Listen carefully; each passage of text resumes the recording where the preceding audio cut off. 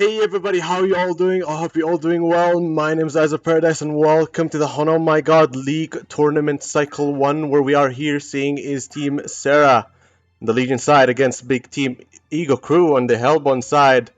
And unfortunately, today we do not have any co-casters, so we'll have to do with just me and starting off today again with Big Sarah against Big Eagle Crew in the single elimination best of 16, and we're gonna start for the big best of 16 to quarterfinals, and then tomorrow semifinals to finals. And starting off with the Legion side banning Engineer, to Shuriken banning Swifty Blade, and God is Not Dead banning Magmus.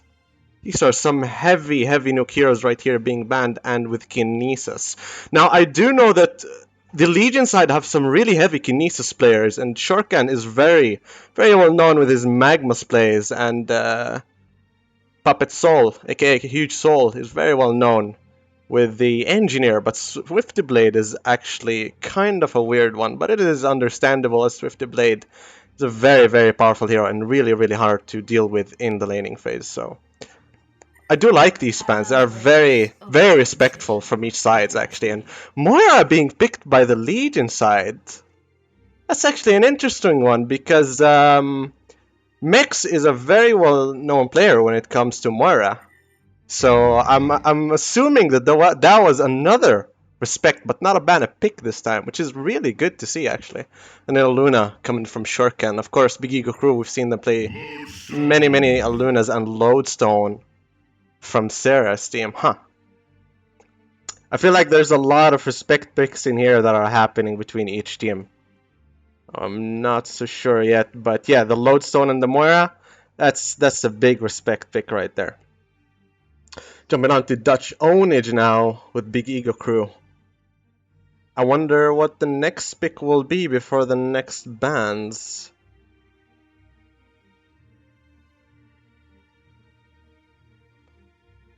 So Maraxus, and I'm assuming that that will be for Volca as a suicide pick. So far they're prioritizing the support and the suicider, which is actually a good thing to see. Sorry, because we did see Volca on the suicide lane with Maraxus. He did so much work against Team Imbaz when they tried to gank him as 5 even, and they failed multiple times.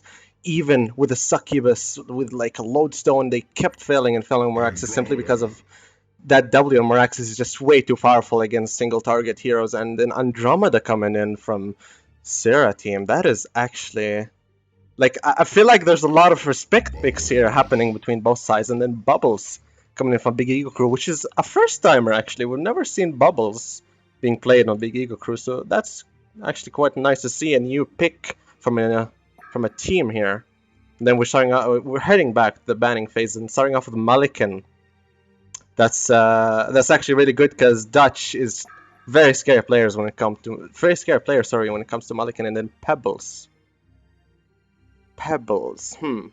coming from Shork. Hold on a second. Oh yeah, okay, right. Pebbles from Shorkan. Actually, I'm not so sure about that one, to be honest. I don't recall Sarah's team playing much of Pebbles, to be honest. So that one was a bit weird. I'm not sure about that, but maybe Shuriken has a different idea. And Madman being banned by Sarah's team, and Oogie by Shuriken. So now they're just focusing on carries here, even though Swift was banned already. So and the Silhouette from God is Not Dead. To be honest, I would have preferred to see a Hammer ban in here, because we all do know that Dutch is a really good Hammer Storm carry, so not so sure about the Silhouette ban, but we'll see how it goes with them late game.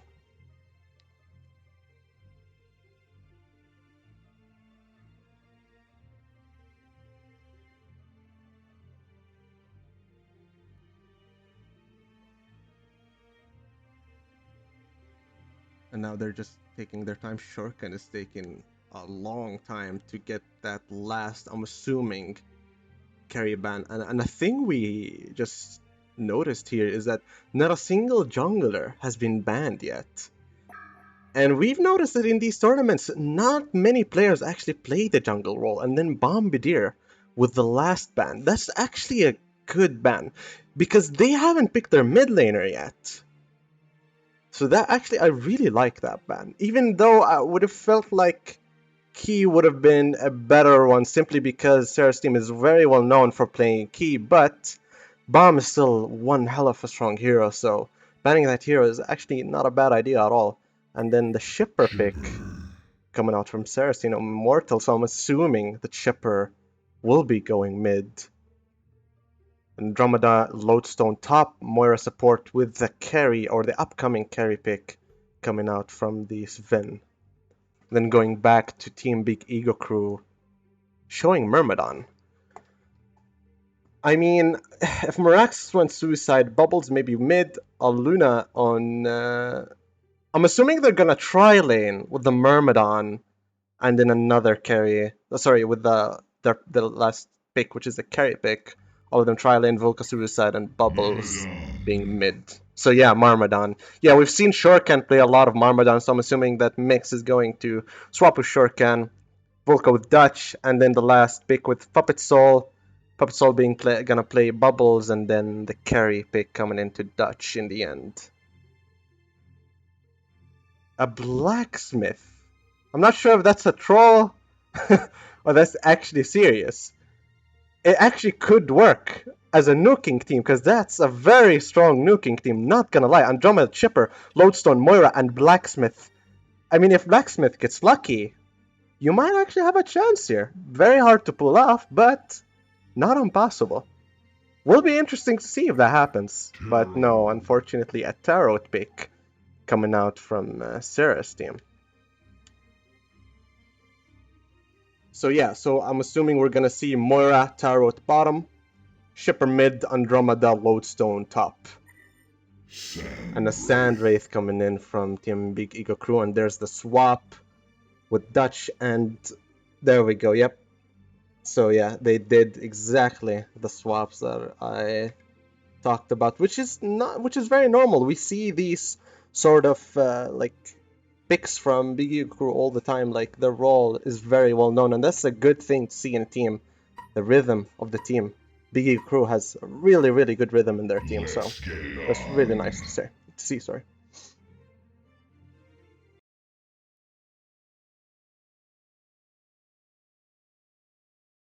Captain's pick.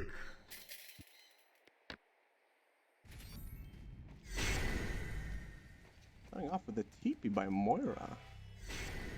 The bot lane with a ward, so that is always a good thing, of course, from a support, but I'm not sure if this is gonna really pay off, unless actually Myrmidon, aka Shurkan, might be coming to the bot lane, which is actually not a thing we see all the time from Shurkan, but he did ward the rune in the end. Bubbles all going to the top, so they're just preparing for top lane for any ganks here, and a Luna with the uphill ward, making sure that nobody's gonna get the Hellbound jungle right here. And Tarot, same thing in the Legion. We have been seeing this sort of early aggressive short lane from every single team so far. Every single game that begins, both teams just rush to their short lane, make sure everything is correct, make sure that they have full control over the short lane, and then each and every single one of them goes back to their lane. And I'm assuming that Shipper is mid, and then Andromeda and Lodestone top, but I'm thinking that they're gonna wait here for Volca for a Bloodlust. And Volca did level his W, oh no, he did not level anything yet, so if Volca is actually fast enough, he could probably dodge the Andromeda's W. And I think that if Andromeda uses her Q, and then he presses W on the projectile, he still gets the buff of his W and dodges the stun as well. So we'll see how that goes. I'm not so sure about that, but I am assuming that that's how his W works against Andromeda's Q. He's being very careful here. Same thing, a top lane, tri lane against a tri lane. Doesn't seem like anything is gonna happen here. Jumping into mid lane. Puppet Soul against Yvonne. Chipper against Bubbles. Starting off very aggressive on both players here, using both spells. And Bloodstone is gonna survive an initiation by Shorkan and Mex. And Volka is actually looking kinda in trouble here. I mean, Morris definitely saw him. They're going in on Volka. But Morris quick, and here you got that W is just way too strong on Meraxas. Killing him is gonna be definitely a challenge here at bot lane. I doubt that he'll go down anytime soon, especially with Volka. It's a very, very good player, and I really doubt that he'll get the chance to get to him.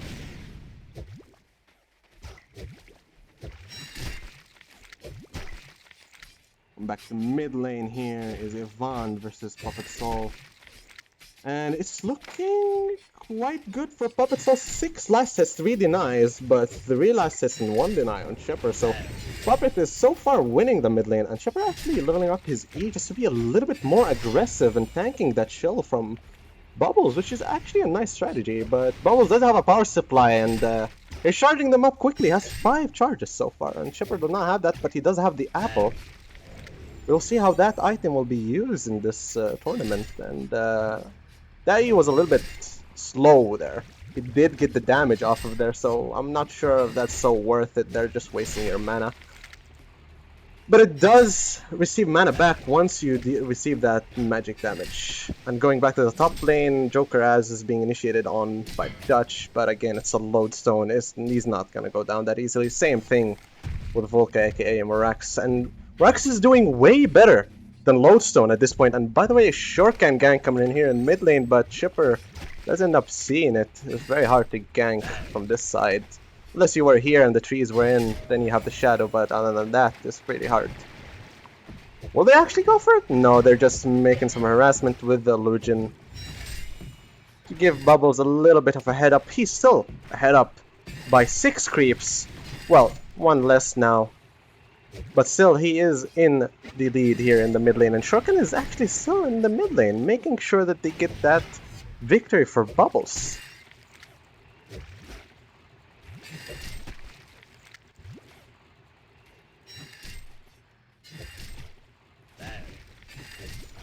Yeah, Puppet is just spamming his Q at this point. I'm very... it's very weird why he leveled his E and he's just not using it on time. It's actually kind of strange. It feels like if he did not level it and leveled his W and went with the early harassment, would have been better for him. But yeah, maybe it pays off in the end. Maybe it helps him in surviving one thing. And a nice power throw by Aluna at top lane, getting that Bloodlust on Lodestone, Joker Az. Very nice snipe, Puppet Mix. Sorry, Mix, not Puppet Mix. That was your so old name, but yeah.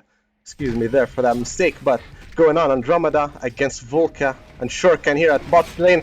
Merax is actually initiating on Andromeda with a nice stun from the Marmadan, and she does end up going down. Turret is actually a little bit in trouble here, but I don't think that they're gonna keep going here. It's a bit dangerous to go on that, but a nice pick off there.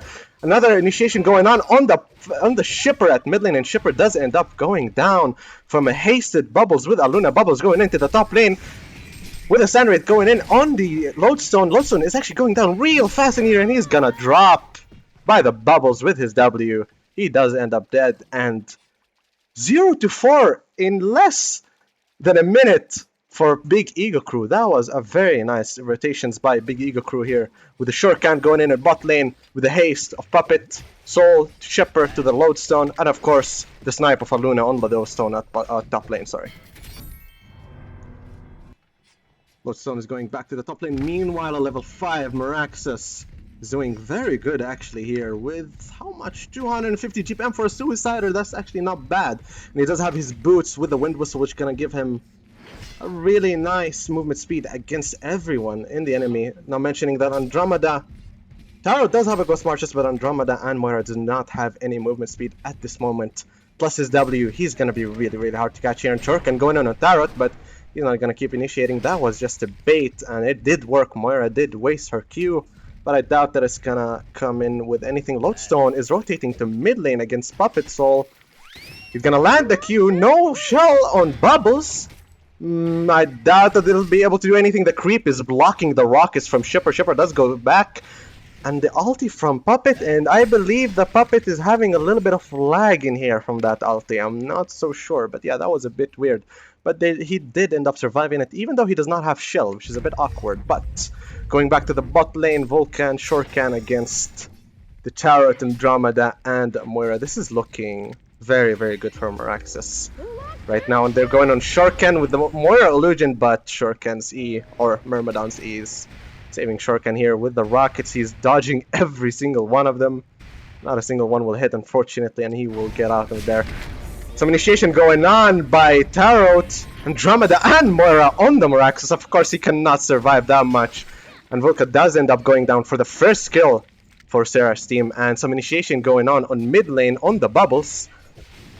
With a nice snipe from Aluna with the Sandwraith Mirage, and they do end up getting the Shipper here. So the Shipper is not doing well at all at 62 GPM. He's actually being so dominated by Big Eagle Crew right now. They're focusing him so much, and the Shell coming in on Lodestone, but Lodestone E is just giving him too much protection here. He's not gonna end up going that easily, but they're not giving up. They're trying to do a snipe here. Shepard does TP, and Andromeda is waiting for it, but I doubt that Big Eagle Crew is that greedy. They will take their time and be very patient with this, and a nice shell by Bubbles dodging both rockets. Andromeda is definitely not gonna be able to reach there. Not enough movement speed or reach for that Bubbles. And Puppet Soul actually did not level up his shell yet. Very greedy, but it's actually paying off somehow. He hasn't died yet, didn't he? No, he hasn't died a single time yet. But he does have that power supply, and against Shepard, it's a very, very powerful item, so I'm assuming that's the only reason he's surviving so far. Puppet Soul going in with a bot lane with a smoke and a TP, trying to get a gank on Tarot here. Are they gonna be able to pull it off? He does see her with the nice ulti. Misses Moira, unfortunately. Shortcan slowly jumping in with the W. Gets both of them with the wheat field. The power supply making Tarot survive. Another TP coming in from the Andromeda. Is Tarot gonna actually be able to survive with a nice shield? It does end up missing though. Meraxes going in. They're not gonna give up on this kill with the nice W off Shortcan. It does end up getting the Tarot, and Tarot does end up going down. That was a really nice gank by the Bubbles, and Bubbles is actually not giving up yet. He still wants to go. He wants more blood. Andromeda and Moira are trying to do something. Your Shipper coming in with the well, actually no runes, with just a regeneration, but he's still coming in at the bot lane, but he's not gonna be able to do much to Bubbles, as he's dealing a lot of damage to him actually. And I don't think this is gonna go anywhere, and bot lane is back to normal with a Ghost Marches on Meraxes. This Meraxes is I don't think he's gonna be dying anytime soon. Ghost Marches, Wind Whistle, Power Supply, and his W plus his ulti. Yeah, I'm not sure if this is gonna be that easy to kill him. And some initiation going on by Dutch. Joker as a top lane, but it is not enough damage from Dutch ownage. Going back to the bot lane. Tarot is initiation on the Myrmidon and the Vulca. And Vulca actually, Shortcan does end up going down with the Vulca. That link is just way too powerful for two heroes to just stand near each other like that, especially for Myrmidon, with a hero that has so little HP. You can just put that W and then kill Myrmidon, and that's it. Sorry, his E, Trout's E, and then that's over. Like, as soon as the link is done, the Meraxes is just gonna get stunned, and it's just too much damage to handle. Going back to the mid lane, Myrmidon with a smoke, trying to get a gank on the Shipper. He does end up landing his W. He's gonna wait on the wheat field with a nice ulti from Bubbles. A lot of harassment going in here by the auto attacks. The wheat field does end up missing. Shipper does end up going down, but the Sandrace, a lot of TPs are coming in. Shortcan end up dying here with the Moira from the Merax. Ulti Tarot is trying to get Puppet Soul out of here, but unfortunately Alona is refusing to do that with the shell. Oh my god, it barely misses. And Dutch Ownage coming in, finishing the Andromeda. He's going to be able to finish the Lodestone here as well, actually. Is Tarot going to turn here, though? She does with a nice crit. She does end up killing him with the double tap, killing Sandwraith. And it was it the Meraxes? I guess it was the Meraxes. So that was a really good TP for Tarot here on 450 GPM against a 480 GPM. That death from Sandwraith to Tarot was actually really bad, and it put Tarot in a really nice spot here. So he has a bit of time to catch up to Sandwraith. 15 seconds is not much, but maybe he could do something with it, and Shipper does end up going down at the mid lane against Puppet Soul Shorkan. Actually, Mix, Shorkan had nothing to do with that gank, as he did not get an assist there whatsoever. And Andromeda is just waiting at the mid lane here, but they do have the ward from Mix here. I believe that does cover the vision there. Andromeda and Tarot going in, and there's the link. It's just too powerful with the Andromeda Sun, and Puppet will actually go down. And an Ultimate Warrior and Tarot, and now he's higher GPM than the Sandwraith. That is scary. But Sandwraith is a really, really scary hero still, no matter what. And he's level 10 against a level 8 Tarot, so he still needs a little bit of work in able to get to that Sandwraith level here. So initiation going on Lodestone, but it doesn't seem like it's gonna go anywhere. They're actually trying to get to Dutch Ownage here, but I doubt they'll be able to do anything. So a nice stun by the Lodestone.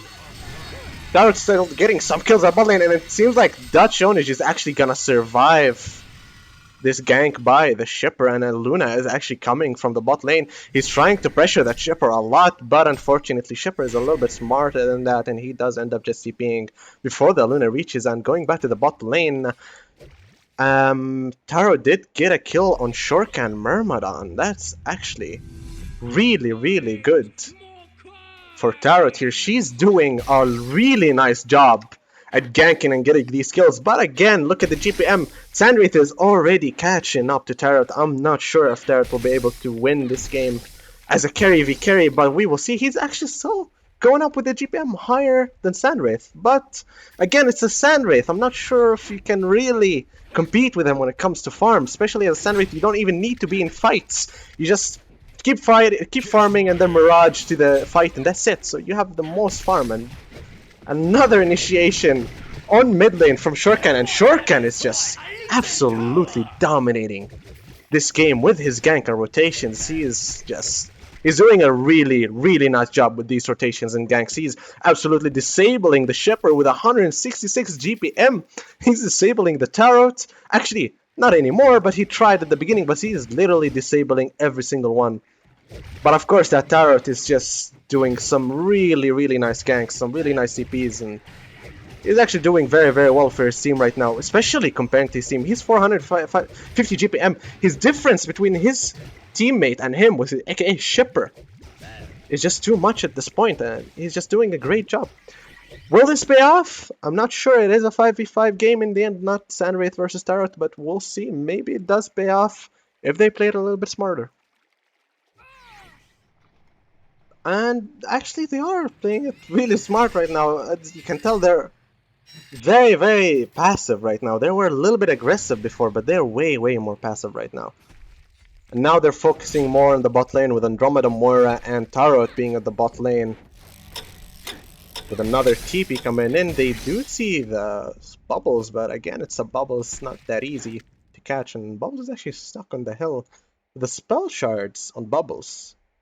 I kind of like that. He's dealing a lot of damage so far with nukes, so spell shards doesn't seem like a bad idea, especially against like their team, like Andromeda, Moira, Shipper. These three heroes have such low HP. Even Moira actually with 900 HP, which is actually not that much, especially for Bubbles that can nuke a lot of damage. With the power throw of Luna, Sandwraith, Mirage, Myrmidon spells, it's just too much damage. And with that spell shards, they'll definitely be able to guarantee a lot of kills. And actually, Puppet Soul is sweeping bottom with the DD here, preparing it with the power throw for Luna. The tower is not deniable yet. Bubble jumping in with the ulti, catching two players here. Moira ulti countering their initiation. Tarot is going down very quickly here. Tarot actually turns on the Sandwich. Sandwich does end up going down. And the Moira is actually going down. She does end up going down. And Tarot dies from that TP with Bubble's shell. And Shepard is the last one to survive, and he's gonna go down. Actually, Load is the last one to survive, but he's not on the fight. And Sandwraith does end up going down in the fight, which is, again, it's weird, but still, I mean, at this point, Sandwraith and Bubbles are basically at the same GPM as Tarot, so you're basically having 2 carries against one, and I'm mentioning the Meraxes, Aluna, and Myrmidon, which has been ganking the entire time and has more GPM than Shipper. And he hasn't touched a single... Like, how many lessons did he have? 17. And Shipper has 45, and he still has higher GPM than Shipper. That shows you how much ganking is. Like, Shorkan is disabling every single player they have, and at the same time having more GPM. Of course, the towers help, but still, these ganks are just way too powerful. He shut down literally everyone this game, and it's absolutely incredible. And a gank attempt, sorry, coming in for Bubbles here at bot lane. Nice mana burn first before the Q, but I doubt that they'll be able to do much here. And oh wow, he actually messed up so hard, and yeah, Puppet Soul is gonna go down unfortunately there. He kinda panicked there. I feel like Puppet is having a little bit of issues here. This is not the performance of Puppet Soul that we see all the time. Feels like he's having a little bit of problems with his PC or internet at this point, but hopefully he'll do better in next games. Again, so far, Legion side are playing very, very passive. They were very aggressive a lot of time, and now they're just taking it very slowly, very passive. Did not pay off in the bot fight, but they did get the bubbles, and again, Sandwraith is just farming back over and over again, and Turret is actually being ganked on by the Sandwraith. And he does actually get that kill, and there we go. 50 GPM higher. That's why Sandwraith is a scary hero, no matter what. Turret is strong, but Sandwraith abilities are just way too powerful to deal with.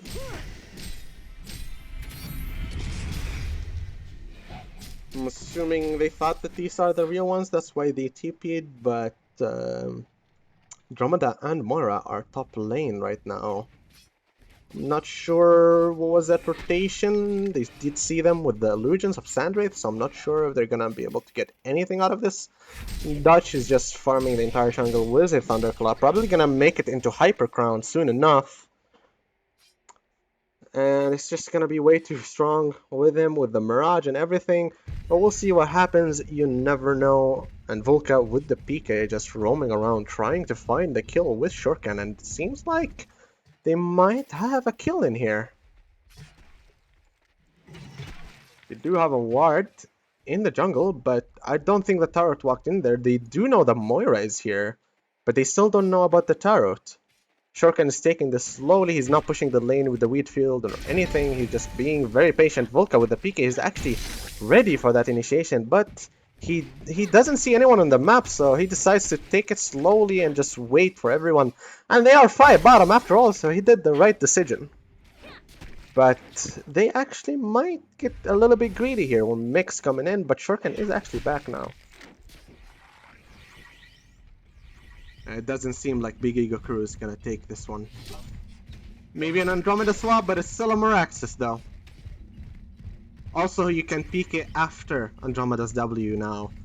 After the second last update, something like that. But yeah, you can now peek it after Andromeda's ulti. And on top of that, Meraxes still has his W. So after Andromeda swaps him, he can just use it and she can never stun him anyways. But we'll see what happens here.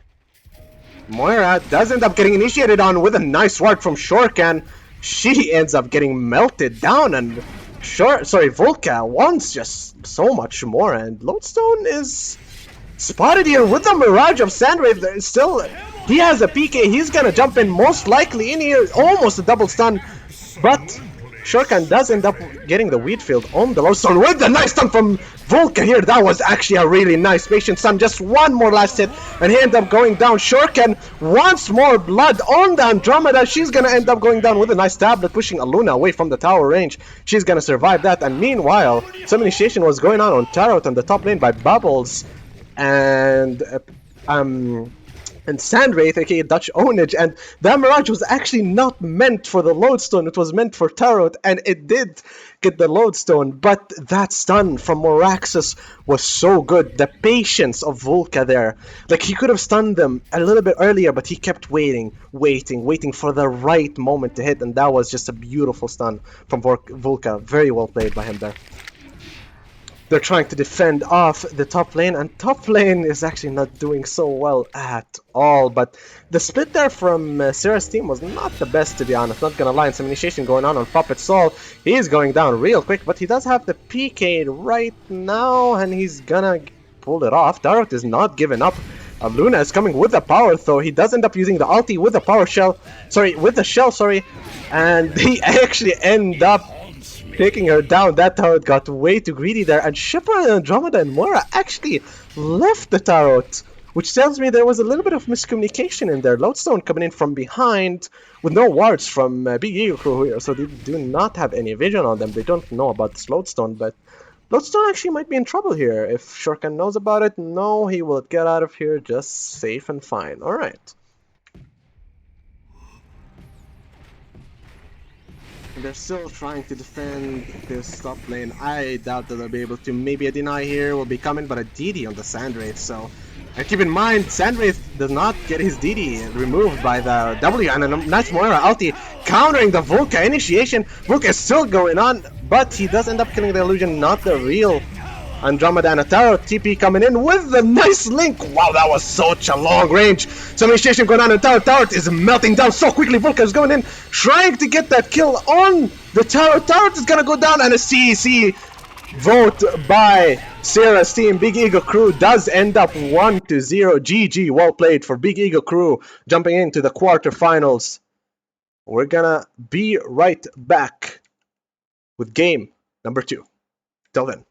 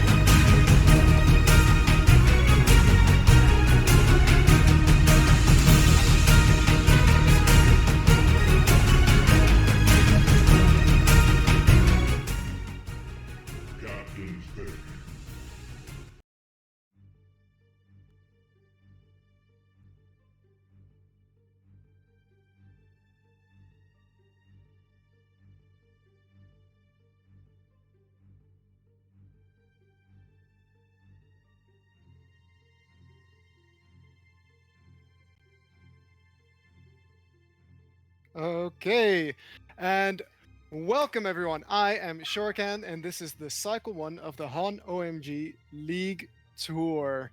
So, Mex of Doom, or Mex, or whatever I'm gonna call you today, is joining me as my co-caster. Mex, how are you doing today? I'm doing good. Thanks for having me.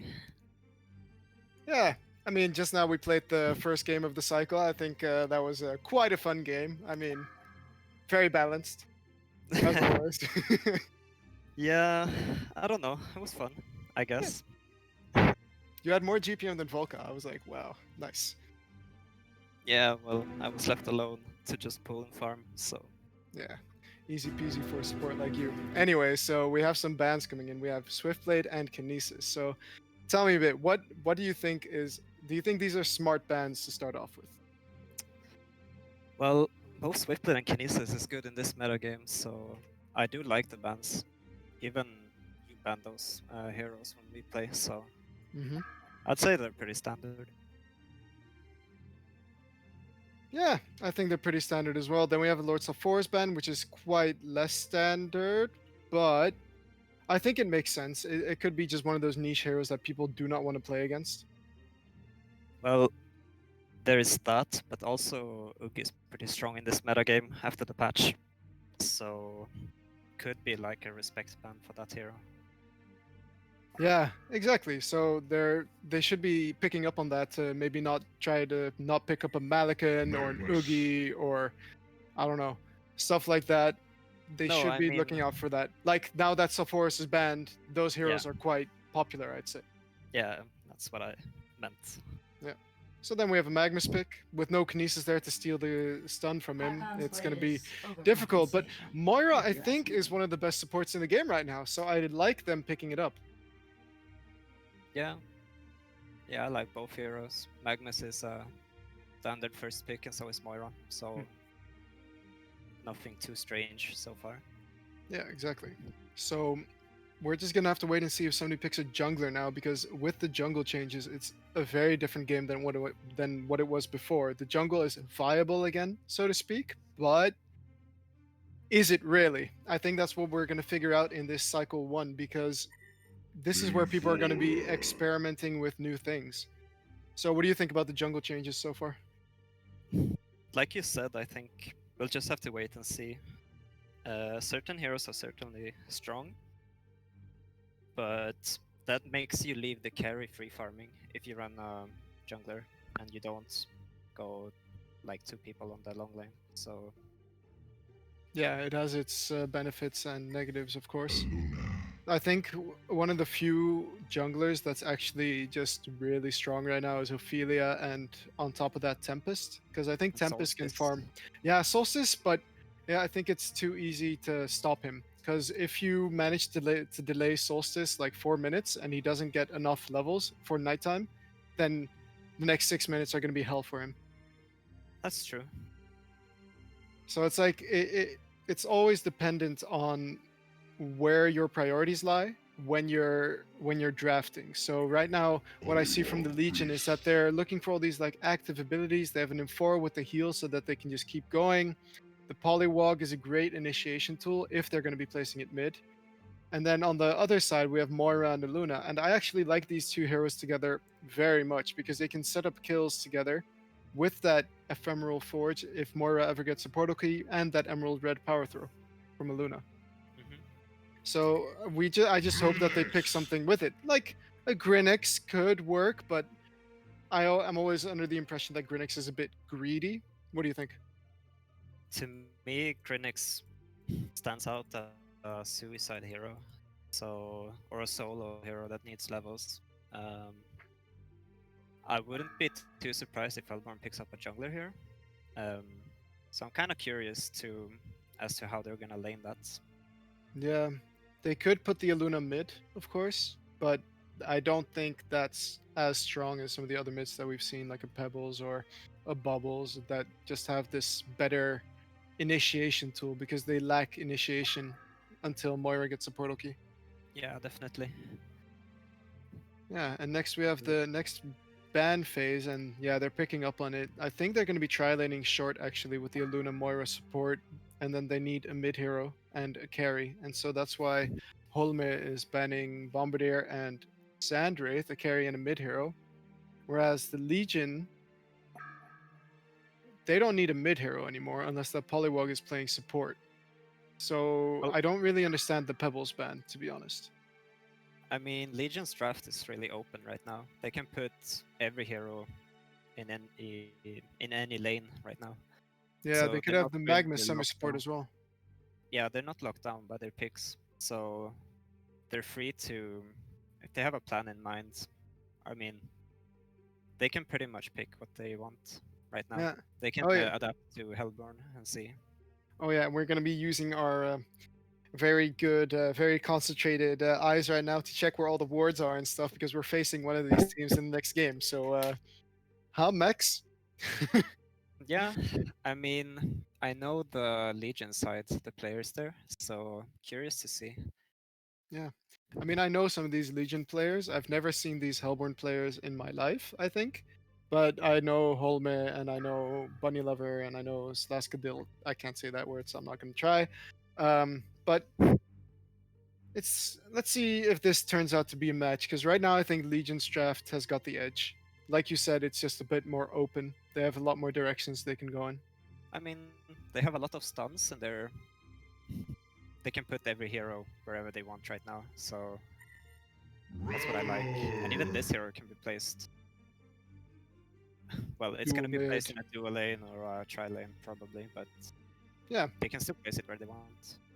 So it's pretty hard to predict for the Hellborn side how Legion is gonna lane this. yeah, for sure. I think Ravenor is a pretty strong hero. He just lacks farming ability right now because I've played it where you get a Whispering Helm and you get like a bunch of items and then you still can't comfortably farm stacks, which is just ridiculous. Even with a Thunderclaw and Lightning. They do have an Infora though, so if Yeah, he that'll wants help. up Ravenor, yeah, he can heal him. So this game, I don't think that's gonna be a problem. Yeah, I think they have a very active team as well, and with that Nymphora, they can always be in every single team fight. Electrician. No, an Electrician, electrician. I mean, this is their mid hero, but the I do the like that. Hellborn team lacks initiation. Is my main concern. The Purge can get rid of every spell, I think, so far. Monkey King. Except for Not the stuns. I mean, Yeah, but Morph and can't get rid of Ravenor. tongue tie, right? Or can it? No, that's I guess the only one. But Magnus Stun, Ravenor, the Morph. Oh, you can't purge stuns though. Oh, So you Okay. can't purge an Nymphora Zeal or Magma Stun. You can only purge the Morph though thus far. And maybe the Ball Lightning before the Ravener chooses to go to it. The yeah, debuff. perhaps. Yeah, perhaps. Monkey King coming out as the last pick. I think that's a bit greedy, but we're just gonna have to see what they do with it. I would have Well- preferred a ranged hero because right now they have Magma's Ravenor who are all in your face heroes, and Monkey King is the exact same. But it works really well versus a Predator. I kind of like Predator, actually. Yeah, it's really good this game. Unless they Uh, get the jump on him. Yeah, initially I thought Ravenor was gonna be the farming hero for Legion side, but I suppose Monkey King is the farming hero right now. And Ravenor is probably gonna be placed as a dual mid or long lane. Yeah, I think they're playing a dual long lane. Let's get it on. But it looks to me. Wait, is it Magnus middle? Because this is what I don't understand. If they have the Polywog as a support, I would want him in the short lane over the long lane because Polywog is just not a very good hero if he doesn't get levels. True. How do you think Hellborn is laning? Electrician mid, Grinix, Suicide, Moira, Aluna, Predator top, I think. Yeah, probably. And it looks like it as well, Oh wow. by the way they're running. They're running. Yeah, exactly. So Magnus. yeah, it is going to be Magnus Ravenor top, but this is what I'm talking about. I did not think this would happen, that they would put a Magnus Ravenor lane, because they're going to be against a tri lane, and frankly, Hellborn's lane is sick. It's so strong with Moira and Aluna, who are both already really strong in lane, and then They both have 600 range. It's going to be super difficult for the Legion to do anything.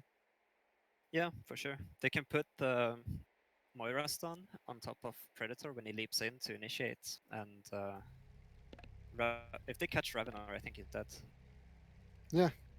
Magnus can get away with Q and W, but Ravenar, They- I'm not too sure. But look at Polywog's items. It looks like Polywog is going to go middle lane. He doesn't pick up a hatchet, which I think is a bit interesting, but Nymphora, I think, is going to go top. Actually, now that I think about it, because they can tri-lane against the tri-lane. So if Monkey King is fine being left solo versus a Grinix, Yeah. yeah, But then you they think could have it's tri-lane. I think Predator is going to be the deciding factor. No, I 'Cause mean Grinix versus Monkey King bottom lane. Oh yeah, I think Grinix should win that, but I don't really know what I think about Monkey King. I know he can do a lot of damage, but Yeah, he's not going to have a lot of mana. It's a matchup you don't usually see, actually. Yeah. I think with the patch they made Grinix more viable. Um, the E gives minus armor when he hits, I believe. Oh, seriously? Yeah, I can't see right now, but I think they changed. Or maybe it's the W gives minus armor if they attack from Invis. So Oh, wow. Yeah, I didn't even realize. Wow. That's really strong though. Minus it- 1 armor already? Like, okay. it is for sure. But I'm just wondering, does it stack? So if you use W twice, does it stack the negative armor? Oh, I don't actually know. I haven't tried. Yeah, me neither. We always just queue together and lane together. I mean, we're never going to play Grinix. Yeah, that's true. So I suppose bottom is gonna be pretty even. Top comes down to initiation, I think. Yeah.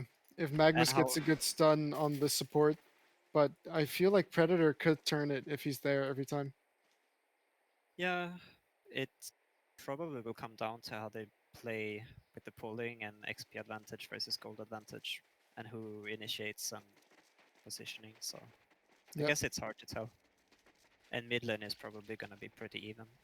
I think Electrician is quite strong, but Polywog just has that freedom to last it with Jolt. Yeah. That's the main difference. Oh, there you have Magnus. They're going to get some action over there. Aluna using the stun already. Predator is going to be out of range from the Magnus stun, but Moira, what is Moira doing? Here comes the ball lighting, and it's going to go in the Mother Mud. He gets the Shards of Harken off, and you have Moira. Is he going to be fine? They only need to auto-attack him to bring him down.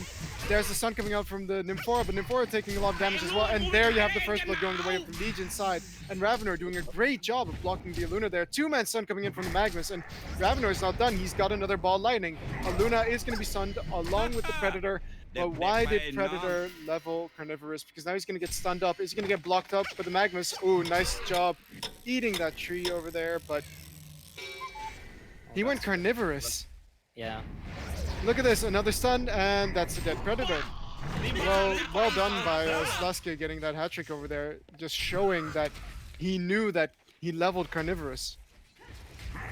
Oh. Fortunately, they missed the kill there. The trade-off could have been even, but in the end, 3 heroes fall for the helper. Yeah. But well played from the Legion side for sure with that block coming out from the Ravener, and they're just able to make their Nymphora survive. Yeah. But here comes Aluna. Aluna does do a lot of damage with that with those auto attacks when he stuns. Simply because he has the higher attack speed, gets a lot of attacks off. But one thing to remember is that he should be using it on 2 targets. Look at bottom lane. Grinix is actually getting gone on a bit by the Monkey King. Yeah. But so far, it's really even on bottom lane. Lost it twice. yeah, Sitting at the same point. that's sort of what I expected though. But Monkey King is doing a better job of keeping his pay up. And wow, Bunny Lover coming in with the play on the mid lane, killing Electrician. And I think it was just kind of a dive. Yeah, I didn't catch what happened there, but I think as electrician is typing, probably get hit the tower. Polly is sticking around. He does have the bottle now, so he's going to regen a bit. But looking at the mid lane, it is quite uneven actually. Polly is taking the lead right now with 12 last hits over 5. gonna pick up an Invis rune here. Yeah, Hellborn they're- Intermission though, but they're fight. Yeah, there's the stun coming in on the Magnus with the mana drain from the Moira. The stun does come in, but I mean, they have no follow-up. Here comes the Magma stun. He does hit it on the Aluna, but Legion is too scared to follow up. Interesting skill build on Predator. Yeah, like I mean, they need his leap to kill anyone. So him not leveling it is a mistake, in my book. If they're fighting, I agree. If they plan on farming and not fighting until it's level 3, I suppose it could work. Yeah, but I wouldn't even level Carnivorous versus their lane because Stonehide maxing it is just, it's so good. Yeah. It also gives you 3 additional armor per level in it. Yeah, and also if you check the last hits, his not really lost. I mean, auto attacking much. Yeah, Yeah. 7 last hits versus 13. Yeah, the Legion have just done a great job of controlling that top lane right there, even with their a bit unorthodox lane, I'd say. Yep. But the reason Leap is so strong is because Predator stops Magnus from using his Lava Surge when he leaps. You can't escape for 2 seconds, which is a really strong tool. Yeah, it is. And it comes down to the first blood as well. They could have Yeah. had a even trade, I think, if they went for Venomous Leap instead of Carnivorous. Yeah. They're pulling Bottom out. lane right now is going a bit more in Monkey King's favor, having picked up the bottle. Grinix also picked up a bottle, by the way. So they're just relaxed, taking their time with it. Yeah. Polywog picking up a haste rune and the Luna controlling the top lane, which is good. This could be a kill in mid. Polywog is quite close to level 6, and I think Electrician does not survive that. So he's going to try and kill that creep quickly. Okay, he needs one more creep, and then he's going to be He needs the able to haste. ulti him. Okay, top lane, we do have Ravener chasing after the Luna. He does have Ball Lightning ready, but he's alone. Nymphora stopped chasing, but here's his auto attacks doing quite a lot of damage with that extra lightning. But he whiffs the Ball Lightning, and Magnus's mana gets drained, so he's not going to be able to stun either. But Ravenor, he's still chasing, and that's a dead Luna in the end. Predator did TP to the second tower, but Ravenor now in trouble actually, and he is gonna get stunned by Nymphora. Meanwhile, choosing- Electrician yeah. got, just like you were talking about, Polywog hit level 6, used the haste rune, killed On top Electrician. lane, we actually have more action again. They decided to stay a little bit too long, and they managed to pick off another kill. Aluna is coming from the other side, and there is a leap ready. Power throw coming in from the Aluna, so Pred, if he wants to, he could jump in. He does, but nice stun from the Magnus, stop him immediately with the Nymphora Zeal coming in, and that is going to be enough for the kill. Magnus, does he want more? He does have 4 in power supply. Oh, the power throw just ends up missing Nymphora, and in the end, Monkey King is killing bottom lane. So it's safe to say that Legion has quite some control in this game. Yep, I agree. That's... I think Grinix has to move from bottom and help top lane. Yeah, he's got level 6 now, so he's going to do a lot of damage to these very low, yeah, in relation to him, low level heroes. Yes, unfortunately they were fighting bottom at the same time, but if Grinix TP'd there for top lane, could have taken the Grinix fight. is coming mid lane, so they're going to try and pick off the Polywog Priest. He's coming in with the Invis. Here comes the grip. He's got away with the stun. There's the stun. He's got the ultimate still, so he's going to do a lot of damage, and it is going to be enough. Monkey King coming in from behind, but honestly, I think Monkey King could die here as well. I think so too. They Grip just is need to coming man up on him. So here you have Electrician. Yeah, top lane, we also have Initiation coming in on the Ravener. Power Throw is there. Ravener is going to fall really low. Power Supply is going to save him for a bit. Nothing ends up happening in mid, but It's a Wow. much needed kill on Polywog though. yeah, and now he has a DD as well, so he can choose to roam top, and I think that's exactly what he's going to do. So, well played from the Grinix, noticing, like you said, that he should be ganking right now. Legion also doesn't have a ward for top lane, so they don't Yeah. know that Grinix is coming here. But here's the Grinix with the DD, he's just melting through that Nymphora, and that Magnus is in trouble as well. But Ravenor is the target they want to go for, I think. Magnus using his Invis, nice stun coming out from the Ravener to survive for now.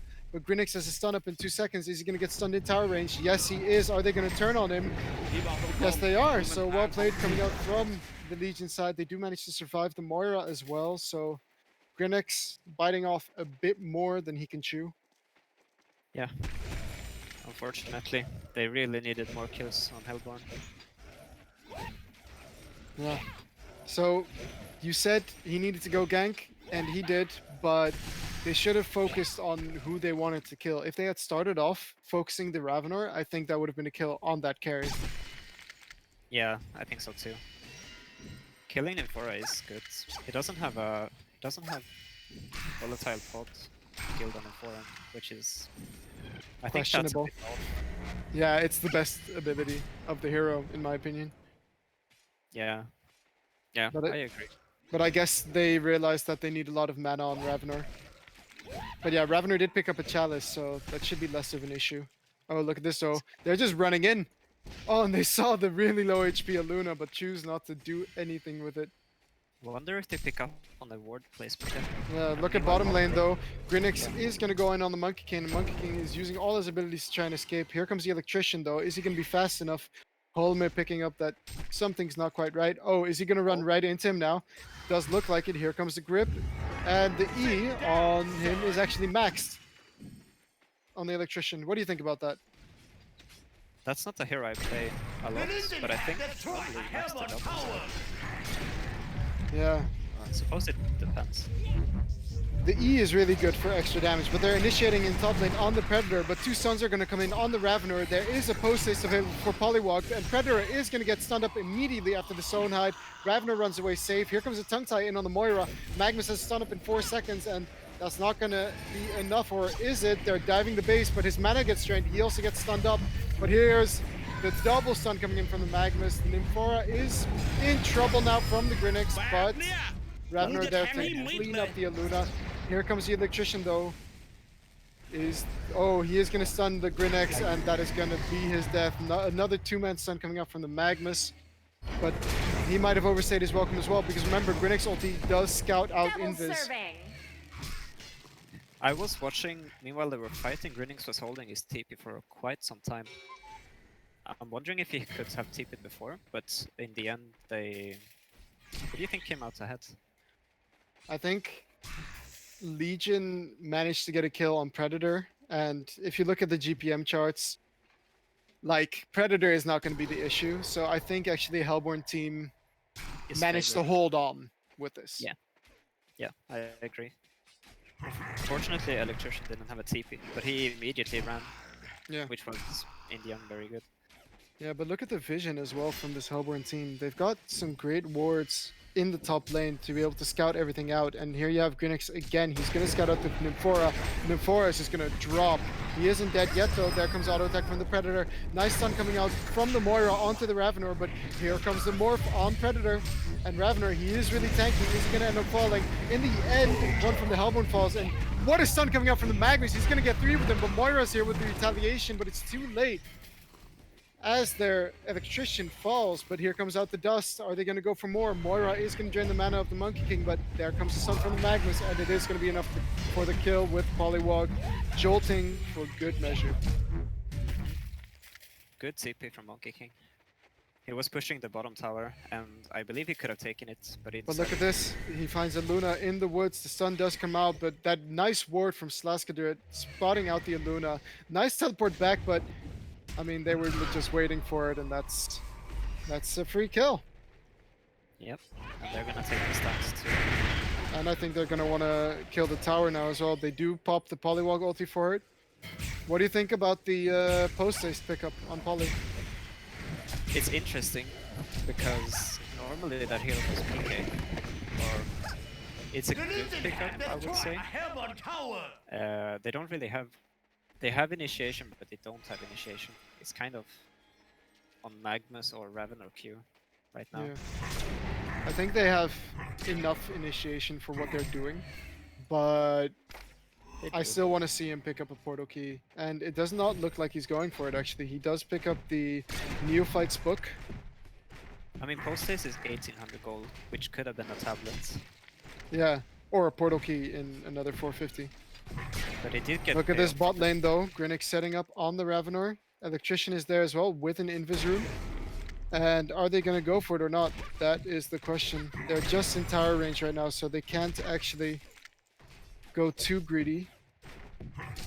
Everyone on the Legion side has a TP as well, so they have to keep that in mind. Yeah. Predator team. Oh, but there's the initiation from the Ravenor, and I mean from the Grinix, and he is going to get gripped afterwards. But what is Sun coming out from the Magnus as well as the ultimate, and it's going to pop. Electrician dies immediately. Double dust comes out, and there's Polywog, not even having used the post haste to get there, with the tablet now as well, and he's going to go push the bottom tower. In the top Yeah, lane nice. though. We Nice have pick. Moira finding Nymphora right there. Nymphora might be in some trouble. He is quite far away from the Predator, and they don't have Moira's ulti just yet, so this is not going to end up being a kill. But what were you saying? Magnus actually could have stunned earlier, but he waited for the opportunity to hit both of the heroes, the enemy heroes. Yeah. I don't remember if Electrician had his grip up, but that allowed him to use his ultimate after his stun. Very well played by him, indeed. The Legion have destroyed I mean, a that Hellborn Electrician tower. just ended up blowing up. Yeah. Yeah. Unfortunately, I don't think they communicated there because Predator TP'd out. He Monkey was King also- found in a Luna in the woods, but Moira is there to stun him, and Grinix actually gets a solo kill on the Nymphora, and Monkey King might be in some trouble as Electrician is here now with the grip, and Magnus, he's trying to get more with his stun, and they are going to end up killing the Aluna, but the Grinix ulti is doing a lot of damage. Is it going to be enough for the Monkey King? Yes, it is. And what a player, this Grinix right now, actually choosing to go for the Magnus with his stun, knowing that Monkey King was going to die from his ulti. I guess lesson learned as well. They split up very nicely for the Magnus stun. Yeah, far better than the time before, but I mean, it's still a very one-sided game, and they're gonna need to have, I think, like 10 more plays like this from the Grinix until they're back on top. They are indeed behind 10k gold and almost 4k experience, so Yeah, they have a bit of a deficit to catch up to, but yeah. A lot of the kills have been going the Legion's way, but maybe this play by Grinix gives them a bit of space to breathe now on the Hellborn side. if you check the gold per minute tab, it's heavily in favor for the Legion sides, which I... Oh, bottom lane? Yeah, we do have Polywog over here with a dust. Monkey King himself also has a dust, so they're doing a good job of just keeping those items ready. Electrician moving toward the bottom lane as well. Oh, but here's the initiation from the Grinix, and Monkey King is in a bit of trouble, but well played from Polly going in on the Electrician instead of the Ravener, or instead of the Grinix who had already used every ability. So well played from Bunny Lover there, making sure that Electrician could not get anything off. Yeah. Good heads up play, TPing in bottom. And waiting for the initiation to happen instead of just running in. Yeah. Lightning is now picked up on Ravenor as well. So he's got his farming item up. And So is fighting item. Predator isn't that far off. Yeah. And they're doing quite a good job of warding actually on the Hellborn side, making sure that their own woods is under their control. Yeah.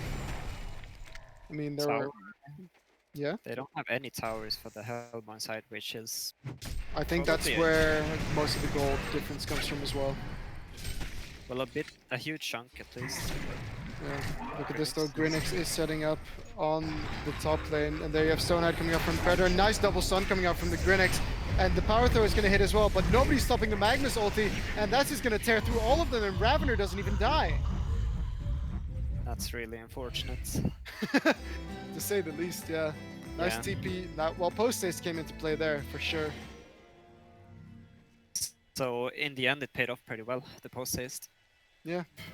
I still would like to see him pick up a portal key though, because initiation with Polly on anyone with that morph is just sick. Yeah, it looks like he's picking up staff, which is also a common item. I think Shrunken rather. You think? I suppose we'll see. Yeah. He does have a 'Cause- tablet. Yeah, I think he just doesn't want to get his grip cancelled at any point. And if you look at the Hellborn side, Moira can cancel it. yeah, even through Shrunken. Yeah. Yeah, we're just gonna have to wait and see what he picks up. Electrician picks up a gnomes, which I like. Makes him really tanky. Yeah, he doesn't have the highest maximum mana yet though, so his electric shield isn't doing a lot. And of course, it's only one level. That's true. Okay, there's gonna be another clash in the top lane here. They do end up finding the 4 on the background. Doesn't use a stun yet, and he's gonna get perma-stunned. And nice Moira ulti coming in. So Moira really needs to use Shards of Harkin, go inside. Yeah, there you have it. Grinix does end up falling though. Moira with the nice double stun in the background over there, but Ravenor is actually in some trouble. No, never mind. Luna's the one who's in trouble, and Predator is just auto-attacking the Ravenor, and he does end up falling. Moira's stun does come in on the Magnus and the Polywog. Predator choosing to go back in. Sonite is down for one more second. He's not going to be able to use it. He's going to get morphed up. Moira ends up falling, and Predator, he needs to use Stonehide now, but he chooses not to. And he's dead. That's a 4-for-1 exchange while Monkey King was Anybody there. home? Yeah. Hello? So yeah, I do like that Nymphora does end up maxing his volatile pod right now. Feels like he listened to us, you know? Yeah. It is, like you said, one of the strongest heals in this game, and damage is quite high as well. So Yeah. it's not that weird that he's maxing it. It actually heals 340. It heals 340 when you max it and wait for max duration. That is ridiculous in an AoE. It is. It's really good for these team fights as well. Yeah. So yeah, Predator was getting close to his lightning, but due to those 2 deaths in a row, yeah, he's not really having the best time. So they're behind quite a bit. What do you think they have to do here to come Oh, back? it is a staff actually. Well, like I was saying before, it's like Grinix just needs to make sure to keep ganking, but it seems to be that he's the one getting ganked by the Monkey King right now, and he's gonna fall. Monkey King has been kind of a quiet factor this game. I mean, he's been in the important fights, and for the rest, he's just been making sure to farm. He's already up to 173 creep kills, actually. The Legion have the try. I have a tower. Bottom tower, all this. Yeah, in top lane, there is some initiation happening. Magnus getting caught along with that Nymphora. Moira needs to use the stun. Stun does come in. Luna is there with power throw, but Hellborn team is not interested, apparently. Ooh, Electrician might be waiting for his chance on his Magnus, but the Rev Ward is going to spot him out from Slaske, and Ravenor with the stun follow-up. That's a dead Electrician. Maybe there was some kind of miscommunication there, because Predator was farming the creeps instead of helping them in the fight. Yeah. So I think they might have hesitated after the Moira ult, unfortunately. And I mean, Polly with that tower kill now he also picked up his staff before using his ultimate, and you were right, he went staff. I Yeah. still want a PK on him though. Oh, look at this little Grinix. He is looking for that Polywog, but Magnus is right there with him. Believe me, he has to be careful. He has no one close to him. There's sun coming in on the Magnus, but I don't know what he's trying here.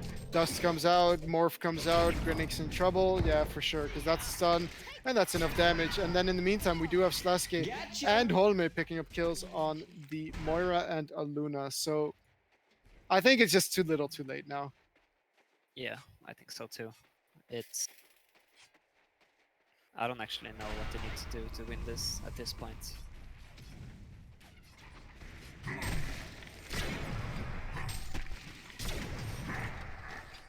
Predator does not have his farming item yet either. Yeah, he's having a lot of trouble picking up the lightning right now. Meanwhile, Monkey King has a null stone and almost Mock of the Brilliance. Wait, why The Legion have the did try. Polly just I have ulti a this Max? tower. Explain, please. Don't ask me. Oh man. Yeah, I don't know. I suppose they have room to use ultis as they please at Yeah. this point. I guess he wants those 4 creep kills that are running in right now. I think Monkey Legion has done a good job of maintaining the lead. Like, they picked up a lot of early towers and they haven't conceded any for the Hellborn. Yeah, they've done a great job at TPing, but I don't feel like the Hellborn has really made a point of it to push any towers, except for mid lane. Mid lane is the only one that's really damaged. On the other two towers are pretty much full health. Yeah, but Legion has played these fights really well. Hellborn usually brought every 5, like all of their players to the fights, and Legion somehow still comes out on top. Yeah, I think it's a So- combination of just having some effective AoE stuns and knowing when to go in and when to go out. Yeah. They haven't really had room to push towers because all the fights have been on the top lane, and Yeah, they've been losing those fights. They haven't had the space to actually get to towers. yeah, for sure. Monkey King also picks up a Mock right now, so he's really tanky with that Nullstone along with the Mock. It's just... And Shrunken on Ravener coming up. Well, they're eager to fight, I'd say. Magnus also having a portal key and a tablet already as a second support.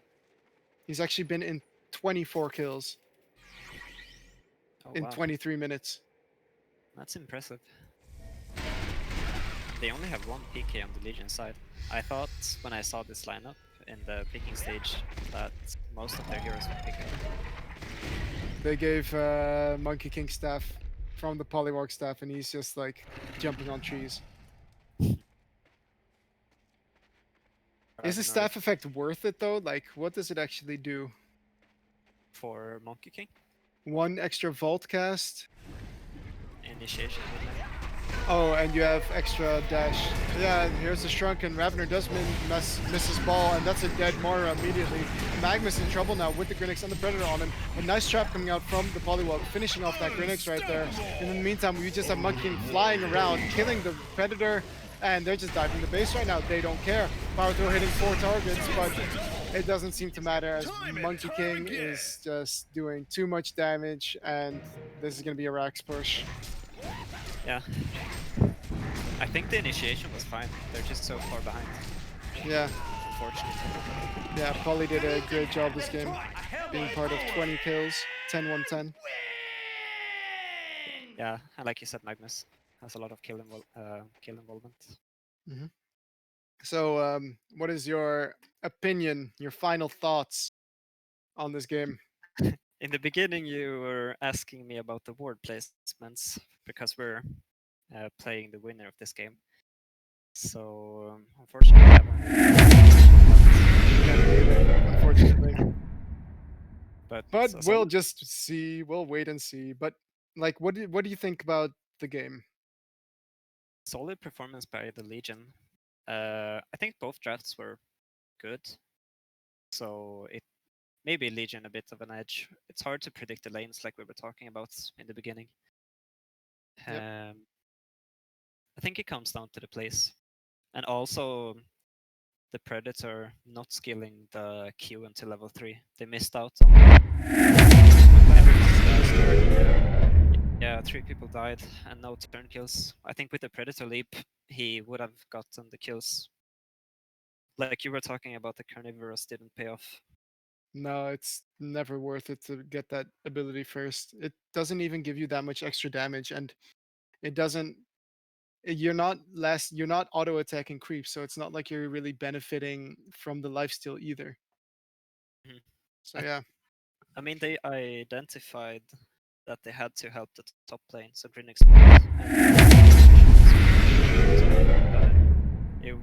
I think the lane was just lost too hard. And when they leave the mid lane and the bottom lane, they lose the lane.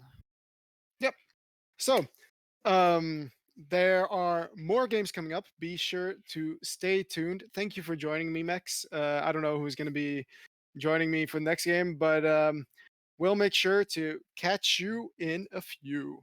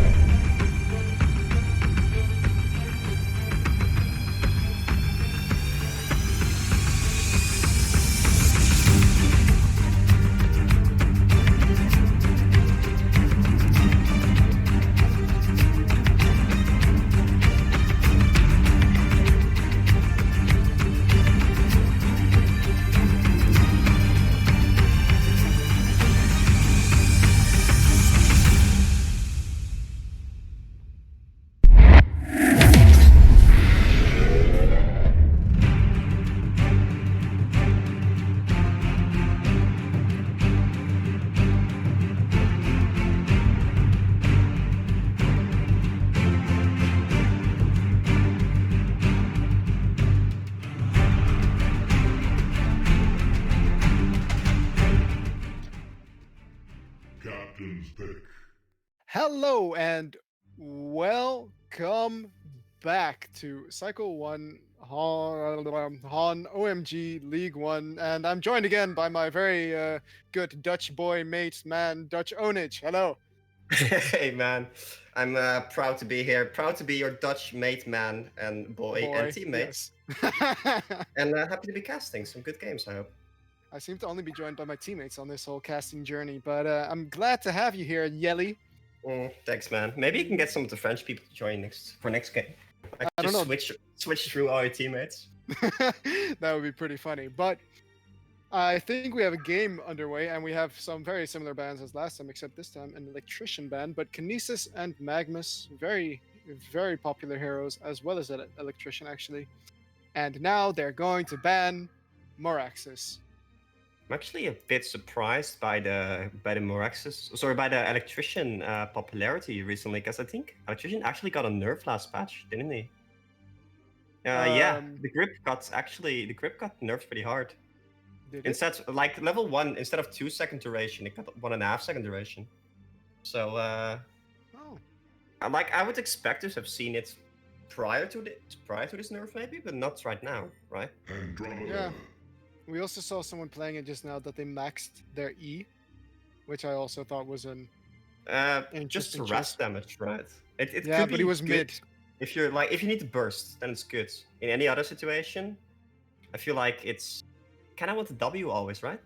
Yeah, but he was against a ranged, right? Lodestone. And your E is generally good at harassing as well as getting last hits and getting your mana back. So I would have True. preferred it like differently.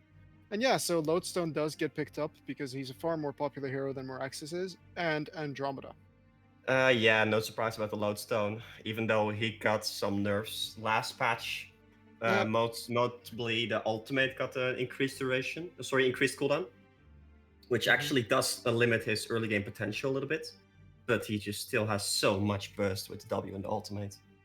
Mm-hmm. Yeah, and then Andromeda also got a couple of nerfs for the ultimate range, but still a very strong hero for sure. The last patch or the patch before that? One of the two.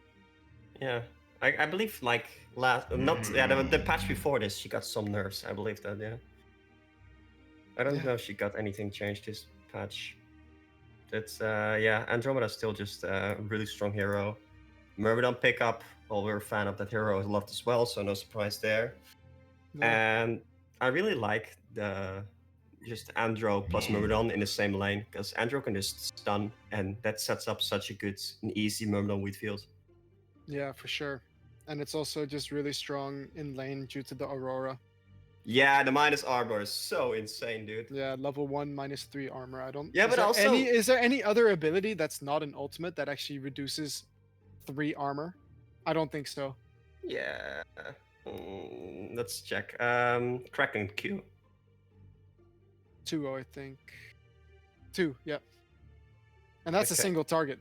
True, but the thing about the Aurora that's actually surprised me recently is that it lasts for 14 seconds. Yeah, The minus armor. and it's not even, tapering. It's just No. constant. It's like, It's- why is it's this so weird. necessary? Yeah, and then 14 seconds minus armor, 50 seconds cooldown for 40 mana. Like, what? You have 1 second where you're not Yeah. -6 armor. 1 second, and then it's just back again. Yeah, it's so good. I still Anyway. really like staff effect on Andromeda now as well. Playing him as a carry hero grants plus 1,000 attack range when an ability you use hits an enemy hero. What? Yeah. When was this changed? I had no clue. Yeah, Huh. and you also become magic immune with your swap, Yeah. which is also Okay. sick. Yeah, but I feel like when you're swapping yourself, you're generally kind of just sacrificing yourself in most cases. Yeah. So I don't think the magic community matters that much, unless you're playing against specific heroes that have Well, I mean, if you're playing carry Andrew, right, then you have Oh, yeah. then you have a 9-second shrunken head, so to speak. So you believe we're gonna see a carry Andrew right now? No, I don't believe that at all. That is not at all what I'm Wow. saying. I'm just You saying don't that it's fun. believe. You don't believe. I don't believe. disappointed. Yeah, could be. They Have might you already surprise heard, us. by the way? Next game we're playing Shell Shock plus Soul Stealer. Are we with Yeah. Flux? It has. Yeah, exactly. It has been Oh decided. yeah. Twitch Okay. chat has decided. Twitch chat has decided. Yeah. I'm sorry, man. They outrank you here. They outrank me. Okay, I'm gonna have to take that into consideration. But let's talk a bit about the hero. So we already talked about Andromeda and how it's gonna be played as a carry. We have Myrmidon, and that we like that hero because it has a lot of stuns, and Rally, not surprised about that one either. Rally's a great hero. Yeah, especially against Lodestone actually, because like when Lodestone goes in, you can really save someone against the Lodestone ultimate because the radius is quite small. Yeah. And then they have Monarch and Blitz. Personally, not So- a huge fan of those heroes. Monarch, I think, is actually stronger than we make it out to be. I mean, I've seen it in Team M now where it actually does a lot of work, but it's especially stronger versus Rally because you can't compel anybody who has the crippling pollen on them. Like For level 3 1 crippling seconds. pollen is quite strong. Yeah. Because it does a huge amount of damage. Or a relatively big amount of damage. Yeah. But the thing I don't like about Monarch is that his W, the Chrysalis, it Yeah. doesn't really prevent that much damage, right? No, it doesn't. That's what was changed, but it does heal a lot. But it's so silly that the hero that's affected by it can't attack. You can use abilities, but you can't use movement abilities either. So you can't save yourself. Yeah. So, old Nitro would have been insane with the Chrysalis on himself. Oh yeah, for sure. Just auto attacking through that. Easy. Exactly. Or maybe they pick Artillery plus Monarch. It's gonna be insane. I believe, Oh man. yeah, I believe. That's I believe. that's the way. This is the way. But let's Tundra look at the picked up. bands. So Silhouette, Ooh. Swiftblade, Dark Lady, Kronos, Oogie, Predator, all very carry focused. And I've Yeah. noticed that in most of the games that we've played and we've casted and we've seen, the carries always get picked in the second phase. Mm-hmm. People I don't mean- pick carries quick anymore. It's not like Yeah. flanks is so overpowered that you need that people first pick it, you know? I think there's like a healthy pool of heroes that are good carry heroes. Like you have Malikan, you have Hammerstorm, you also got even Monkey King, Gemini, Puppet Master, Sandrate, Madman. So there's quite a big variation of heroes you can pick. And they are also, it's kind of like a big triangle of which heroes counter each other, right? So Yeah. the later you can pick your carry, the easier it is. And like carry is also just one of the most impactful heroes in the game, picks wise, generally speaking. That Is that and why you middle. play it? probably. Is that why you like playing it? Do you like being the hero? Of course, Dutch? I Do love you to enjoy be the being the center. hero? I The center love of attention? exactly, man. Someone has to carry the team, right? I'll Someone. take that burden on my shoulders. Someone No. has to kill. No, but you have the Tundra. I really like Tundra staff actually. I've played around with it a little bit, and it's 4 seconds cooldown on the Q on the piercings charts. It's so insane because you can counter push so hard with it. Yeah, seems pretty strong. But I do really like Drunken against it because if Drunken gets one auto attack or one stagger or one lunge off before Tundra ulties him, then the stun duration is reduced by half. True, it's quite strong. Yeah. So strong. Puppet Master. And the Puppet Puppet Master. Master.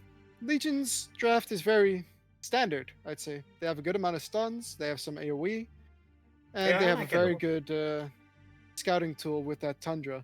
The Hellborn team is a bit, I think, more difficult to play, the Um, heroes that they have. I really like the Puppet Master plus Tundra for the vision. Because like Tundra just like Puppet Master wants to go on single targets and pick them off, and Tundra birds just allows for a lot more information, so you can get those pickoffs. Another thing I really like is Andro plus Puppet, because Puppet Master is generally kind of like a glass cannon, and having the Andromeda to swap him out makes it so that Puppet Master can kind of build glass cannon items like Hellflowers, Shrouds, and that kind of stuff. Yeah, for sure.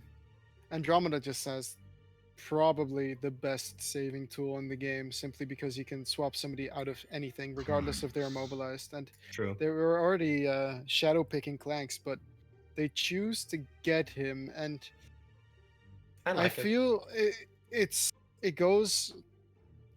difficult to kill the Clanks, but for the heroes on the Legion team, it's also not very difficult because they can swap him out. They can use Puppet Master to keep him in place for a really long time.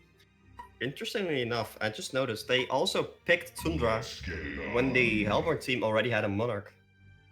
And Monarch is kind of a big counter to the Tundra because the lockdown from the ultimate is a big part of the Tundra toolkit. Yeah, and that just gets purged away. Yeah, exactly. And there's not much you can do about it either because Monarch is just it's super long range. Yeah, it's like 2k range or something altogether. Because it has like a travel distance as well. Yeah. And the pause comes in. How do you think they're gonna lane this? They need to secure farm on Clanks and they need to secure farm on Puppet. But Puppet has a lot better of a time in lane, so they could choose to try lane actually with Rally, Myrmidon, and Andromeda versus Clanks, Blitz, and Monarch. And I think the Legion side would win that. That's how I would lane this. And Solo then have Puppet against Lodestone is not favorable for the Puppet though, I think. Really? I mean, you're ranged, and due to the mana cost now from Head Smash. Yeah, but still. Like your E and your W is kind of so well together. And the thing is, like, I don't feel like the Puppet Master has kill potential against the Lodestone, but the Lodestone does have kill potential against the Puppet Master. I think it just depends on how you play it as well, because if a Puppet Master just goes in on the harass from the start, Yeah, Lodestone really isn't that capable of dealing with too much harass because he doesn't have a lot of mana, and if he's forced to use a rocket drill early on, then he's severely handicapped. true. In that case, the mana cost on the W might actually come into play. Yeah, in a 1v1 more than if he were to be versus 2. Yeah, But what they could do is they could start off with Andromeda being bottom to give an edge to the loads, to give an edge to the Puppet Master, and then move him top, because yeah. Myrmidon Rally will survive versus a tri lane. Would you ever run like Tundra bottom and the Puppet Master middle? That could work as well, but I think Drunken is quite dangerous as well in the mid lane True. for a Puppet. I feel like the Tundra E comes, or the Tundra W, sorry, they swapped it around, the Cold Shoulders. It comes better into play against the Lodestone than against Drunken Master, because Drunken Master and those auto attacks just gonna wreck the Tundra whenever he goes in for the rest. Yeah. Either way, I think Drunken Master is gonna have a decent time in a 1v1 situation. Yeah, probably. He just needs to level his Magic Brew once and then auto attack once, and then that's It is that's so 50 much. HP. It's so much healing. It's actually quite insane. I One never auto really, attack, 50 Yeah. HP. never really noticed this. It's only when you deal to it's only to an enemy hero. Yeah. So in that case, like having the Puppet middle would be a bit better than having the Tundra, because it's gonna be harder for the puppets. Sorry, it's gonna be harder for the Drunken to hit the Puppet than it is to hit the Tundra. Yeah, and it's easy for, if they do aggressive tri lane, then it's easy for the Myrmidon or the Andromeda to come in to get a kill on Drunken. True. Well, that's probably the same for both cases, because Tundra does have a decent amount of burst as well. Yeah. But Well- yeah, they're all going bottom right now. Looks like a suicide rally then, or no, they're gonna just do a lane top. So yeah, they're starting off with the Andromeda Puppet bottom Yeah, with because they got two Somas as well. not a Zamos. big shocker then. Yeah. I don't know. Like I think if they went for the tri-lane top, they would easily win that on the Legion side, because like Monarch and Blitz, they're so single target focused compared to the Rally, the Myrmidon, and even the Andromeda. Just that Aura is such a big laning presence. I would have loved Moraxis on either side this game, but it was actually banned in the first bans. So look at these heads up Really? players. Yeah, yeah. Oh. Moraxis against the Legion team. I mean, it's quite. Does it cancel the Yeah, magic carp. card? Yeah, you just need to use it as it hits you. Okay, yeah, that's really easy then. And also for the Hellborn side, if there was a Moraxis against the Monarch, against the Blitz, and also against Oh, the you see? Drunken. Yeah, bottom lane we have Blitz actually finding the Andromeda, and there's quite some harass coming in. So it's going to be a dual lane versus dual lane.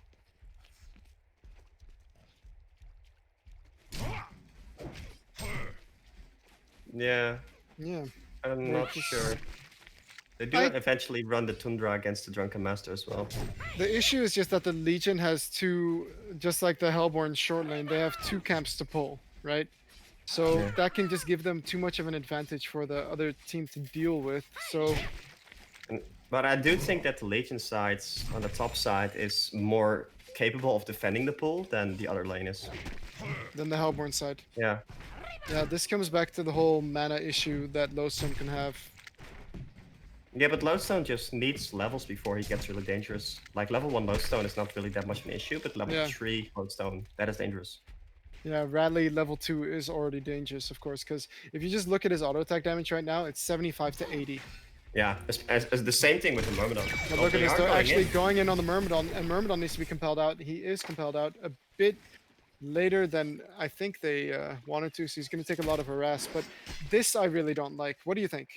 Like, you're a dual lane versus dual lane, so why would you ever level the wheat field?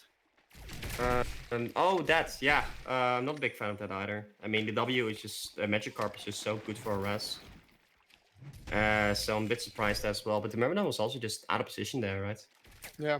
And actually, what you said before, like that he got compelled out late, I see this being done so often, waiting, and I'm even like guilty of it myself, waiting for the last seconds to use your leap. So you just Instead get of just more... using it earlier. Yeah, when you like, you don't need to take so much arrest damage. You're not baiting anything because they're just using auto attacks. Yeah. In this case, like, it wasn't actually the Myrmidon that did it, but it goes down to the same principle. Yeah, right now though, I feel like the Hellborn side in the short lane is playing really well. They're constantly at full HP, they're making sure that they get the harass in, and Legion is constantly forced to just use Blights. So I really would like to see Myrmidon get level 3, level his Carp, and just spam it at them. Yeah, I'm just like buy a shit ton of mana potions and just go ham on them. Yeah. But they're using the Lackey from the Clanks, because the Lackey has an insane amount of harass if you just keep in the auto attacks. And keeping the enemy like at half HP assures that they cannot make a move on you. And as long as they cannot make a move on you, that allows you to just get in the free auto attacks. For sure. But yeah, Myrmidon does end up leveling up Waveform in the end. That's, you know, my favorite ability. I like to level it at level 1 often enough. In bottom lane, they have them going in on the Puppet Master with Lodestone and Blitz. Puppet Show does come out, but one more auto attack is necessary, and that is going to be the first blood in the way of Lodestone and Blitz. So yeah, Hellborn team doing a really good job right now on both top and bottom lane. You have Initiation going in on the Myrmidon, but he does have Waveform. He does get a little bit of a jump, gets compelled out, but now Radley is going to take a lot of harass damage as well. He might even be in trouble as Crippling Pollen is coming up soon. The slow hits the Myrmidon as well as the Radley, and there's the Crippling Pollen. Myrmidon is going to fall to that last hit, and Radley, he's considering going back in, but just chooses not to because they're both ranged, and that's the difference between the lanes right now. Yeah. And the Myrmidon is like with the half range, or what is it, 500 something. Yeah. Mid lane, we have Tundra and Drunken Master going at it, but Drunken really doesn't care. He's just gonna dodge that attack speed from the creep and gonna finish off. He might even pick up the Reacher at the bottom lane. Radley might be wanting to do something. I feel like, yeah, they've given up on top lane. That is ridiculous. Yeah, it's not good for them. Really not good for them. Because the Clanks, like the bottom lane already has the levels it needs to like burst one of them down. And they can just start Initiation stacking. in on the Puppet Master, double stun from the Lodestone. But here's the Myrmidon with the Weed Field right now. He's gonna hit the Lodestone. The Blitz was not hit, unfortunately, but they're gonna be alright. So now they're tri-laning versus dual lane, but I feel like the damage is already done. Yeah, and the Myrmidon, the Monarch can just start stacking the jungle for the Clanks now. Because once the Clanks gets like a couple of items, especially with like no more Ancients, it's gonna be so easy for him to clear that jungle. Yeah, Lackey is not AoE anymore, but I think that's why he's also leveling his bang a bit, because it does do quite some damage when maxed out. I don't even level. Bottom lane, we have the Initiation in on the Lodestone. He is going to get super low, but in the end, Myrmidon's going to end up falling to the Blitz. So this is not what the Legion wants. Yeah.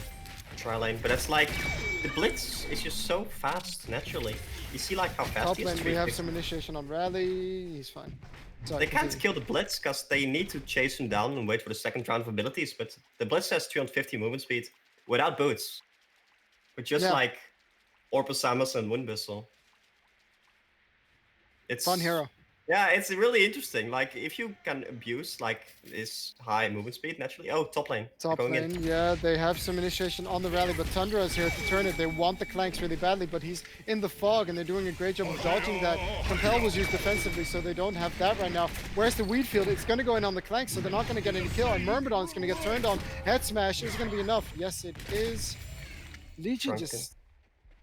Yeah, it was poor execution. Myrmidon could have at least finished off the Bottom lane, Monarch. we have Blitz actually getting initiated on now by the Android. Did the Aurora hit? Yes, it did. They're going to have a lot more damage. But Blitz going to stun up the Puppet Master, and he's going to just run away. Yeah, he Usain bolts out of there, and he's gone. Like, he does have the Q. I don't know if he used it or not. In that case, Mid lane, it's we have probably- Lodestone going in on the Tundra. There's the damage from the Drunken Master ulti, and Tundra just ends up dropping. So I thought this was going to be a very even game, because I don't really know either team, but Hellborn right now doing a great job. I mean, I know the Legion side, Xiaowi and Krygo are both pretty damn good players, but they're not really showing it right now. And Yeah. the Hellborn team, I don't really know them that much. I think they're a US West team, so we never see them play. Oh, okay, that makes sense. Yeah, actually, it is. They are. It's like US East servers, so they have to be US West indeed. Yeah. Mid lane, we have Rally initiating in on the Drunken Master, but Drunken can just run away. There's the Tundra ulti, but as I said, he does have that passive ability already leveled, level 2 actually. So if he hits anyone before that stun comes in, he's not going to be stunned for that long. Yeah, it's 30% magic stun duration at that point. Do you know, like, if Bottom you get, lane, we have them going in on the Puppet, and he melts the Lodestone Blitz. if you get a barrier, that like gives like 20% stun reduction as well, I believe, or 15% or whatever it is right now. Does that like stack with the E Okay. from Drunken Master? So I'm gonna go full on numbers nerd right now, but I think it works in the similar way as Rift Shards, which is if you have Rift Shards, right, you have a crit chance of... Like, would it be 60% or 70%? That's what I'm asking. I think it would be 60% in the end. So it's the Yeah. 20% of the 50% is 10%. But the critical chance of Rift Shards is 20%. If you get another Rift Shards, then it's 20% of the 80%, and then next, so on, so on, so on, so forth. So 32 in that case? No. more. 20% of 80% is, I don't know, 0. 20% of... That's 16, right? Yeah, anyway, bottom lane, we have another kill coming in on the Puppet Master, and he needs help. That'd be 16% in that case. So that's like... Yeah. Yeah, 36. Yeah, exactly. So Oh, high school 16%, math. so 36%, and then 20% of 64%, etc., etc. You can do the math yourself. I never thought I would do I would never thought I would be doing a math class while casting for HoN, but hey.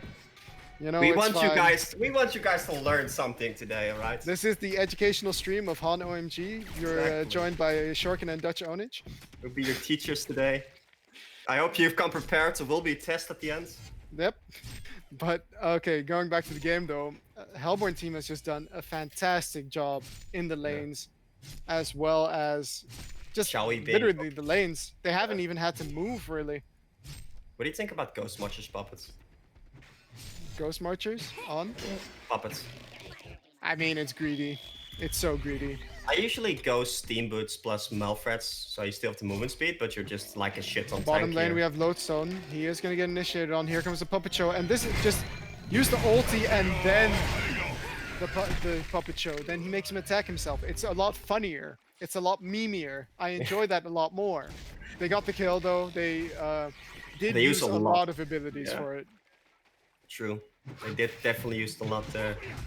But I mean, they need to use a lot because of how far behind they are, and like the Lodestone is just naturally tanky, right?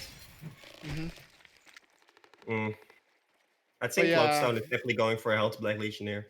They My need feeling is- anything they can get right now, but look at the Legion side. There are 5 people bottom right now, and Drunken should take this opportunity to push the tower. And he goes Astrolabe. The Drunken. And Drunken Master is also smoking Oh, yeah. bottom right now. So they're actually looking to fight this. Clanks does have a TP on him. Yeah, he does. Here comes the TP. Tundra gonna hit a couple of people with that Q, but Legion team, are they just gonna be able to run away? Drunken Master is running in, but what a nice push to force these rotations from the Rally Legion going in. side. Oh, Rally going in and dying. I mean, And in the meantime, you have Drunken Master. He's now in the middle of the Legion team. Puppet Show comes in, and they're gonna be able to stun him up. But he is going to be able to run away. Andromeda does fall to the range damage from the Hellborn side. And nice stun coming in from the onto the Puppet Master as well. He just melts. And there's Myrmidon, and he melts as well. So that's a 4-4-0. I mean, that was just on poor communication, I think, right? Because everyone was backing off, and the Rally was like on the left side a little bit. And Yeah. Rally said, "Guys, I got this." And he went in, but then nothing happened because it's a level 6 Rally. I think he thought that he was the one that was 6k gold ahead earlier, and now it's... Maybe he like mislooked and he thought he had a staff in level 60 in his inventory. It's like, guys, Yeah, I'm just gonna burst them down. It's gonna be easy. yeah, exactly. The Ah, Drunken Master, what do you think of the Astrolabe? Tell me, Dutch. I don't hate it. I mean, it gives a little bit of strength as well. It's very defensive, but the thing Bottom is, lane, we do have initiation coming in on the Puppet Master, on the Monarch actually, but the Puppeteer whiffed, so let's not talk about that. Rally right here, he is going to find the Blitz, but Blitz is not going to die to his ultimate, and Lodestone is even there to stun him right now. He's going to need to compel using a... You have to stun someone, come on. Oh, okay, so he does end up safe for a while, but too bad it's me, Clanks, with my lightning, and there you have Myrmidon. He is going to get slowed up and killed by Blitz and Clanks.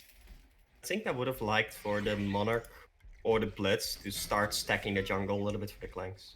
But that's like a really safe play. They don't need to play as safe right now because they're just so far ahead right now. Yep. So I don't hate this what they're doing right now. They're just taking map control. And I mean Sorry? the puppet is so far away from his shroud that they're just not really in any position to take a team fight. Yeah. I mean, But sorry, they needed to either focus on a tri-lane, I think, because I don't know what happened in top lane for Legion, but that Myrmidon rally lane, I think that's a really strong lane. They shouldn't lose to a think Monarch. they Clanks. play too passive.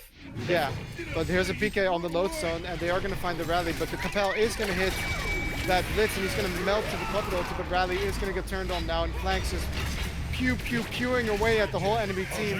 He is going to get stunned up by the Tundra, but they're not able to reach him. And Lodestone right now tanking as much as he can, but Clanks is just hitting so hard with that Lackey. They're not going to... Ooh, with the flight, they are going to be able to scout the Tundra, but he does not end up falling. Puppet Master now in trouble.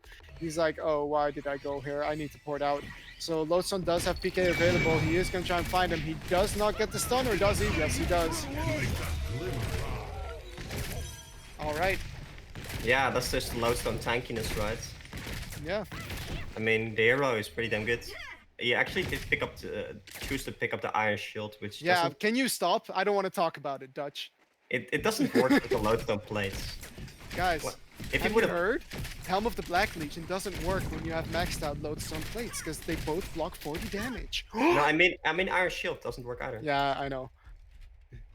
Same thing though, but we have initiation on the rally, and Drunken is looking to turn, but nice compel coming in from the rally. Is it going to be enough damage on the Drunken? Wheatfield does hit as well, but Myrmidon choosing not to chase. There's a stun on the Lodestone, and they might get a turn. There are all 5 here, but he's so tanky on that Lodestone. Puppet Show comes out, he's attacking his teammate, but Drunken is now turning it on the Myrmidon, and it isn't going to be the kill on the Myrmidon. Drunken Master still nice and healthy. Lodestone trying to go back in, get stunned immediately, but here's the Blitz with the damage. Nice swap coming in on the rally, but Andromeda is going to pay for it with his life. There we have Drunken Master getting a bit lower, but the Hellborn team is so tanky, they just don't care. Here's the initiation though. Drunken trying to... Oh, he survives because of the Chrysalis, and here's Tundra. Now drop into the auto attacks of the Clanks, and Lodestone trying to go in for more, but the Puppeteer's hold is here, and it's going to be enough to kill the Puppet. I mean, the Lodestone. Sweet, sweet revenge. Oh, wow. It's a hectic team fight. Yeah, so a couple of kills going in the way of the Legion, but they're just too low level. And the Legion just wasn't able to finish off the Drunken Master like 2-3 times in that team fight. and every time the magic brew just healed him up. And look at the Drunken Master right now. He actually picked up a Sackstone, and he has 1.7k HP and an Astro. Yeah, he doesn't care about damage. He realizes that his team has enough damage amongst the Blitz, the Clanks, and the Lodestone. So he's going Yeah. full on survivability, and I he's love just- it. Yeah, he's just soaking abilities right now. Yeah. The Rally Stun, the Myrmidon's card. He everything. really should get Shamans though as well, because there is going to be the danger of Puppet Master with Yeah. his ultimate to deal enough damage. That's the Also- one risk, I think. I was thinking about that. Like, he bought a Beast Heart, so that could be maybe a heart or something. There's initiation on the Andromeda. But instead of Unfortunately, he the was trying to ward. Astro, maybe something like a barrier would have been better. Yeah, but I think the Astro isn't the item to be replaced. If he replaced that Beast Heart with a Shamans, that would have been sick. Yeah, because then you're just so bloody tanky. Because the Legion side, the only real physical damage they have right now is that Rally, and Rally doesn't really care about armor anyway. Yeah, exactly. So there's less of an incentive to Yeah, get Just stack armor. armor. Beasts of the land, Exactly. hark Yeah, my and he- Andromeda reduces your armor by a lot as well. So You could have also chosen to go for more offensive items, because they have like the initiation right now. They have the advantage. look at this initiation though. The swap coming in on the Puppet Master showing he's safe, but Lodestone picking up on that, going on the backline. And there you have the Puppet Master falling in the end. Nice double stun coming out from the rally, but Monarch immediately using his ultimate, and they just don't know who to target. In the end, the Blitz does end up falling. Flanks getting a bloodbath streak right now on the Andromeda. And now we have Drunken going back in, and he's just going to do so much damage to that rally. Are they going to have the damage, though? He does get a bit away, but Lodestone is there with the head smash. Ooh, he does get very close to falling there. Yeah, but this is just like the GPM difference here. And that is mainly due to the laning phase and the poor execution in the team fights from the Legion side in the past little while. Like last team fight, I don't even think they played very poorly the Legion side, but it's just like GPM difference showing. Yeah, and I think Right the now, they're Hellborn fighting team the Hellborn team is picking up really good items. All the items that they have a purpose, right? Helm on Drunken Masters, I don't like. I mean, But I think it's fine because you can now upgrade it to ulters, right? He's just trying to be that tanky, annoying frontliner. yeah, I think a bear. I would have liked to see a barrier, or maybe even a PK on the Drunken Master. Yeah, I think he might choose to go for both a Shamans and a Helm this Ooh, game. Frostfield Blade. Because like the Frostfield Blade does actually trigger your ultimate in everyone, I believe. Oh, then you can then you get Magic Brew as well. Yeah. So the funny thing you can do like is if you get something like an oh they're going in. Yeah, look at this Myrmidon right now. He seems to be in trouble. He is going to get swapped out by the Andro. Here comes the Lodestone stun. He is going to hit just the one target. And he's going to get Lodestone ulted up, but he's getting so much heal from the Monarch, and here comes the rest of the team. Yeah, this is the moment where the Monarch Chrysalis actually shines. And she did actually max it instead of the Noxious Cloud, the ward ability. And 55% health reduction and 90 health per second, or 50 health per second, is a lot in the early stage of the game. It just it's not as impactful as in the late stages of the game, but now it still shines, so I love that she actually maxed it. Yeah, the Hellborn team definitely know what they're doing, and we'll see. Maybe we face these people later on if we get through the next round, eh? Could be interesting. Yeah. But so what I was saying, if you get like Hyper Crown on the Drunken Master, the procs from the Hyper Crown, if it hits enemies, it also actually procs the does. ulti. Yeah, it also procs the ultimate. So if you can like move around a bit, especially if you have like illusions hanging around that also proc with Thunderclaw, it can actually like just randomly trigger ultimates on people. I just want to see that happen, you know, in a team fight, and you put your burst of your Hyper Crown on somebody else, and it just makes sure to hit people from other angles. It's beautiful. I don't know. I think it actually does the full damage in that case, because it doesn't say anything that it would do less damage. No, exactly. I mean, it's just a 650 damage, 2-second stun. So maybe if you just get like a Cersei and Drunken Master, and Yeah. just like No, that doesn't work because then they're separate. Or does that work? probably, right? I don't wouldn't know. see why it wouldn't work. But anyways, the idea of this is you also get an Arcane Bomb, and then you get them from the other side. Oh, true. That definitely works as well. Same thing like on an Apex and stuff. Yeah. On the Apex, it's more about like canceling PKs, and Drunken Master is casually tanking. And then his we have tower here. initiation on the top lane. We have Lodestone trying to solo the puppet right now, but they're gonna turn it and one-shot him. But here comes the rest of the Hellborn side, and they're gonna get stunned up by Myrmidon. But Myrmidon already used his. Oh, he used his escape to go in, and he is gonna end up falling. But this is a good turn of events for the Legion side. Yeah, because they forced 4 TPs and they got a pick off. But Yeah. the Papa Master was so close to dying there. Yeah, so close. In the long run, I don't think it really matters that much, but Hellborn side was forced to react this time. This gives him a little bit of space, to be fair, because like now you have 4 people on the top lane. This means that you can like kind of deward your jungle, take back some control, yada yada yada. It's actually a nice rotation from the Legion side. Yeah. What's the next item of choice for Clanks, by the way? Seeing as you're a Oh. carry player. So like previously I would have said something like a staff maybe, because staff used to be really good on clanks, but right now I'm not convinced it's still good because it's not permanently flight anymore. Yeah, but wait, you'd want him to get a staff? I wouldn't hate it. It gives you a lot of shit, but a lot of HP and stuff, but probably Shrunken would be best. Right? Yeah. Shrunken Hyper Crown maybe. It's not as necessary anymore with no double engines. But honestly, I would go for something like Shrunken plus Heart in this case. Because if you look at the enemy team, they have Tundra, Puppet Master, Valley. That's a lot of burst, but there's not a lot of sustained damage. So if you just survive the burst with a Heart, you're in a good spot. Well, I think you're wrong, and he should go Arclight Crown or Hyper Crown because it's funny. Yeah, Hyper Crown is good damage. And then Shield Breaker. Because he needs to break them shields.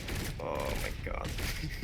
You're just saying that to trigger me, aren't you? I'm saying it to trigger you, yeah. No, what you were saying, those are definitely smart items. Shrunken Head is definitely invaluable this game. Versus a Puppet Master, versus Andromeda, versus Myrmidon, versus even Rally, versus Tundra as well, because magic damage. Yeah. You just have to like get it off fast against like Papa Master and Tundra because they just have so much lockdown. Yeah. That's why I like the Heart as well. It's like allows you to play a bit greedier with your Shrunken. Yeah. I've our teammate Yuchel also loves getting a Resto Stone and then just sending it between himself. So he can get a double Shrunken afterwards. What do you think of that? On carries, new meta, Resto Stone. Yeah, it's pretty good if you have Geobane usually. Because like Geobane plus Shrunken is just, or some Geobane plus Restos is good. Another thing I wanted to comment actually earlier on is what do you think about leveling Bang in general? Because it only gives like 30 more damage or something per Yeah, level. it's only damage. Yeah, it doesn't actually like lower the cooldown Cooldown. or... It does. It does. No. Yeah, cooldown. 14, 12, and 8. Has been slain. Oh, really? Yeah, it lowers the cooldown. I'm actually not sure. I can see that now. Maybe it's my UI, but... Just hover over the skill on the right, not on the hero portrait. Hmm. But yeah. Anyway, it does reduce the you're right. cooldown and it does increase the damage. So Yeah, I actually level stats usually because I feel like just being a little bit tankier on Clanks is so valuable. Because you see him, he only has like 1.1k HP right now. And he's actually going for a wing bow, I think. yeah, I do really like Wingbow. It allows you to juke a bit more in the trees when you're flying. And Yeah, it just extra makes it range. that much harder. Yeah. It's really nice, but I don't think he's gonna get auto-attacked at all by the enemy team. No, that's for sure true. So if you're picking up wing bow for the damage, there's like better items to get in that case. Yeah, it's definitely a greedy item pickup. Just like a Of course. Hyper Crown would be. Yeah. And I don't think he needs to be greedy right now. Nah, That's- Soul's Bulwark. Meh. I On hate who? that item on Rally. Oh yeah, on the rally it's kind of mad because it actually doesn't really give you that much value. It's minus 1.5 armor in that case. Because Um, you ignore 50% or 70%. Yeah, even Yeah. less. even less, yeah, it's like 1 armor in that case. Yeah. I mean, you I can don't- keep it on plus, but the enemy doesn't have that much But it's just such a poor item, right? It only gets you 3 armor in AoE. If you compare it to like an Abyssal Skull or like even a Ring of the Teacher, it does look pretty unfavorable for the Souls Bulwark, yeah.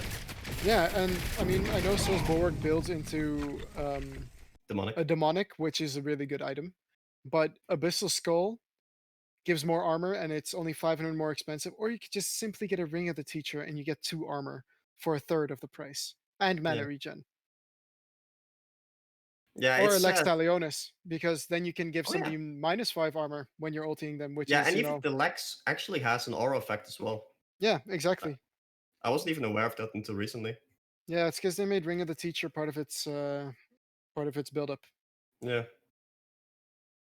But yeah, not a big fan of. I would have liked to really just get a PK or something. Yeah, Because you same. need the pickoffs, right? Or maybe even a tablet would not be terrible. Yeah, Tablet also gives armor. Yeah, Some of and the items tablet, they give armor. it's like more defensive when you want to save people from both the drunken and the lodestone. Yeah, I'm personally under the impression that Tablet is the most cost-effective item in the game. For Yeah, what it does. definitely. It's definitely one of the most versatile items in the game because you can do Yeah. everything with it. You can initiate, you can escape, you can cancel null stones. You can cancel channeled abilities. Exactly, TPs. It's definitely. I don't think there's ever a situation in which A Tablet is a bad item, right? Yeah. Look at this Oh. Lodestone channeling ulti. He's gonna go in on the Andromeda and boom, dead. But now he's stuck in base. And If he had a tablet, he Legion was team fine. is actually gonna ulti the Lodestone. He does end up falling immediately. Drunken Master also quite low, but the damage from the flank seems to be just a bit too high for this Tundra to survive. So it's gonna be a 2-for-1 with the buyback coming out from the Andromeda. It seems like the Hellborn side is also going Look for at this some. though. Blitz is running in to stun the Andro and is gonna get stunned up by Andro herself. I was gonna say, it seems like the Hellborn side is going for either some Storm Spirits or Sun Scepters, because they have like 2 of those intelligence items on Yeah. the Blitz and the Monarch. Luminous Prisms, Dutch Onage. Learn your items. I thought it was an educational stream. Educate me. Luminous Prism, boys and girls. It Luminous costs you 1,500 gold, if I'm not mistaken, Yeah. and it gives you many intelligence. 15 intelligence. So Many. 1 intelligence per 100 golds. That's some value right there. Inefficient. hmm But I think they're just Inefficient. gonna be building it into Storm Spirits because it's so good against. Puppet, yeah. Well, actually, just a lot of their heroes. You can also purge the Puppeteer's Hold with it, which is also really strong. Wait, with Sunset or with Storm? Sound Scepter. Yeah. You can't. Wait. The puppet is hold, not the puppet show, right? No. Yeah, Puppeteer's Hold, not Puppet Show. Which is, I think, still the stupidest thing in the world that you can't. Yeah, I don't even Purge back. think that you can actually reduce its duration from the puppet show. No. Because I believe if you play Berserker or Drunken Master, they have like relatively 70% and 50% stun reduction or like debuff reduction. I don't think it works on the puppet holds or puppet show. It does. That has to work, right? No. I'm pretty sure it doesn't. It does. It totally does. Go test it in a practice game, Dutch. I don't believe you. I can open a second client and do it. No, we're talking about a game. But Okay. Flanks does pick up his wingbow right now, and Hellborn team is just taking their sweet time with this. It seems like. Yeah, I mean, they're not really in a hurry. They're taking map control right now. Although the puppet is... Actually, the puppet got a shrunken. Yeah, and a shroud. So if you find someone right now, that's a free kill plus shrunken plus TP out, easy.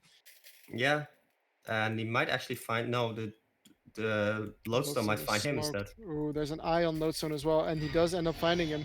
Oh, there comes a shrunken, and he is going to be forced to get out.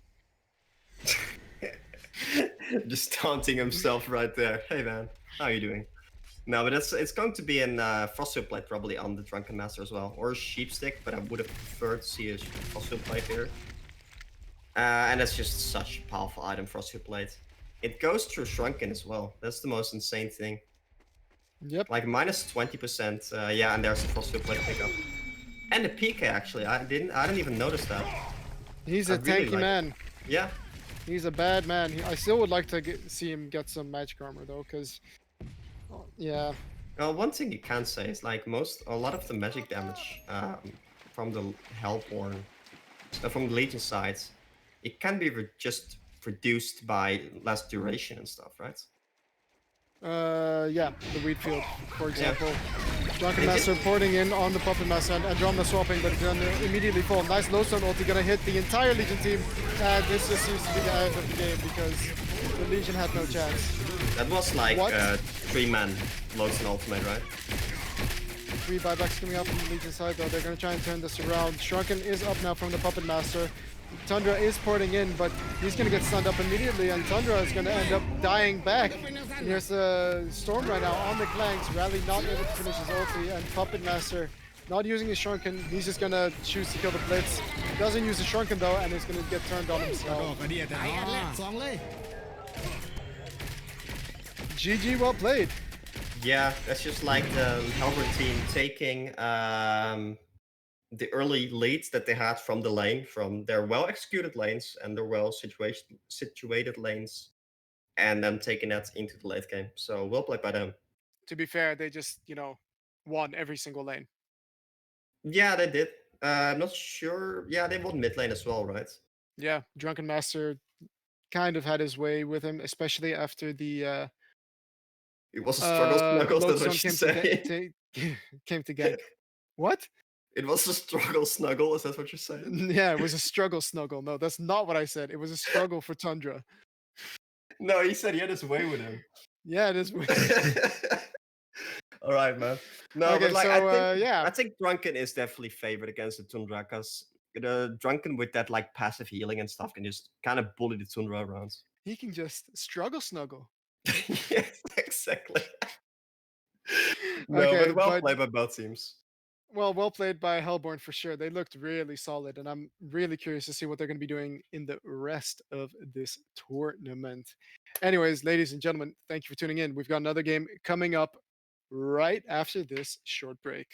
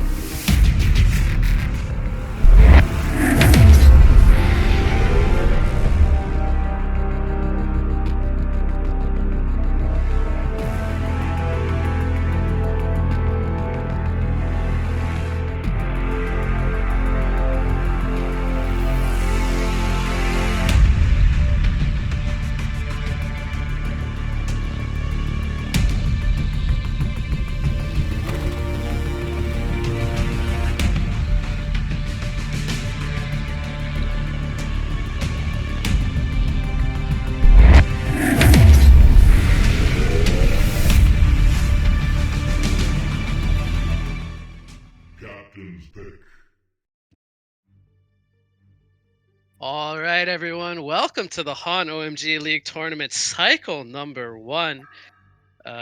We have teams No JP, No Win taking on Backdoor Protocol. I am going to be your main caster. What you got? Going to be joined here by my co-caster, Big Wave Dave. How are you doing today, Dave? Man, I missed you. I missed casting with you, and we finally get to do it again. I'm stoked. Yeah, man. What's it been like? A couple of months now since the last tournament here hosted by the HoN OMG guys? I mean, feels like it's been a month. forever. And then Yeah, you were it's only gone been what, for a like 1 week with month? you're gone a week with no internet, man. I missed you, Yeah. so it's nice to hear your voice. Yeah, I actually just heard about the tournament like a couple of days ago. I had people asking me if I was gonna play. I was like, play what? I was like, what's going on? Here we are. We got a tournament uh underway, so glad to be, back casting some HoN again. But enough of that stuff. The players are already into the game. The bans are going underway, so we're just gonna get right into it. We got Kinesis being banned out by the Legion side, as well as Vindicator. Magmus into Grinex being banned here by the Hellborn side. What stands out so far? Nothing. I mean, it all makes sense to me. The band so far, the Magmus and the Kinesis, obviously very very strong lane winning heroes, and then Grinex right now is just super strong and super annoying to deal with. So, no, I appreciate the bans. Yeah, we actually just had some recent patch changes, a couple weeks ago, and Grinex, I believe, got some substantial buffs. I believe he gets some minus armor now from his rift stocks. So, that on top of some of the map changes, we're seeing a lot of more offlane. I think with jungle is even popping up here and there. Are you expecting to see any jungling today, or are we gonna pretty much keep to like 2-1-2s and tri lane kind of setups? What do you think these two teams are gonna be looking to do? These two teams are going to run the traditional 2-1-2. I have a feeling, unless B Pro has made some changes from the last tournament. I feel like a lot of teams haven't really practiced too much of jungle heroes. I mean, in TMM, you're seeing Solstice being level 6 at 3.5 minutes or something. Which, I mean, Yeah. think about that. The hero snowballs and levels, and then level 6, you have a level 9 Solstice running around killing your carry nonstop. So I think it just depends on how comfortable teams are with it. But no, jungle is super strong. I think right now it's way stronger, and I actually applaud the Frostburn team for making that change. But you want to get into the heroes that have been picked? Yeah, so we're almost done with the first stage here. We got Monarch into Rhapsody, Lodestone into Electrician, and Engineer into Midas. So what are we looking at here at the two drafts so far? I see a lot of damage with Engineer and Lodestone. I mean, Lodestone did get a little bit of a nerf with the W actually costing mana now, so you can't really freely spam it in lane because the hero is already so mana starved. But I mean, imagine a Lodestone stun into a W, into an NGQ, into a mine. I mean, that's like 500 damage. Yeah, so those two combination of heroes pretty scary. And then we got the Rhapsody, Electrician, Midas. So, they got some burst damage over there as well with the Midas and the Electrician. But do you favor either lineup so far, or? I favor Legions a little bit better right now, just in terms. It sometimes gets really difficult for Rhapsody in mid to later stage of the game to get a good ultimate off. And another thing we have to remember is Electrician, it's not as easy to land combos anymore because of the nerf on Static Grasp. So the Electrician Static Grip is actually nerfed by, I think it's like 0.5 seconds or something at level 1.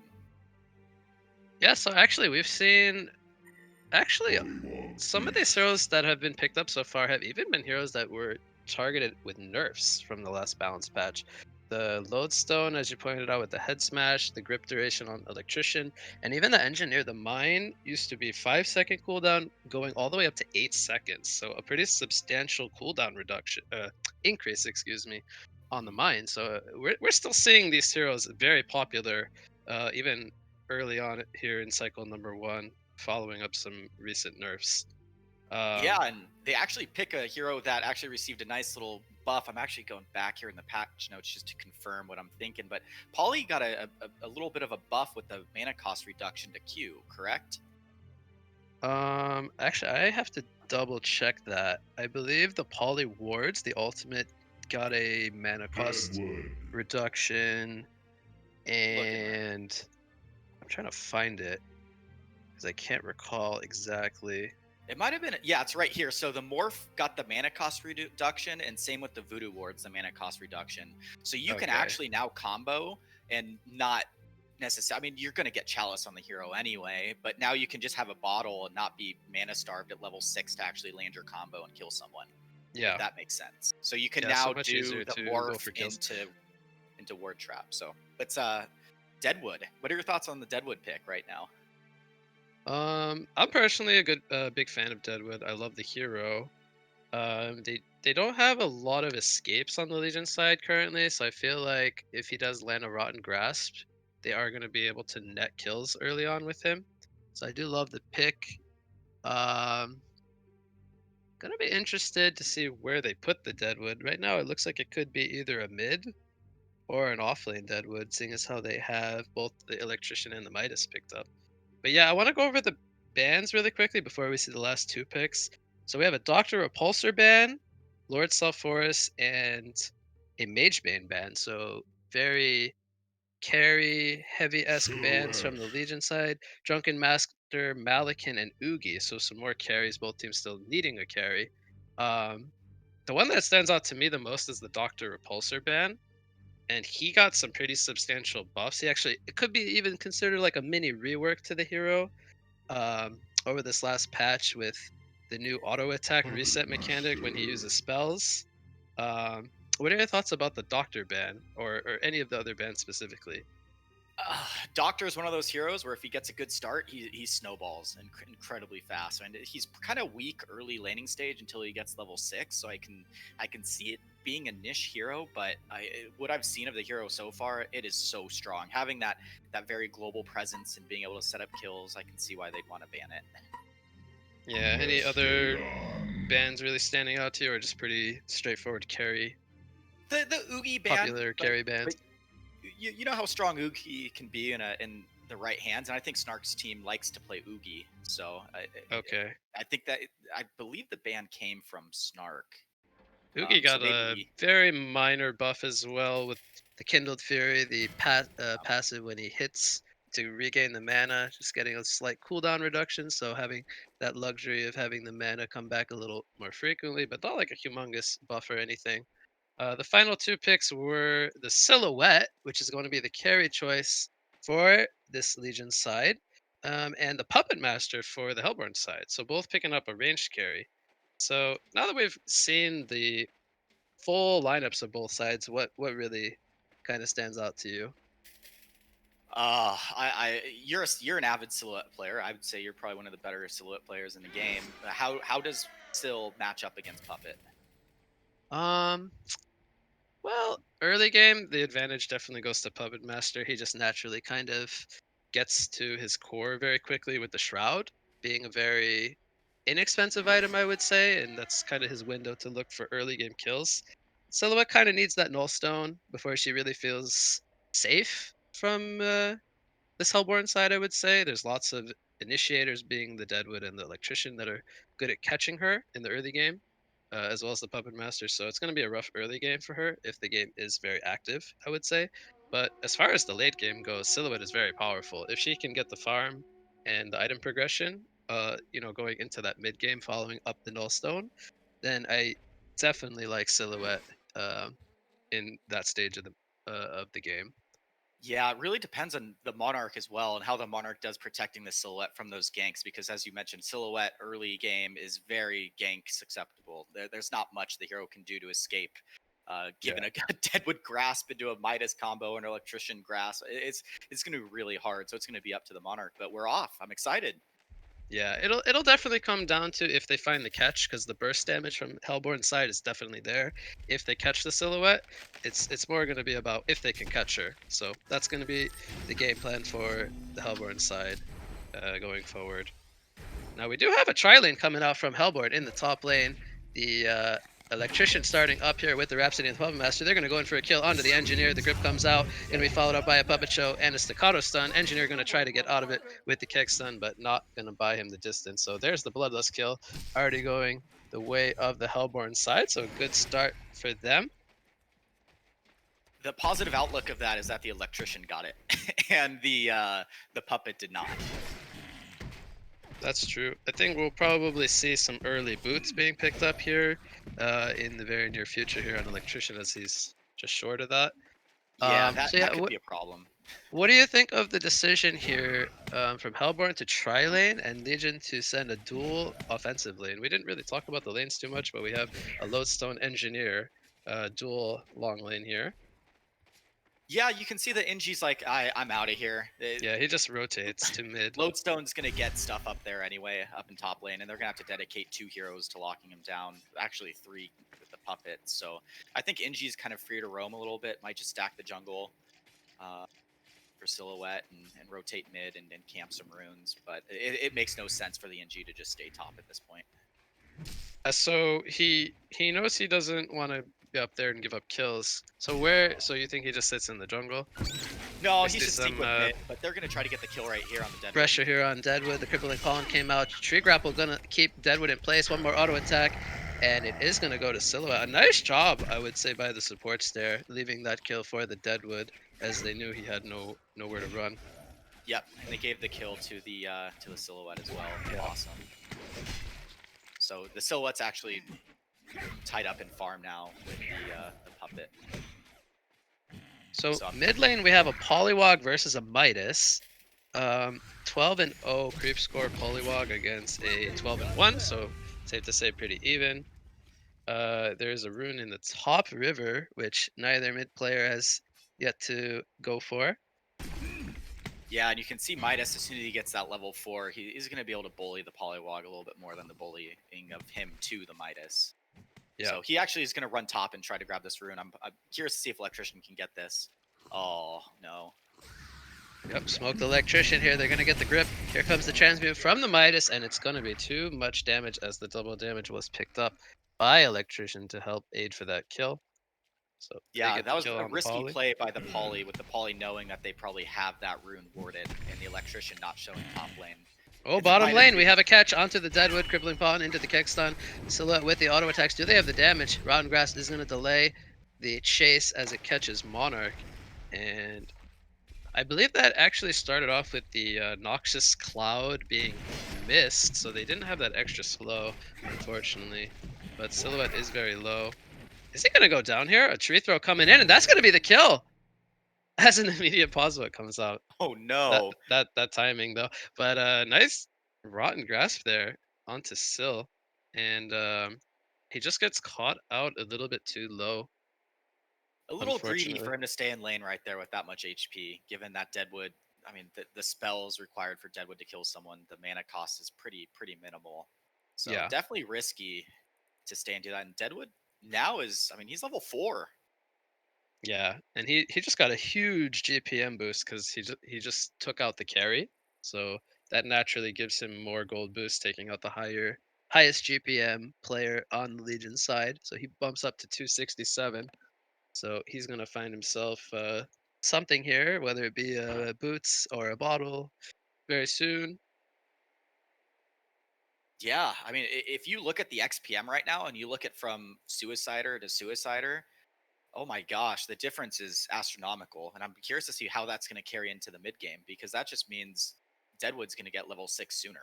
And as we mentioned earlier, how gank susceptible the Silhouette is, I mean, Deadwood level 6 is going to be able to basically one-shot that Silhouette, correct?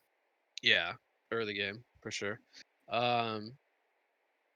So yeah, Midas, with them taking out the Poly, Midas is 150 gold per minute higher than Poly early on, so he's off to a good start, as well as the Puppet Master, who, with the death on Silhouette now, he takes a commanding lead in that aspect. So Hellborn has a lot going for them so far, as they jump off to a almost 2,000 gold and 1,300 experience lead pretty early on, actually, almost 4 minutes into the game.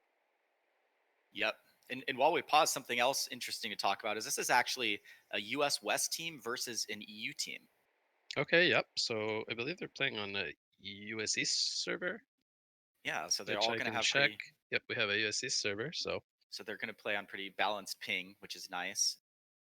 Yep, always love to see that. Yep. So we are resumed here. That's crazy to me that the silhouette died though. That's so bad for Legion to have that happen. Ooh, Especially top versus- rune. Haste rune is going to spawn. Electrician throws out the grip. He steals the haste rune from Lodestone, and now Lodestone could be in a lot of trouble should there be any body blocks coming in here from the Electrician as Rhapsody's coming in. Lodestone uses the rocket drill and gets to a nice safety spot, but he's going to get spotted out here by the dance floor, and the staccato stuns are going to bring him down as Rhapsody gets kill credit.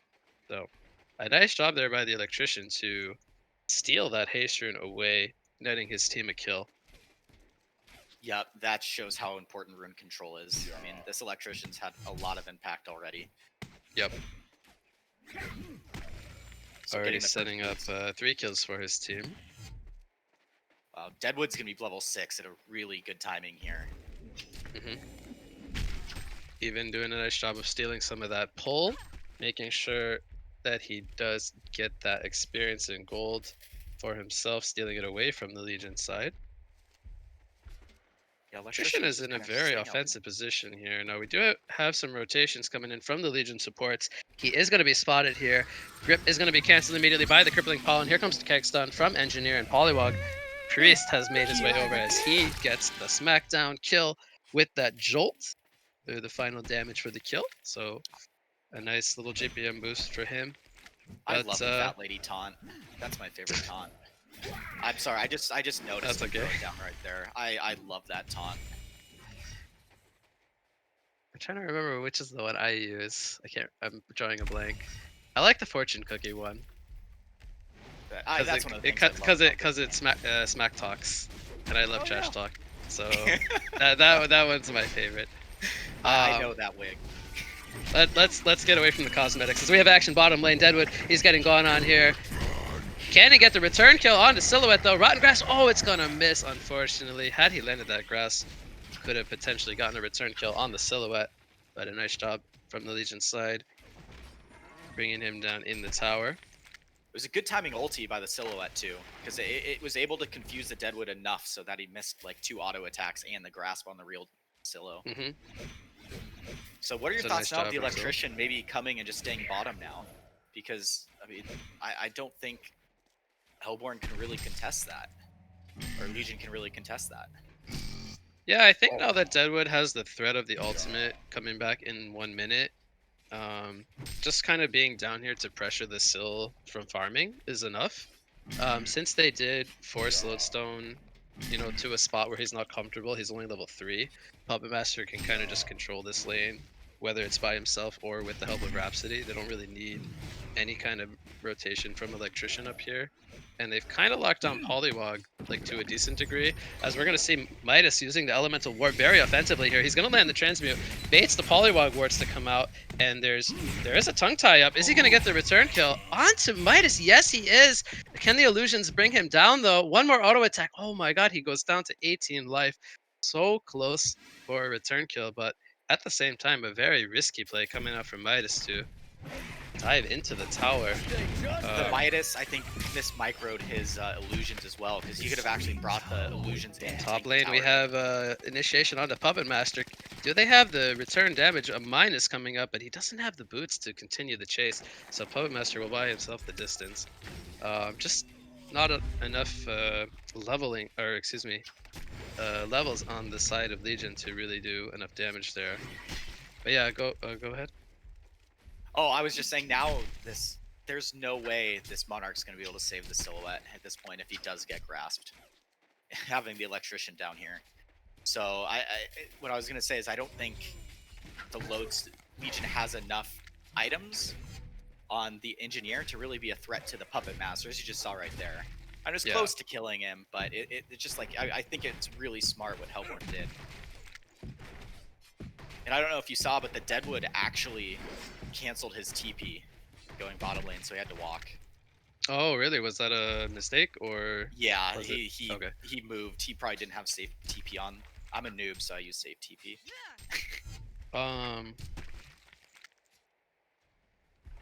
But no, going back to mid, what I was saying, the Midas had the illusion rune, and he didn't micro the illusions. The illusions were kind of just standing there. I think he could have microed the illusions to take some of the tower hits, or at least draw tower aggro. Yeah, or just he needed 18 damage, so it was very close to That to too. saving his life. But that was a good play by Mask to understand, like, hey, I'm gonna bait the Midas in and tug tie him, so tower hits him. So good kill right there for the Poly to kind of help bring himself. And it looks like he's actually building gank mid. See if they can get him. Jadespire? Yeah, he's getting Jadespire instead of the PK. Yeah, we have a double veiled rod here coming out from Midas and Electrician. They're kind of just waiting for Poly to step forward just enough so that they can catch him. But he's playing it very smart. I think he realizes that something is up, whether he saw it or he just um, sees that Midas is missing. So he's going to see Midas show here now. Electrician is going to be spotted by this Ward of Sight here placed in the river. That will cue Polywog to play very defensively. They even have one over by the Legion's Ancients here, so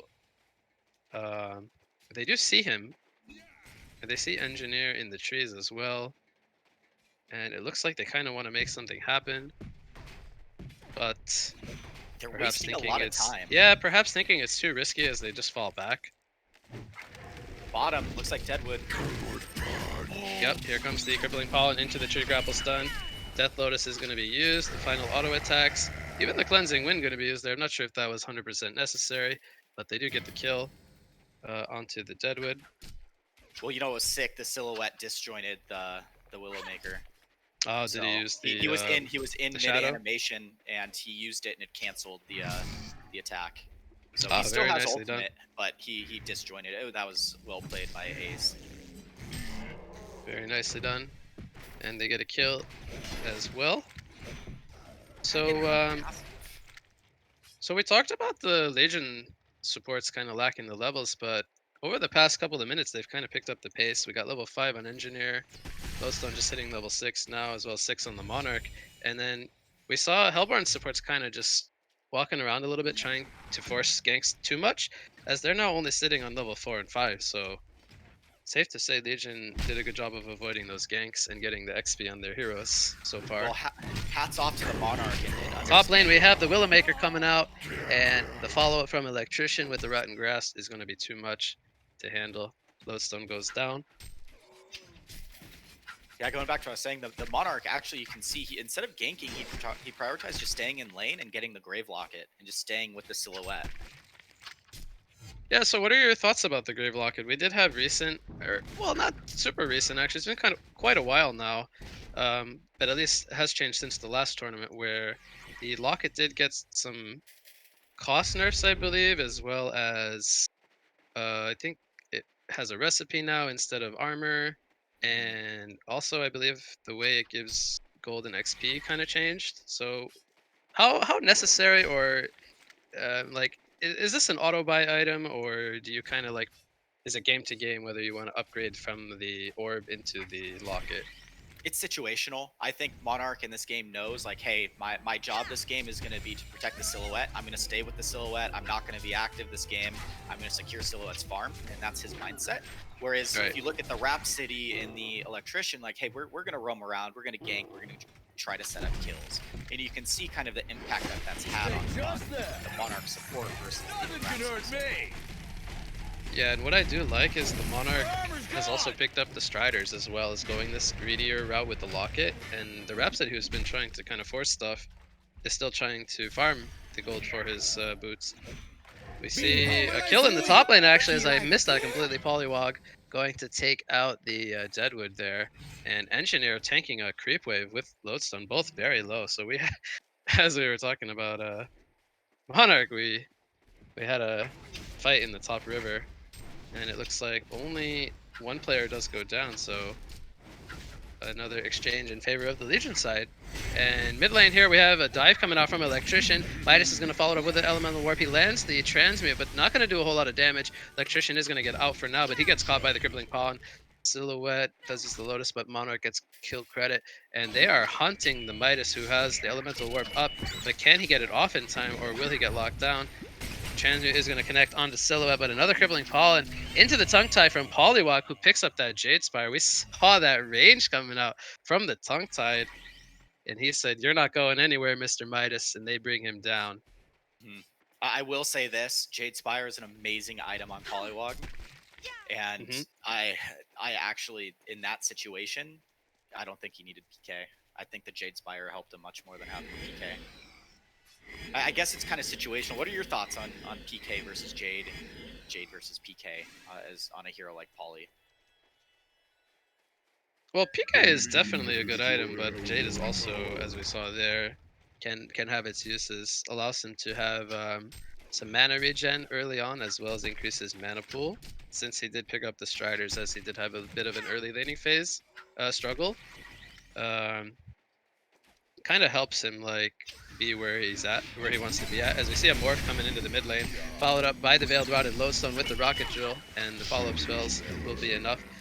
Bottom lane, we did have an engagement onto the Electrician, so Legion getting kills in both the mid and the bottom lane, gaining a bit of momentum. Silhouette has now completed her Nullstone here at around the 14-minute mark, sitting on 1,000 gold. So she's doing a good job after recovering from that one death early on.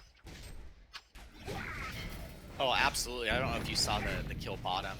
It was No, I missed it completely. They kind of baited the Midas and Electrician a little bit. The Monarch was hiding in trees, and the Inji was coming up smoked, and they Oh, jumped mid in. lane, we have an energy field coming out. TP is going to walk into the energy field. Grip comes out to hold him, but Polyward's doing a lot of damage in the background as well. They do kill the Poly when it's all said and done, as the rest of the Legion team was forced to fall back due to the TPs coming in. But yeah, so they did a nice job there in the bottom lane. Still farming Prior to really that fight. well. I mean, a 15-minute Nullstone's not bad without having bones or anything. What are your thoughts on just getting that quick Nullstone versus getting Alk Bones and then the Nullstone? I think he doesn't need Alchemist this game. I think the Nullstone is kind of just the sole item that he needs to kind of give him the time to react to being jumped. So I think it's perfectly fine. See if we can get the deny here in the mid tower. They use the glyph from the Legion side. Something we have not talked a lot about is the Puppet Master. He went for the Whispering Helm and then a follow-up into the Shroud. But we have not really seen much action from Puppet Master. Top lane, a nice portal key disjoint. I believe that was on the Crippling Pollen from Midas, so he escapes near death as 4 players from the Legion side were up here. Look at now, the Deadwood and the Midas both have PKs. Yeah, so Deadwood, he's got Steam Boots and a PK pretty early on into the game. He did die quite a few times, but he did a good job in the early stages of the laning phase getting the XP and that one early kill on the Silhouette.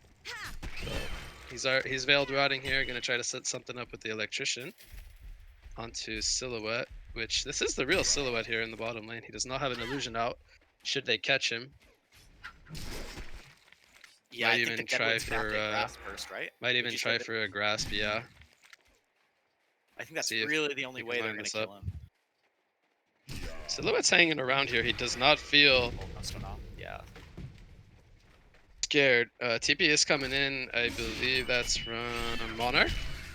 Silhouette doing a lot of damage here to Electrician, and Monarch with the assistance of the Crippling Pollen able to net the kill. Cleansing Wind is used here, but the portal key is going to be used backwards. Polywog going to catch him with the morph as he was there just in time. Hold from the tongue tie going to come out, and the follow-up spells from the supporting cast do bring him down. So 2 kills going the way of the Legion side in the bottom lane.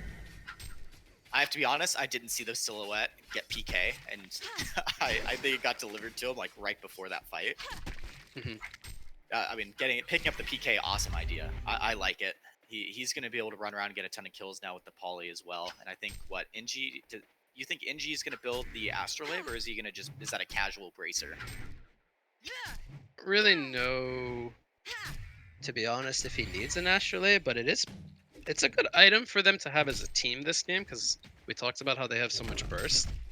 I just don't know if it's early enough to have enough impact versus, going for something like a Portal Key or a Storm Spirit to kind of help him in fights more with positioning.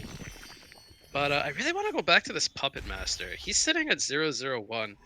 And I want to know your thoughts about his kind of playstyle this game, where he's kind of just really focused on his farming. We have not It's really incredibly seen passive. any attempts for him to use the shroud that he picked up.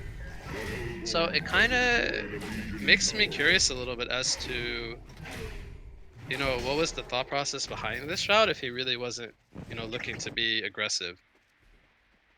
Exactly. It now looks like there's some smokes happening here on Legion's side. Yeah, to so try to help. Legion knows that he's been just doing this for, like 10 minutes now.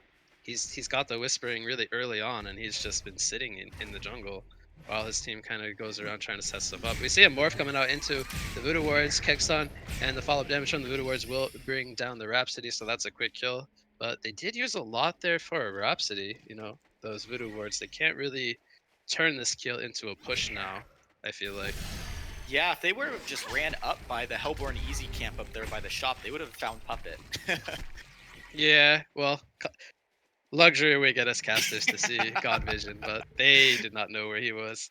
No, I know that they were hunting him, but it was just very close. They might actually be able to now pursue this and get this stack. It looks like Hellborn should probably protect that.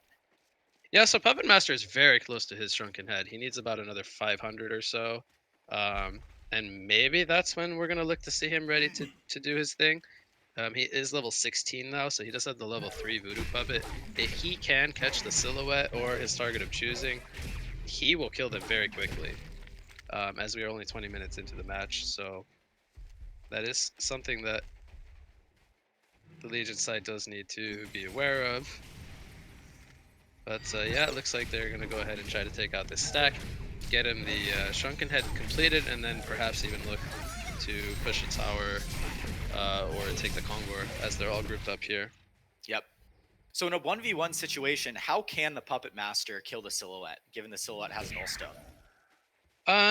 So what he needs to do is he either needs to break the Null Stone with his Puppeteer's hold, seeing as how that does not stop the Silhouette from using her split, and then lock her down with the Puppet Show so she cannot get the split off, and then follow it up with Voodoo Puppet.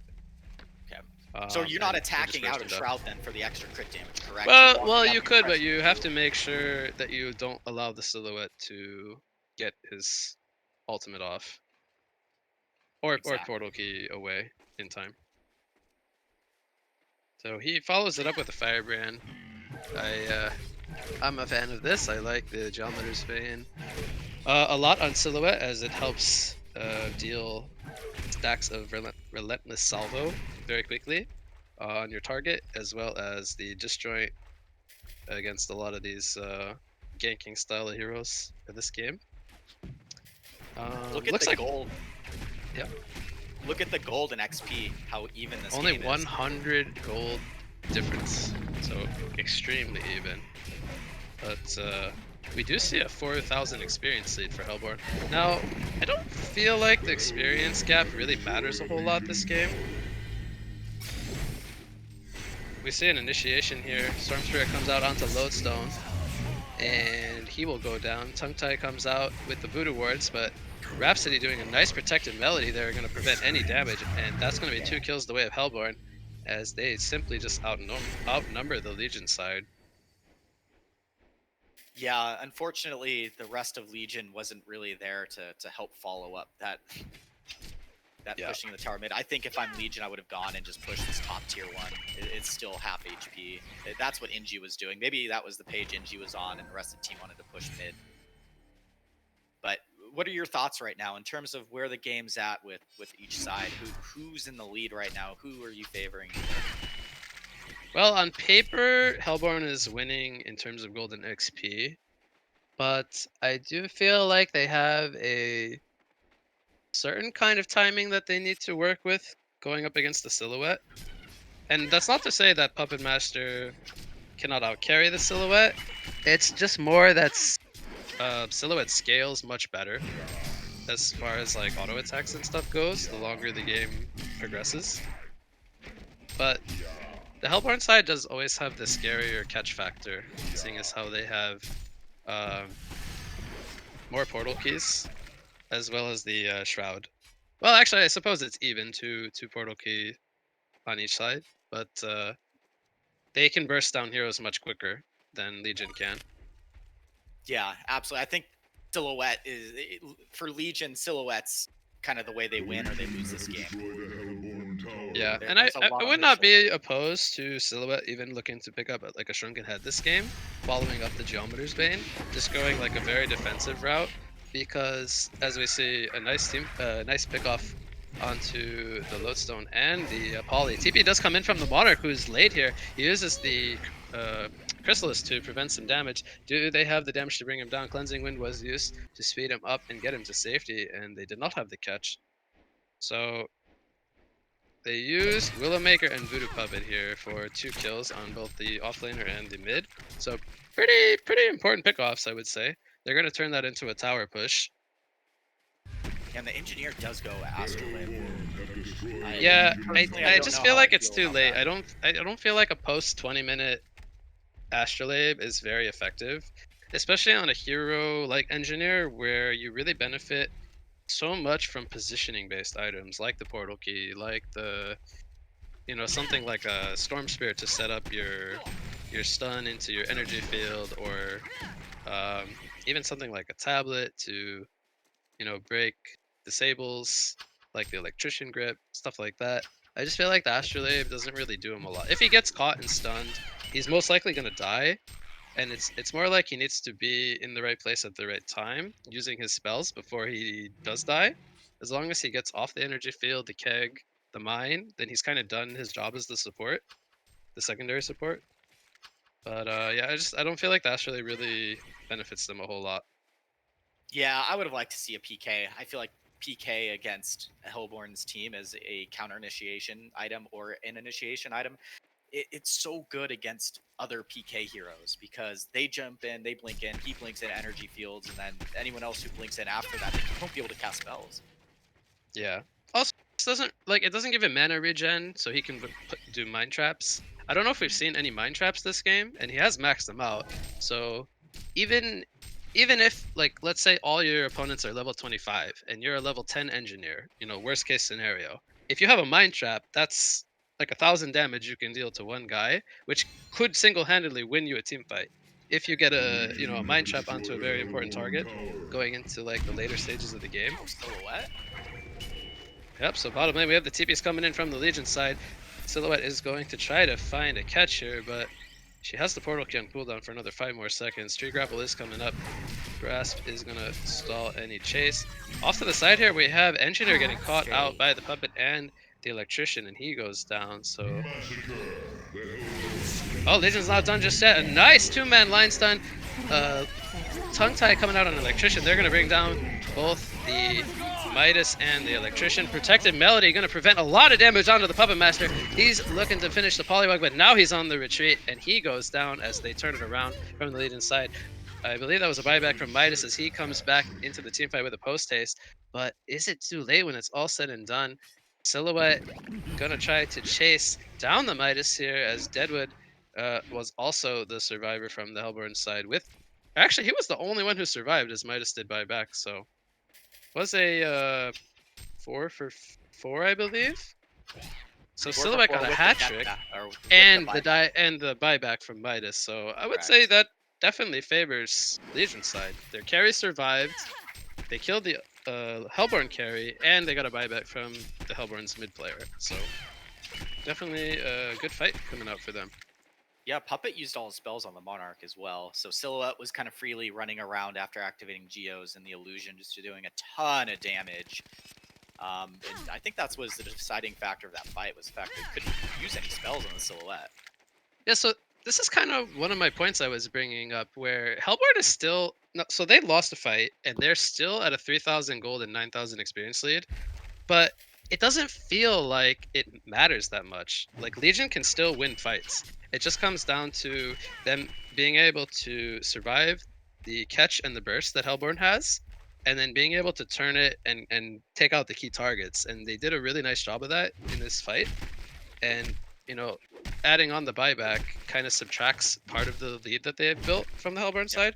So you got to kind of negate the buyback cost as well. Now Polywog might get caught here in the mid lane. He throws down the voodoo wards. He's put himself in a nice spot here in the trees. He's trying to buy himself some time for his team to come in. Silhouette is here now with the help of Monarch. They're going for different targets though. Silhouette trying to bring down the Electrician. He will get him as the Portal Key gets him in position for the final auto attack. Domination streak coming out for Silhouette, who by the way picks up a Rift Shards. Okay, no, that's not what I was expecting. What do you think about the Rift Shards pickup? So he goes purely for damage here. I don't think it's bad.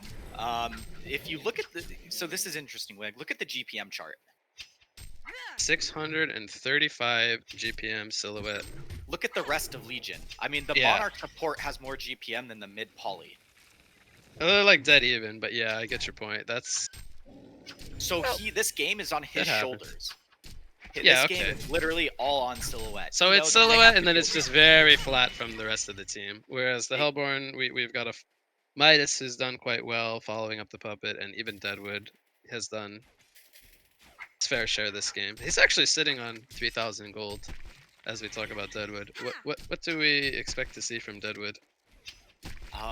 What items are good against the Silhouette? I mean, I do think Well, they I need would an love Arcane Bomb. I would love a Soul's Bulwark, but Arcane Bomb definitely is something they should look to invest into, at least on somebody. Well, you have the Electrician Cleansing Shock to be able to Yeah. instantly kill the illusions. So maybe that's what they're thinking is, hey, we don't need an Arcane Bomb to purge these illusions. But Yeah, I personally, think you still want it because Arcane Bomb, I believe, has a pretty decent cast range, if I'm not wrong about that. It has a 1200 cast range. If Electrician's going to purge the illusions, he has to put himself, you know, in a position to remove them. So if But yeah, Silhouette dies, Legion basically loses. That's what I see with this GPM chart. Well, if Silhouette dies, then they don't really have anyone who deals damage to follow up the Shatterstorm and the Poly disables.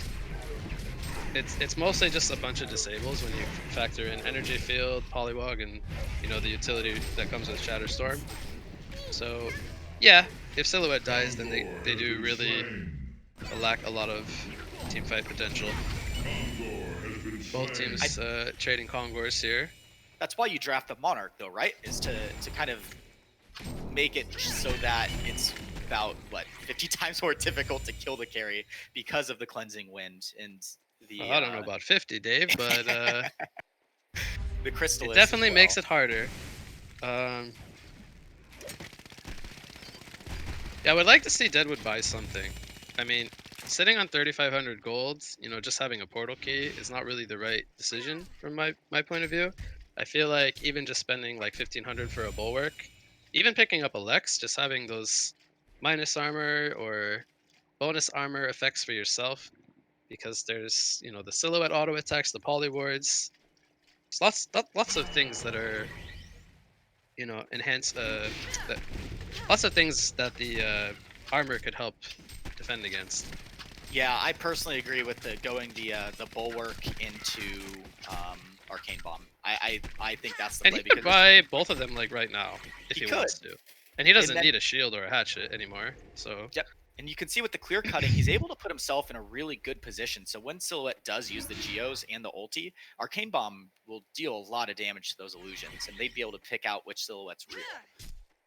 yeah, we see Hellborn grouping up here in the Legion's jungle. They just picked up a Sheep Stick to follow up the Storm Spirit on Midas. So they have the Hellflower as well on Puppet Master. They've kind of completed these really big core items going into like the mid to later stage now. And they're going to look to try to use those for some pickoffs.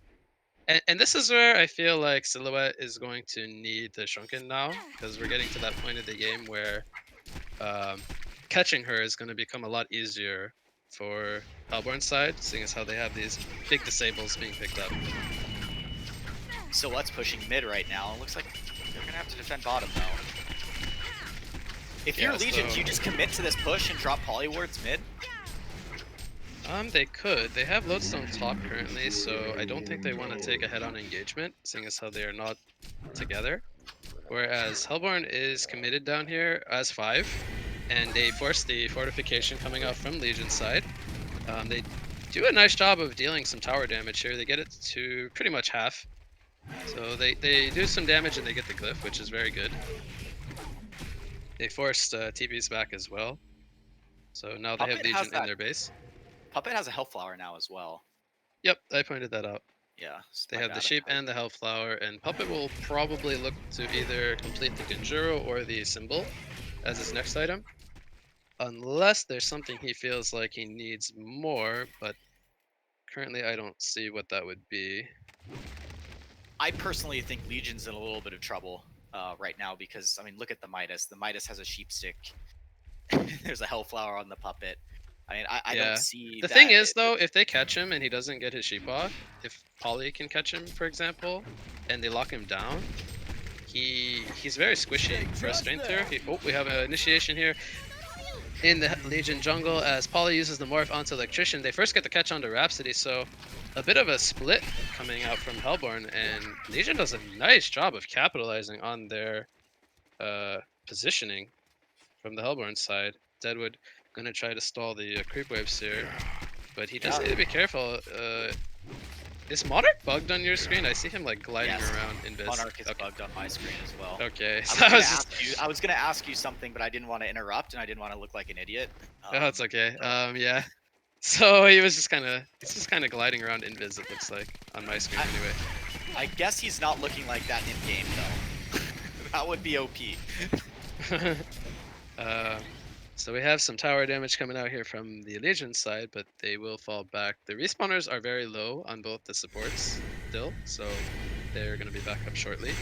And you have Frostfield plate on the Lodestone. What are your thoughts on Frostfield plate on load versus? I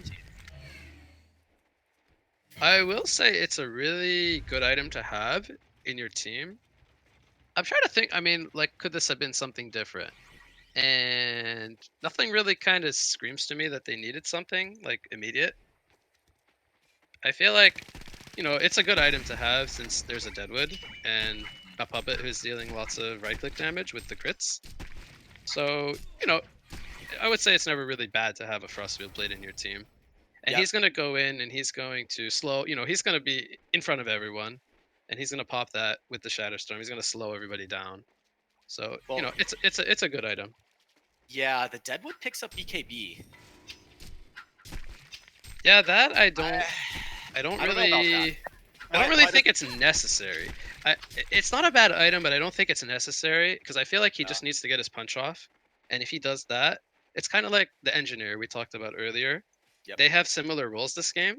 If they go into the fight, they position, they get their spells off, even if they get focused down, it's fine because that means that they're not focusing, the Midas or the Puppet Master, and then in Legion's case, the Silhouette or the Polywog who's disabling people. If you're the engineer or the Deadwood and you're getting focused, but you've already gotten your spells off, then it's fine because you've done your job. So I still go back to the whole, we talked about the Bulwark, the Arcane Bomb. I feel like those are items that are just very necessary this game. We're going to see an initiation here in the bottom lane. Midas and Dead, we're going to go for the kill onto Silhouette. Can they bring him down though? He gets the swap off just in time. 90 life. He swaps into the Hellborn jungle. And now Legion is looking to turn it around. Polywog comes in. They take down the Midas, who he does have a buyback, but he's sitting on 1,500 gold. Deadwood is able to portal key out when it's all said and done, but timing on the swap was fantastic as the CC from the Hellborn side did run out, and he had that illusion, I believe, all the way up in the Hellborn jungle. It was able to swap out just in time. So very, really very close. Yeah. 90 life, I believe it was. I like the play by Hellborn to try and attempt that, though. I mean, do they really lose that much by the Midas dying and being dead for 45 minutes versus kind of the benefit of killing that Silhouette? I think they outweigh. They had to make a play. No, it was not a bad attempt. It was very close, and had they gotten the Sil and lost the Midas in exchange, would have been completely well worth. Absolutely. So something else I want to ask you about Wig in this game that I see a lot in competitive matches. You typically see teams prioritizing aura-based items and team fighting items. I don't see any of that besides an Astrolabe from the engineer and the then there's no barrier. There's no bulwark. There's nothing in terms of aura. Is that Yeah, like I a think the PvP reasoning or- for that is because there's there aren't any objective based heroes like when we see jungle meta, we see a lot of grouping up and tower pushing. And in those scenarios you want to have aura items because it naturally makes your team harder to fight into. But when games are slow, like this, we don't. 21 to 15 is really not the most kills for a 40-minute game. You know, that's it's like a kill every 2 minutes, Deadwood. which is not bad. Yeah, we have initiation middle lane. Deadwood did go down. Shatterstorm is coming out here, but it is going to miss. Now, will they look to turn it around as the Puppet Master is coming in? I believe they're going to catch him. Oh, they choose not to go for it. Okay. I think they Figuring it spawn- was too risky as they had already lost the Deadwood, I guess. Correct. Midas was top as well, doing some split pushing. We Midas get is a so nice annoying to play against. aggressive ward here placed by the Monarch. You know, we really didn't talk a whole lot about wards this game. But Puppet Master is shrouded here. Do they have reveal from him? Boundai on the Monarch. They're going to get the Sheepstick, or the Morph from Polywog, excuse me, and they catch him, and he goes down. That's a huge kill. Onto the Puppet Master, as they didn't expect them to be up here in the Kong pit. So That this was is going to really be a smart. Kongor steal, pending Yeah. we don't see a buyback here from Puppet Master, That was which I don't really think smart. they would look to do that, as it's going to be taken out very quickly. Yeah, it's very smart by the Monarch to pick up that bound eye. Yep, I love it. Love the bound eye. Going into the late game now, and we saw Shroud picked up from the Silhouette previous to that Kong fight. She's actually sitting on another 5,000 gold. We'll probably see the Gunjuro, as I believe that would give her buyback still. About 2,500 gold to spare. She is going to get a token here if this is not defended. We still have 35 seconds on the Puppet Master, so this is going to be a token of life for the Legion side. But the So question what does is, she do with the token? I mean, does she Yeah, drop? I think the options okay. here are you drop the portal key so you can siege base with the token, or you give the token to Polywog perhaps, which could be an option, seeing as how he's pretty decent to respawn with more disables. And he so- gave it. They gave it to the poly. Yeah. You're correct. Now this is going to be hit or miss, because what's going to happen is they're going to want to siege base with the Silhouette, right?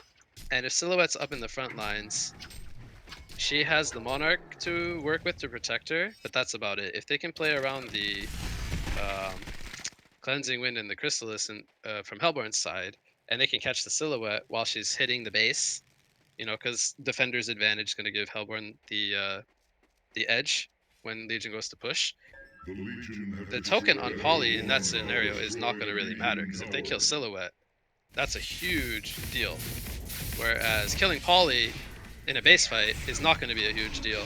So Poly going to go very aggressively here. He's going to drop the wards, which are going to be focused down here by the Hellborn side immediately. Now they use the energy field as well. I think with these two big cooldowns used, this is a retreat from Legion.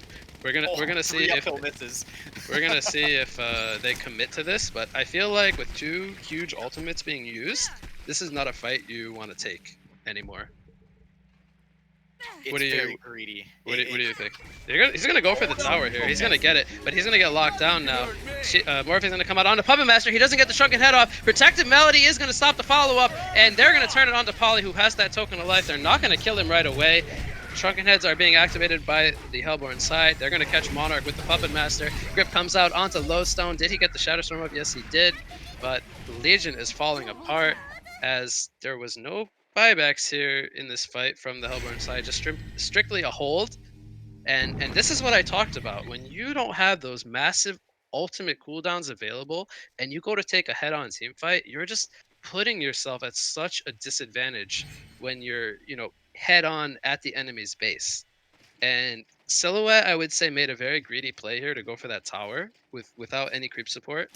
And it made it so that Hellborn was easily able to catch her and start off the team fight. Midas here is going to run into Silhouette, who picks up a Bound Eye, so he's going to see him through the Gunjuro, but not going to be able Monarch to lost. break the Monarch Millstone. lost the eye that fight. Yeah, this was Midas a picked it up, Legion's so- Bound Eye. So we have Engineer in the bot lane trying to split push, but the respawners are coming up in a couple of seconds here for the Lodestone and the Poly. And does Engineer not have a TP? Oh, he has TP on cooldown. Okay, so he has to run all the way back. Yeah, Hopefully they can hold the tower until he gets there. I personally do not agree with giving the Poly the token. I don't think Silhouette needed PK in that situation. I think he gives it to one of the supports, and the supports holds on to the PK while he pushes, and then when he dies, he just goes grabs the PK. Yeah, so, well, we talked about it. I mean, the trade-off of giving it to Poly is that it makes the sieging much harder. Yep. Because Silhouette is not protected anymore with the token. And then, you know, if you're fighting into the enemy base and Poly dies, it just means that they have to bring down Silhouette.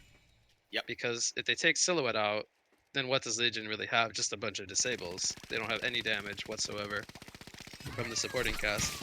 You have to give credit to Silhouette this game. He's playing really well, given the Oh yeah, lineup for sure. that Hellborn He's actually has. all the way up to 730 GPM, so he's almost 200 GPM higher than the Puppet Master. And 200 GPM is definitely a lot. That's like a whole item ahead of Puppet. So Puppet could buy the Gunjuro, they would be even, but then Sil would, you know, still have the 6k gold lead that he has. We don't really see Silhouette picked up too often in competitive games these days in HoN. Was it something that was picked up a little bit more so back, let's say in the competitive days you were playing with Complexity? Silhouette was a very meta-dependent hero. It's always been a powerful hero, but it kind of depends on how aggressive the early game is, because that's when Silhouette really struggles. It's kind of getting out of the early stages of the game. She doesn't bring a whole lot to team fights, and if the meta is very team fight and push heavy, then Silhouette is not the strongest carry for those situations. She just kind of likes to avoid and dodge and split push until she gets those items that make her feel comfortable to team fight. So you don't have a fight mid here. Oh, they just avoid it. So yeah, so Silhouette has 6.5k. She's kind of capped out on items. I mean, does she start replacing stuff? Does she buy corrupted swords? What do you think, you know, we should see? As you know, holding 6.5k is kind of greedy. We get a catch here onto the Midas. Willowmaker does come out onto Silhouette. Now they broke the Null Stone, and Silhouette is forced to use the Geo. She does not have the Shadow available for another 14 seconds. Hellborn is on full retreat mode as they lost their Midas, who does not have a buyback. He bought out a Codex, actually. He has Codex 4.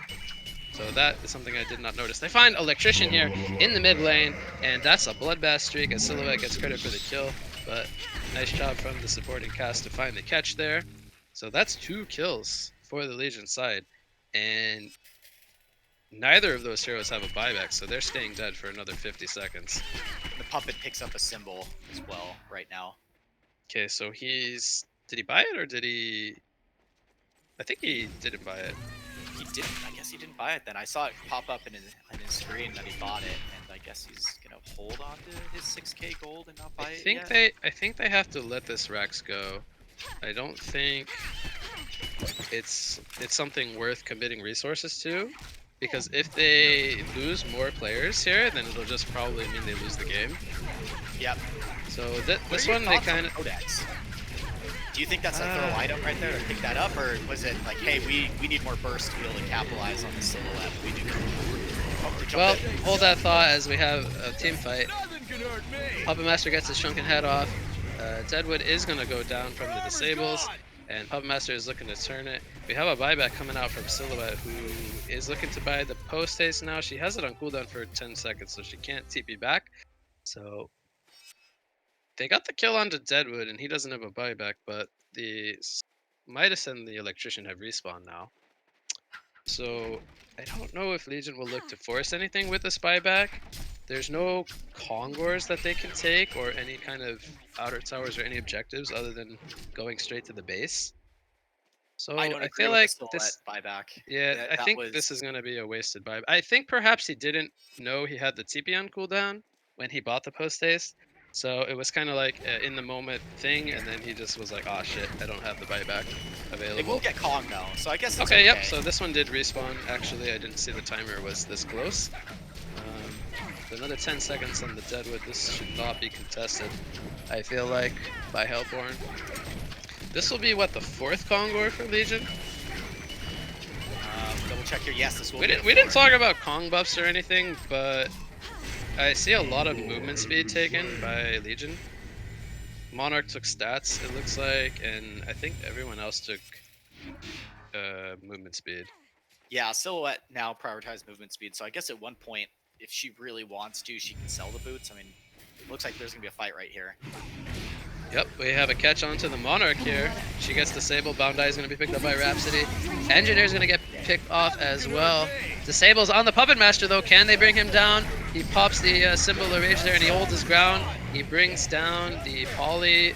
The Silhouette does die as well, as Midas was able to bring him down with the Sheepstick, it looks like. Lodestone now going to be forced to retreat. He is going to go down. Buybacks coming out from Engineer and Silhouette. This is Silhouette's second buyback. So they're going to look to... Oh, double damage, I believe, was on Puppet Master. That could be the reason they were winning this team fight so heavily. But Silhouette with the buyback, they get a double tap as they clean up the rest of Hellborn. Deadwood was forced to fall back as he had used everything already. What a very messy fight. I was having trouble, like, what's going on, because it was just so quick. But yeah, it started off with a nice jump from Hellborn's side as they got a good catch onto the Monarch. And then it kind of just spiraled from there. Now, big thing to note here, Silhouette used her final buyback. Puppet Master still has both. So once the respawns come up, they have that to work with. Now, with that being said, there are 4 players here dead from the Hellborn side. So Legion is going to force the issue here, using that advantage they have. First buyback going to be used here by the Puppet Master. Deadwood blinks in and just instantly melts those Rift Shard procs, doing so much damage. And Deadwood, he does not have a buyback, so that was a little... Blinked in. Yeah, that was a little 4 preemptive. seconds on BKB. He had 4 seconds on BKB and couldn't wait to blink in. So he Yeah. went in and got polymorphed and instantly got killed. So Did they have vision of him? Like he pre-clicked the morph from the creeps, perhaps, from top Nope. lane? nope, That he was just didn't have fast reactions from Polywog then to get that morph. Stormshare coming out onto Puppet Master, but he can't get the shrunken head off. He's going to get tongue-tied. They need to disable the Polywog. He's going to get tableted. He's in a very weird spot here on the downhill. Now he finally gets up with the shrunken head pop. He gets the Voodoo Puppet out, but I don't think it was enough damage as Silhouette does get taken down very low. And they get the full set of racks with the Polywog ward. So big picture, Legion gets almost mega creeps. There's one ranged racks left for the Hellborn side to work with, and Legion's got their whole base still intact. So, you know, despite Silhouette having no buybacks, they now have almost mega creeps. And I have to apologize. Big Lie Dave just came in. They did have vision of the Deadwood about to blink in because of the word of sight right here by OS Okay. Frog. I clicked on the ward and it shows that you can see the vision of the meatball and the Deadwood blinked in by the meatball. So I Okay. apologize, Wig. They could. Yeah, it was see very fast. I feel like in order for him to react that quick, they had to see him preemptively. But good heads He up needed play to from the wait. Polywog there to instantly disable him, and Silhouette did the work with the right clicks. Yep, they're all in now. I almost think Puppet has to farm up a Doombringer, and that's the only way they win this game. To be honest, they Yeah, we could have see a to do Doombringer, honestly. Silhouette, by the way, bought a symbol. I think now he buys Corrupted Swords, I guess, once he gets to that point. He sells the Yeah. Portal Key, which I'm completely fine with since he has the Ganjuro. That kind of replaces the Portal Key. You know, you don't really need both. Symbol definitely going to be great to help keep him alive once he gets out of the disables. Yep. And token timing did expire, I believe, so there should be no token. Yep, there should be no token from that Kong drop. Oh, they're gonna Catch here Midas. onto Midas, and he does not have a buyback, so that's I think a that's game. very important pickoff. Did they see the bound eye that he dropped though? Come on, someone grab the bound eye. I think Yep, they he should. did. Yep. Yep, they grabbed it. Monarch takes it. I think that was Monarch's eye. It's just been, I think it switched sides like 3 or 4 times this game. it's been It's tossed around a little bit. been exchanging sides back and forth. We see a jump here. Nice 2-man line stun from Lowstone. Puppet Master gets instantly shaped. The protected Melody was prevented initially, but he gets it off to prevent some damage. Can Puppet Master get his Shrunken? Pops the Geos. He's gonna look the symbol up here. Oh, he does not get the symbol off in time. He does fall, and he has his final buyback, but I don't know if he can really do anything at this point, as his team support is falling apart. The base is taking so much pressure from all the lanes. It's a legendary streak for Silhouette, and he could buy back here, but again, I don't really think there's anything he can do.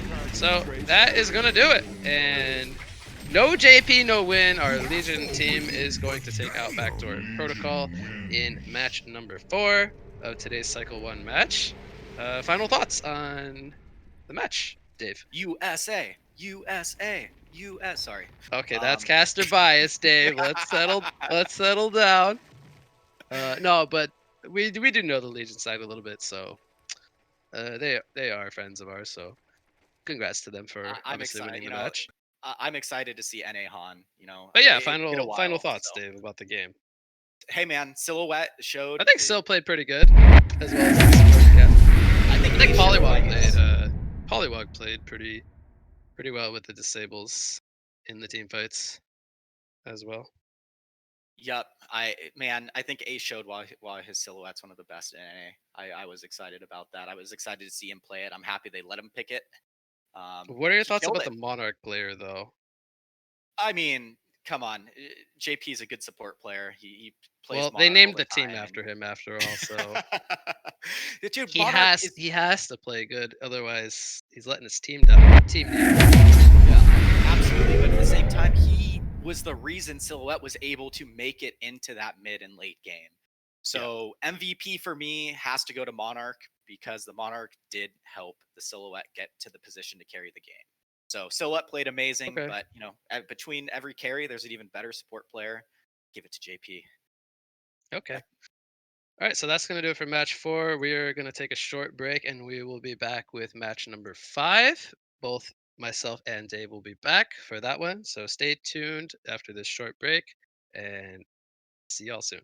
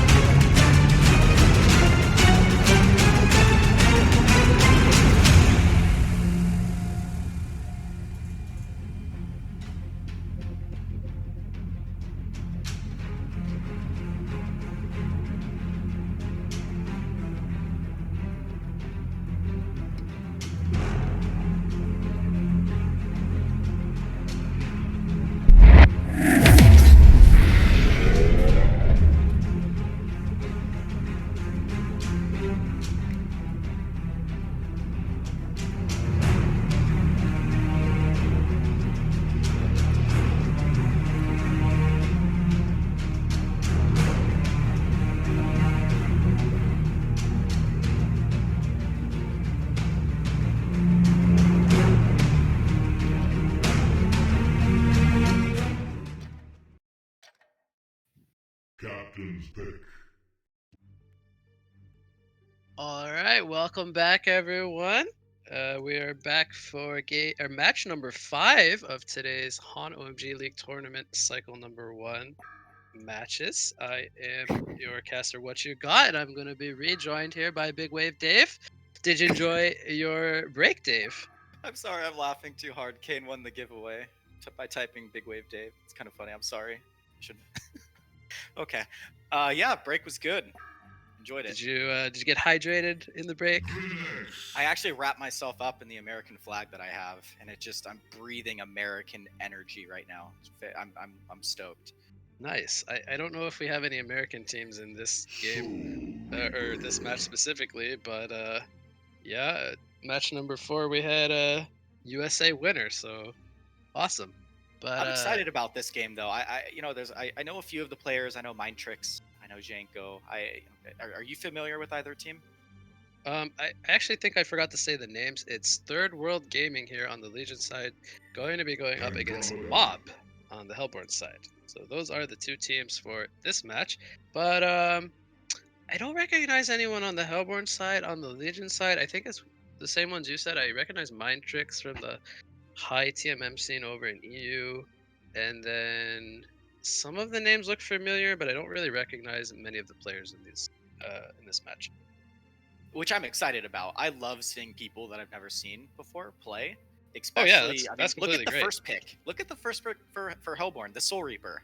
I mean, that hero in TMM games, you put it mid, that hero is disgusting. I love Soul Reaper. So I'm excited to see how that hero fits into a draft.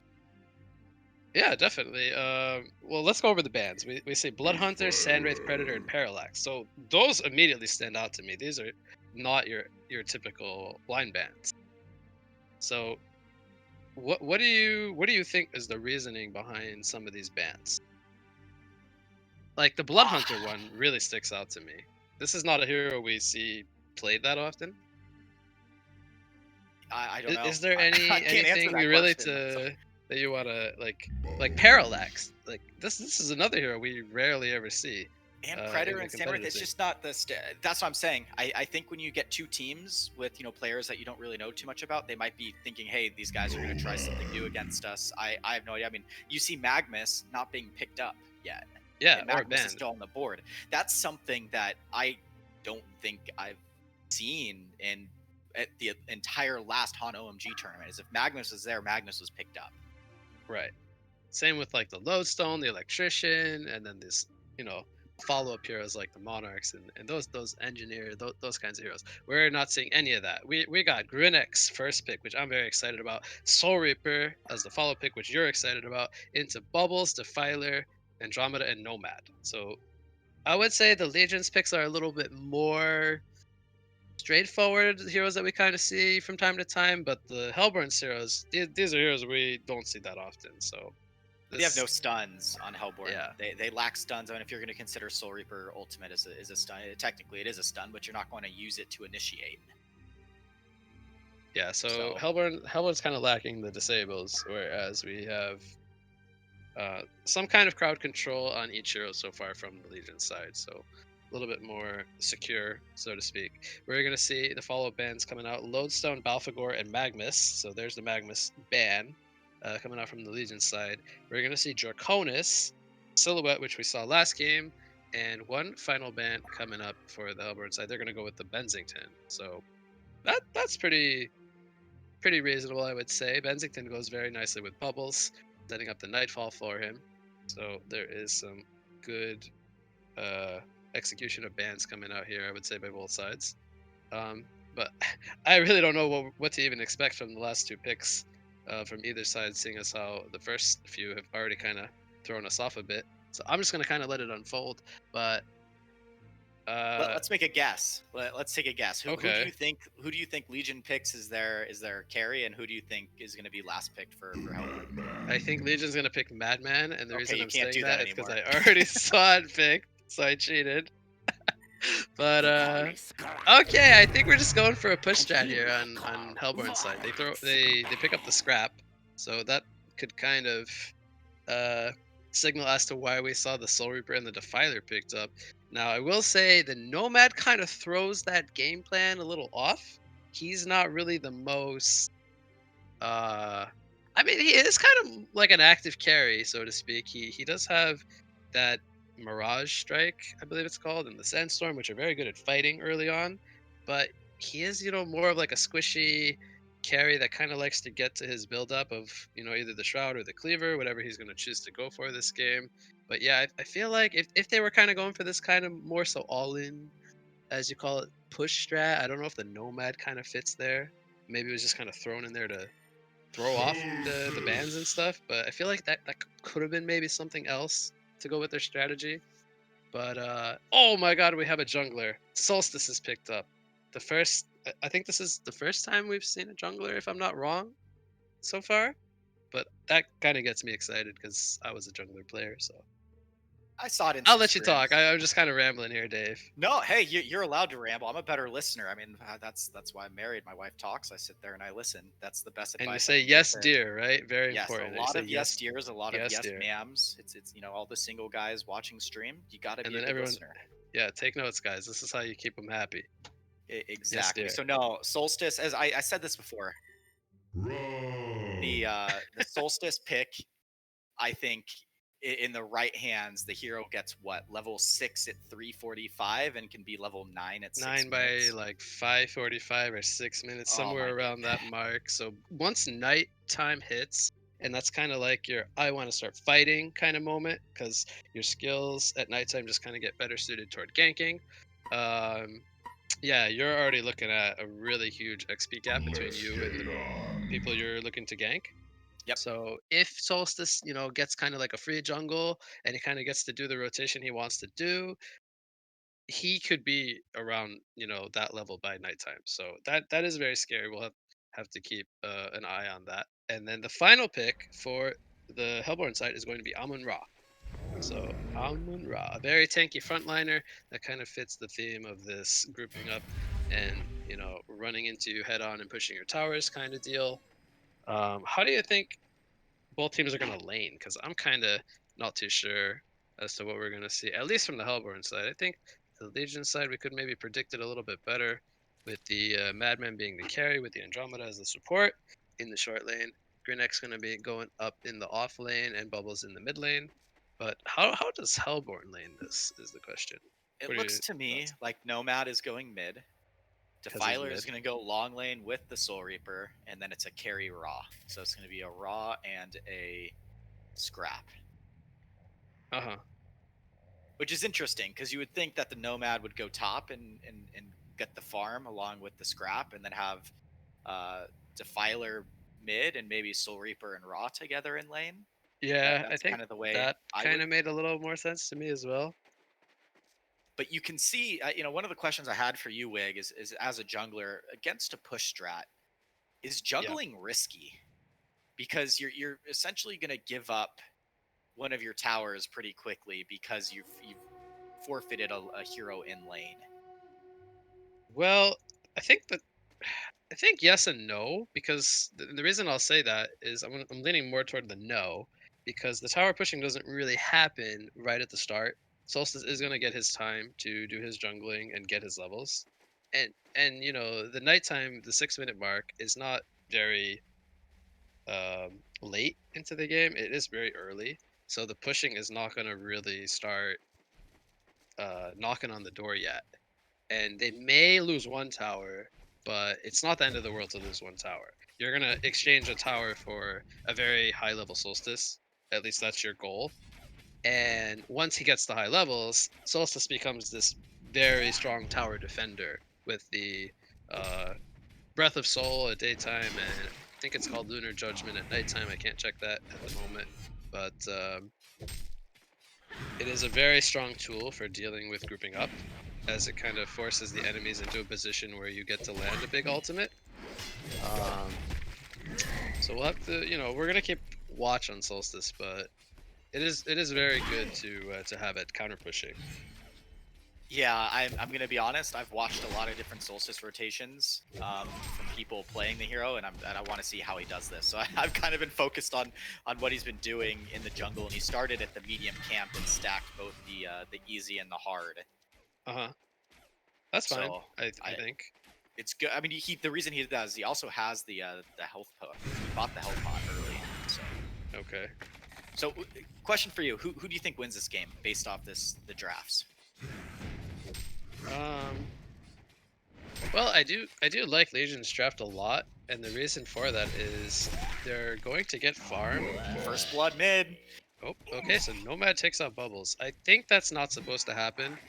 And the reason for that is Bubbles should be getting his take cover against this Nomad, and that really disrupts the Mirage Strike. It gets a really good tool for preventing a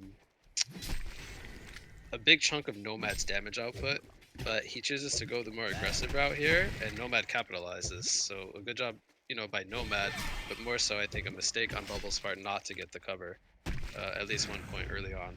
Yeah, I don't know if you saw it, but the Bubbles used the Shell Surf aggressively, and the Nomad was kind of up in his face and just auto-attacked him down. Yeah, and Bubbles doesn't have the most burst early on. It's more like overtime damage where you doodle them down.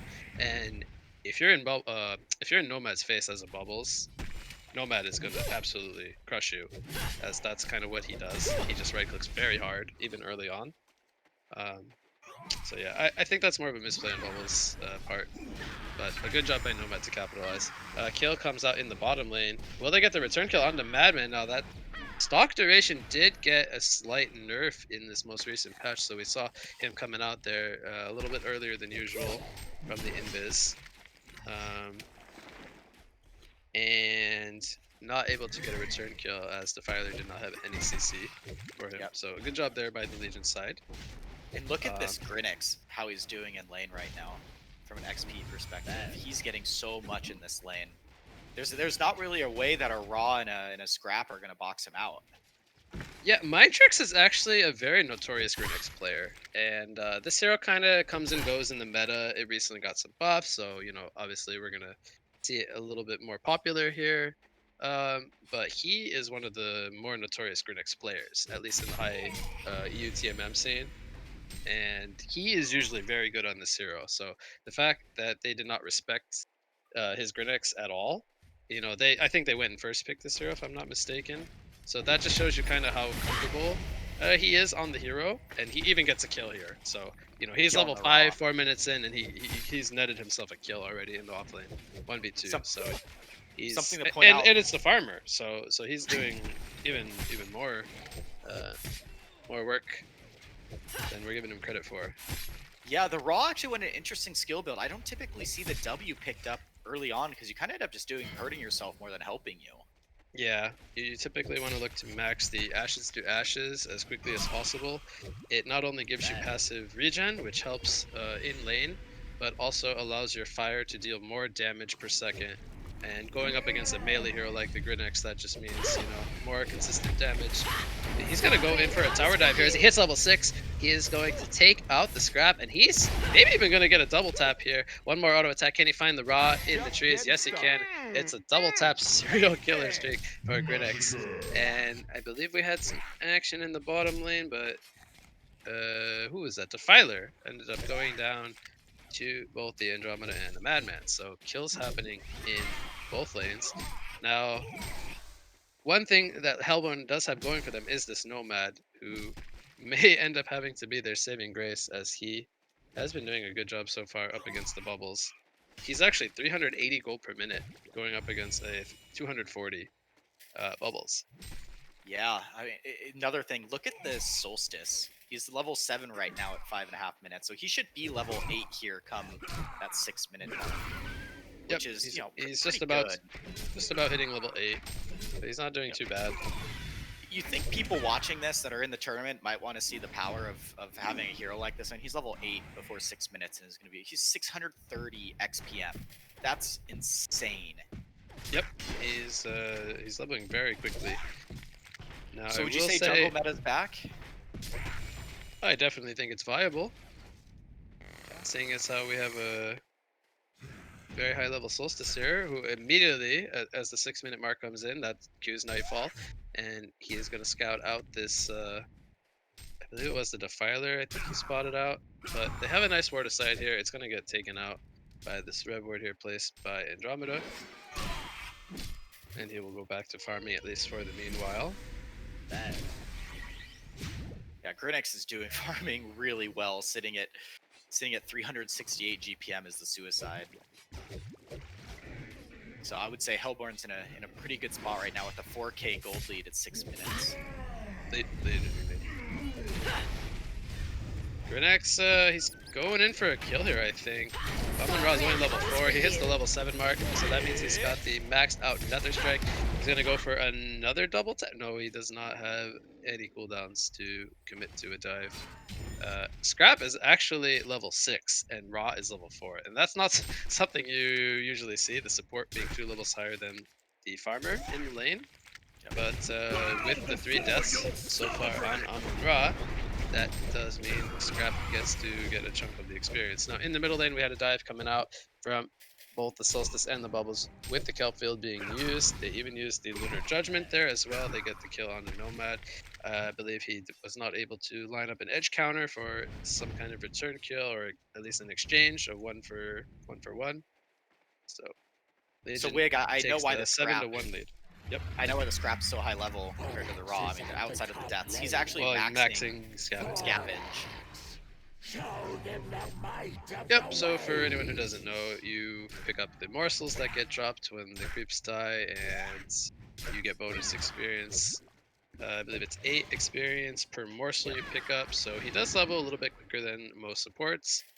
You know, but also you gotta factor in the Raw being not there.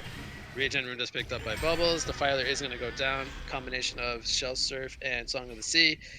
With the assistance of Andromeda there, they cannot get anything further. Nomad goes back to the mid lane.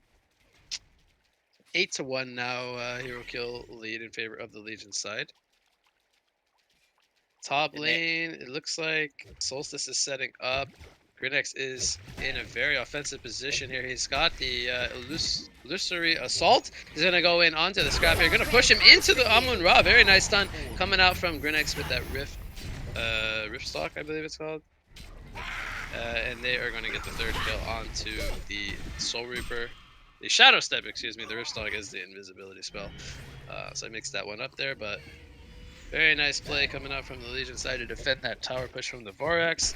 And in the mid lane, another kill onto Nomad from the Andromeda and the Bubbles. So everything kind of clicking on all cylinders for the Legion side here. It's actually a 9,000 gold and 10,000 experience lead. So a little bit one-sided here.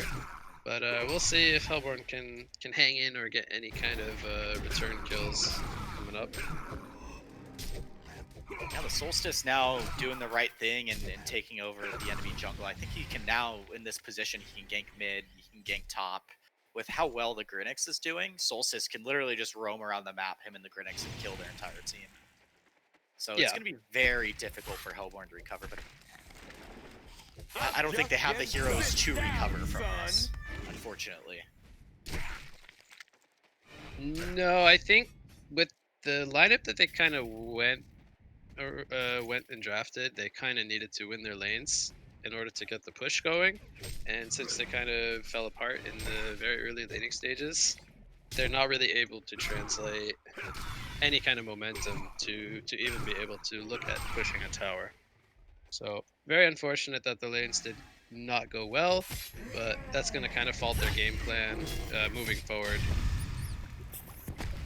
Yeah, and the Nomad was actually doing really well against the Bubbles, but the gank mid from the Solstice kind of stopped him a little bit, and then he died again. So those couple deaths have really hindered him, as you see 3 people top now fighting the Grinix. Yep, Grinix is going to get into a very safe position here. They're trying to find him, but they don't really know where he went. Solstice comes in. He's going to land a 2-man Lunar Judgment. Going to fear them. He's going to get the kill on the Scrap. And now they're going to turn it on to Amon-Ra, who still does not have Pyroclasmic Rebirth, as he's only level 5. They do get a kill onto the Andromeda, but Nomad is going to be forced to use a defensive Mirage Strike on the Solstice. The Legion have destroyed a Hellborn tower. Bubbles gets the tower mid. The gold chart is just keep shooting to the right.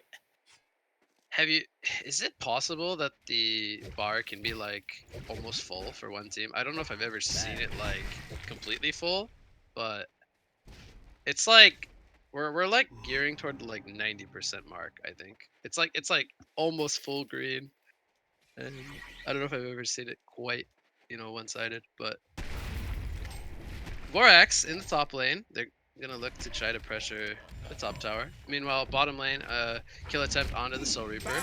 The slow comes out from Madman, and the final auto attacks to follow bring him down. Defiler is gonna get killed off here by the bubbles. So it now becomes 18-2. Quartz coming in to the top lane. Grinix picks up a shield breaker with his Oh my gosh. very, very good start that he's had.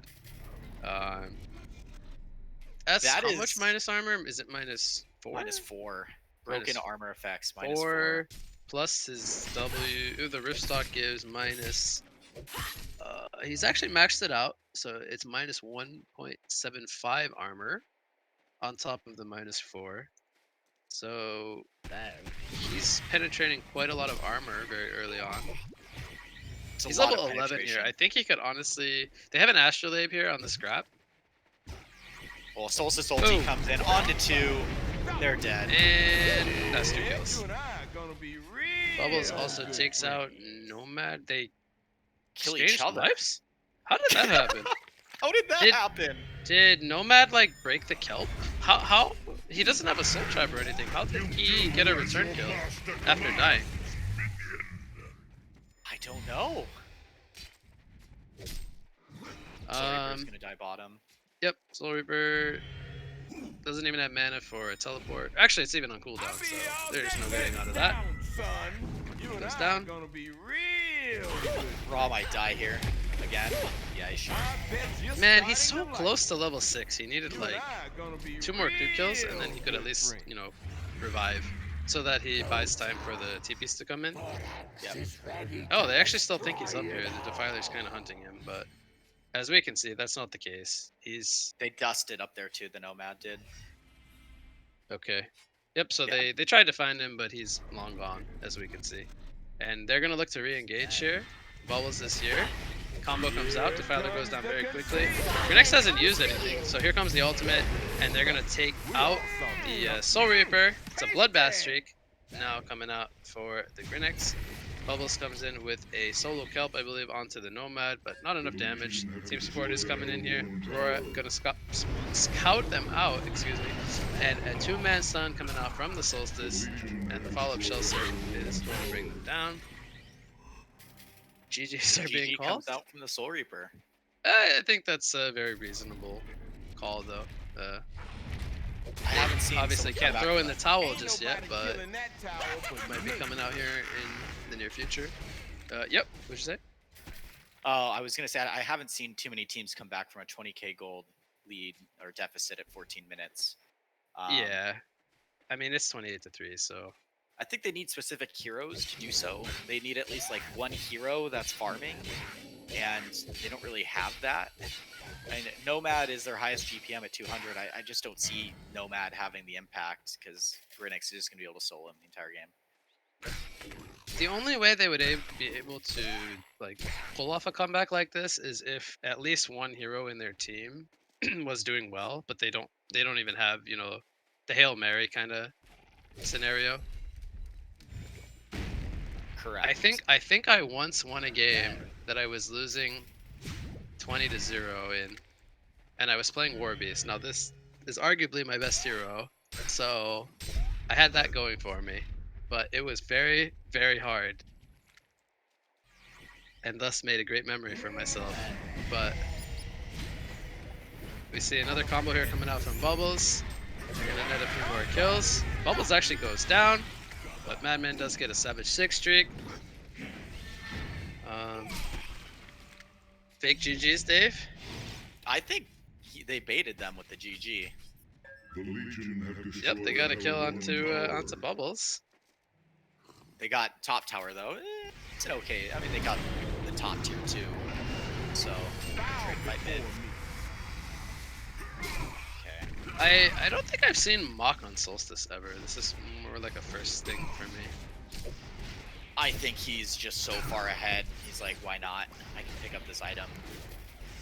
That's true. Could be one of those. situations. Well, because Just I like was you- thinking, is Mach like an actual pickup that you would look to go on Solstice? But I think Mach just kind of takes too long to farm, and it doesn't really benefit you in a specific way. Well, you have So to look at the passive of the hero. I think auto attack on Solstice is auto attack speed is critical on Solstice because you proc your Right, passive that much and faster. Mach only gives damage, so Yes. it doesn't really help him farm quicker or lifesteal quicker, like upkeep his health. So it's not really too beneficial for the hero. Grinix looks like he's going staff actually, so he has the Shield Breaker 3 and is gonna have a staff soon. Yeah, so You what wanna does talk a little staff bit on do? the staff effect? So it reads, while on the Shadow Trail, Grinix's stealth will not break, and Grinix gains single target immunity. Now it doesn't say how long that lasts for, but I guess it's as long as he's on the trail of the ultimate. But Yeah, being and the single trail target lasts 6 immune seconds at is a level pretty 2. strong effect. Yeah, I think it's really good against the Soul Reaper because Soul Reaper ultimate, that's the thing. It's great against single target spells, so you can't get attacked by the Nomad as long as you're on it. You can't get attacked by the Soul Reaper ultimate. So there's definitely benefits to that spell. I think if you're up against a lot of single target type spells and right clickers, it's a great pickup. So it's like slightly better than a Nullstone because you get immunity from more than one source. Yep. But you also get the stealth not being broken. So you get to attack and sit longer in the stealth. Songkran comes for you. Look at that damage! Oh my gosh! Yeah, it's a Shield Breaker 3, so he's doing -8 plus the -1.75 from the Ripstock. So almost -10. And well, after Aurora wears off, I can see how much armor Nomad has. I think Nomad only has like 8 armor. Bubbles is deep with the haste. He falls. Wow. Yep. Okay. They baited him. Hellborn did an excellent job of making Bubbles feel overconfident enough to dive, and then maybe he miscalculated that Raw. Well, actually, no, because he still has it on cooldown. So it's gonna come up here. Of the 5 kills on Hellborn, 4 of them are on Bubbles. So maybe they're just targeting the Bubbles. Yep. It's one of those things where, usually if you shut down the mid player, you can kind of control the tempo of the mid game. But Hellborn or Legion has done too well in the other 2 lanes that shutting down the mid player doesn't really help them all that much. So what are your thoughts on staff with Solstice? I think it's a pretty good mid game item because it allows you to switch between forms, and you can kind of pick and choose how you want to engage fights. No goodies Because for typically you want to use the nighttime ultimate because it fears, and fear is stronger than slow from the daytime ultimate. But also you get to choose whether your stun, or whether your rush or dash spell stuns them, or gives you more of like a fighting combat style with the attack speed bonus. And then, the daytime and nighttime W spell lets you choose between having like a mock effect which gives clear vision, or just kind of sights and reveals them and gives you bonus damage on your hero. And there's benefits to both day and Songkran nighttime. comes for you. But you get to kind of choose which one you want, whether you want to be more of like a combat fighter or more of like a utility, stun people, deal AoE damage type of scenario. As you saw the Grinix, they're actually using the staff effect. Oh yeah, he's got the staff fully completed, so that's cool. He might get an immortal. He should get it. Team needs to give it to him. Ra is going needs to to give it to respawn him. here. Yes! Look at the gold bar. Look at the gold bar. The gold bar is actually full. Can the experience bar ever be really full though?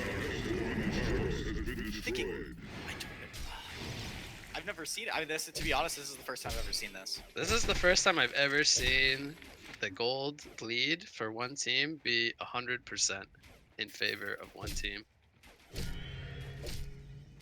So how does Hellborn come back? Well, they need to get gold, because if you don't have at least 1% of a gold advantage or disadvantage, you just don't have an advantage. At least they're killing bubbles. I think they're making it fun. At least killing Songkran bubbles. comes for you. Yep, they got the Andro too as well. Double tap came out for Nomad. Nomad is like trying to put his team on his back because he's got 5 of their 7 kills. Domination streak comes out for Solstice. He picks up a Grimoire, a power. So if he activates that, can he activate that while channeling his ultimate, or does he have to? Maybe he just activates it first, then channels out the ultimate, and then just lifesteals from everything he hits. Or he just activates it and then runs into them all with Mach and heals. See how much he can heal? Yeah, I think he activates it, uses W during the daytime, and heals off that. Oh, right. So, well, they have to give him staff, right? Grinix has to upgrade him so that he can choose to do daytime. I can't see what it's called because he has the nighttime. Like it's nighttime right now, but use the daytime W ability, and then deal AOE damage with the Mach, and then heal it up from the Grimoire. Or he's just memeing. I don't know. I've never seen Grimoire picked up on Solstice before. Well, either have I, but this is how we learn how it works. Oh, is he gonna die? He died! Oh, he actually died. Huge demonic execution coming out from Soul Reaper. And he immediately buys back, so he says, I never died. I'm still here. Gold bar still all the way up. The XP bar actually shifted a little to the left after that death because everyone in range of the hero dying got the XP for it. Yeah. Ooh. Oh, the Nomad edge counter! It didn't proc. He'll live, though. I love seeing like huge edge counters where they stun like 3 people because it's a lot of damage and it stuns everybody. Ooh, It's like a Oh, the Andrew has PK. Andrew? Oh yeah, but wait, was it Andrew? Yeah, it was Andrew. Andrew blinked away. Yeah, he got shadow striked by. Songkran comes for you. Mirage striked by the Nomad who blinked away before he hit him. They got the Immortal from Grinix. He died. And Yep. that's, how much gold is that? 885 gold for Ra. So Ra gets to like kind of choose now which direction he wants to go. What does he buy with his 1k gold? Dave. He can't buy 2 with 1k gold! You're fired, Dave. Your Basher math doesn't comes add in up. Maybe he can buy a new sacrificial shrine.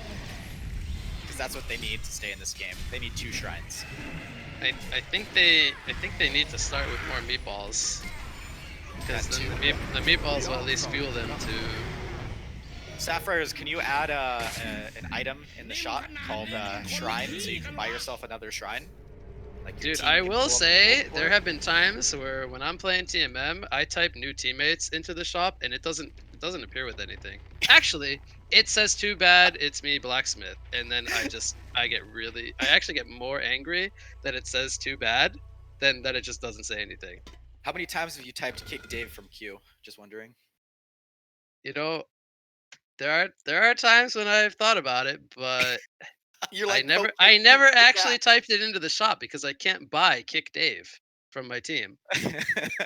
So that's kind of in the same boat as too bad it's me Blacksmith.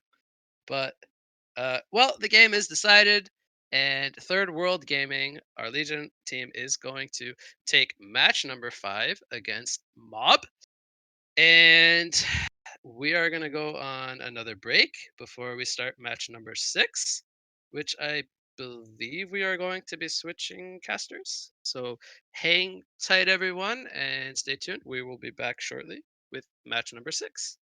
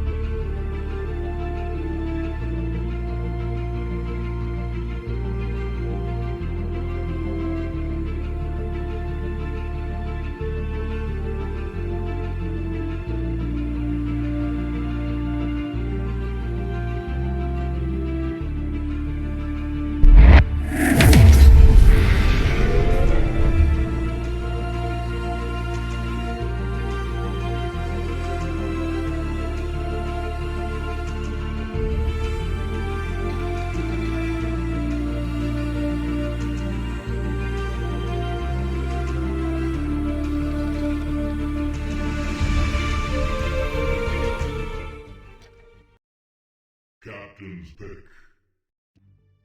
Hello and welcome back to Cycle 1 of the HoN OMG League Tour. We have another game for you coming up. We have quite some known players, I think. Bilgo Swaggins, we saw him in the last HoN OMG tournament, as well as Ha Ha Ha and Imbanuts. Have we seen him before? Dutch. Pretty sure we have, yeah. Yeah. You don't need to introduce me anymore. I'm so known already. Thank you, man. I appreciate Oh, it. you're so cool. You're Exactly. so cool. No, but the Legion team is quite well known, yeah. I think Yolandi was playing with some of the Russian guys last time, if I remember correctly, right? Yeah. It seems like a bit of a mix of two teams we've faced before. So Imbanuts, Noe Pirate, Good Luck Blitz, they're all pretty well known. And the Legion, or so the Hellborn side is some America, some EUs people. Of Since the Double Swag. Hellborn, you mean? Yeah, the Hellborn side.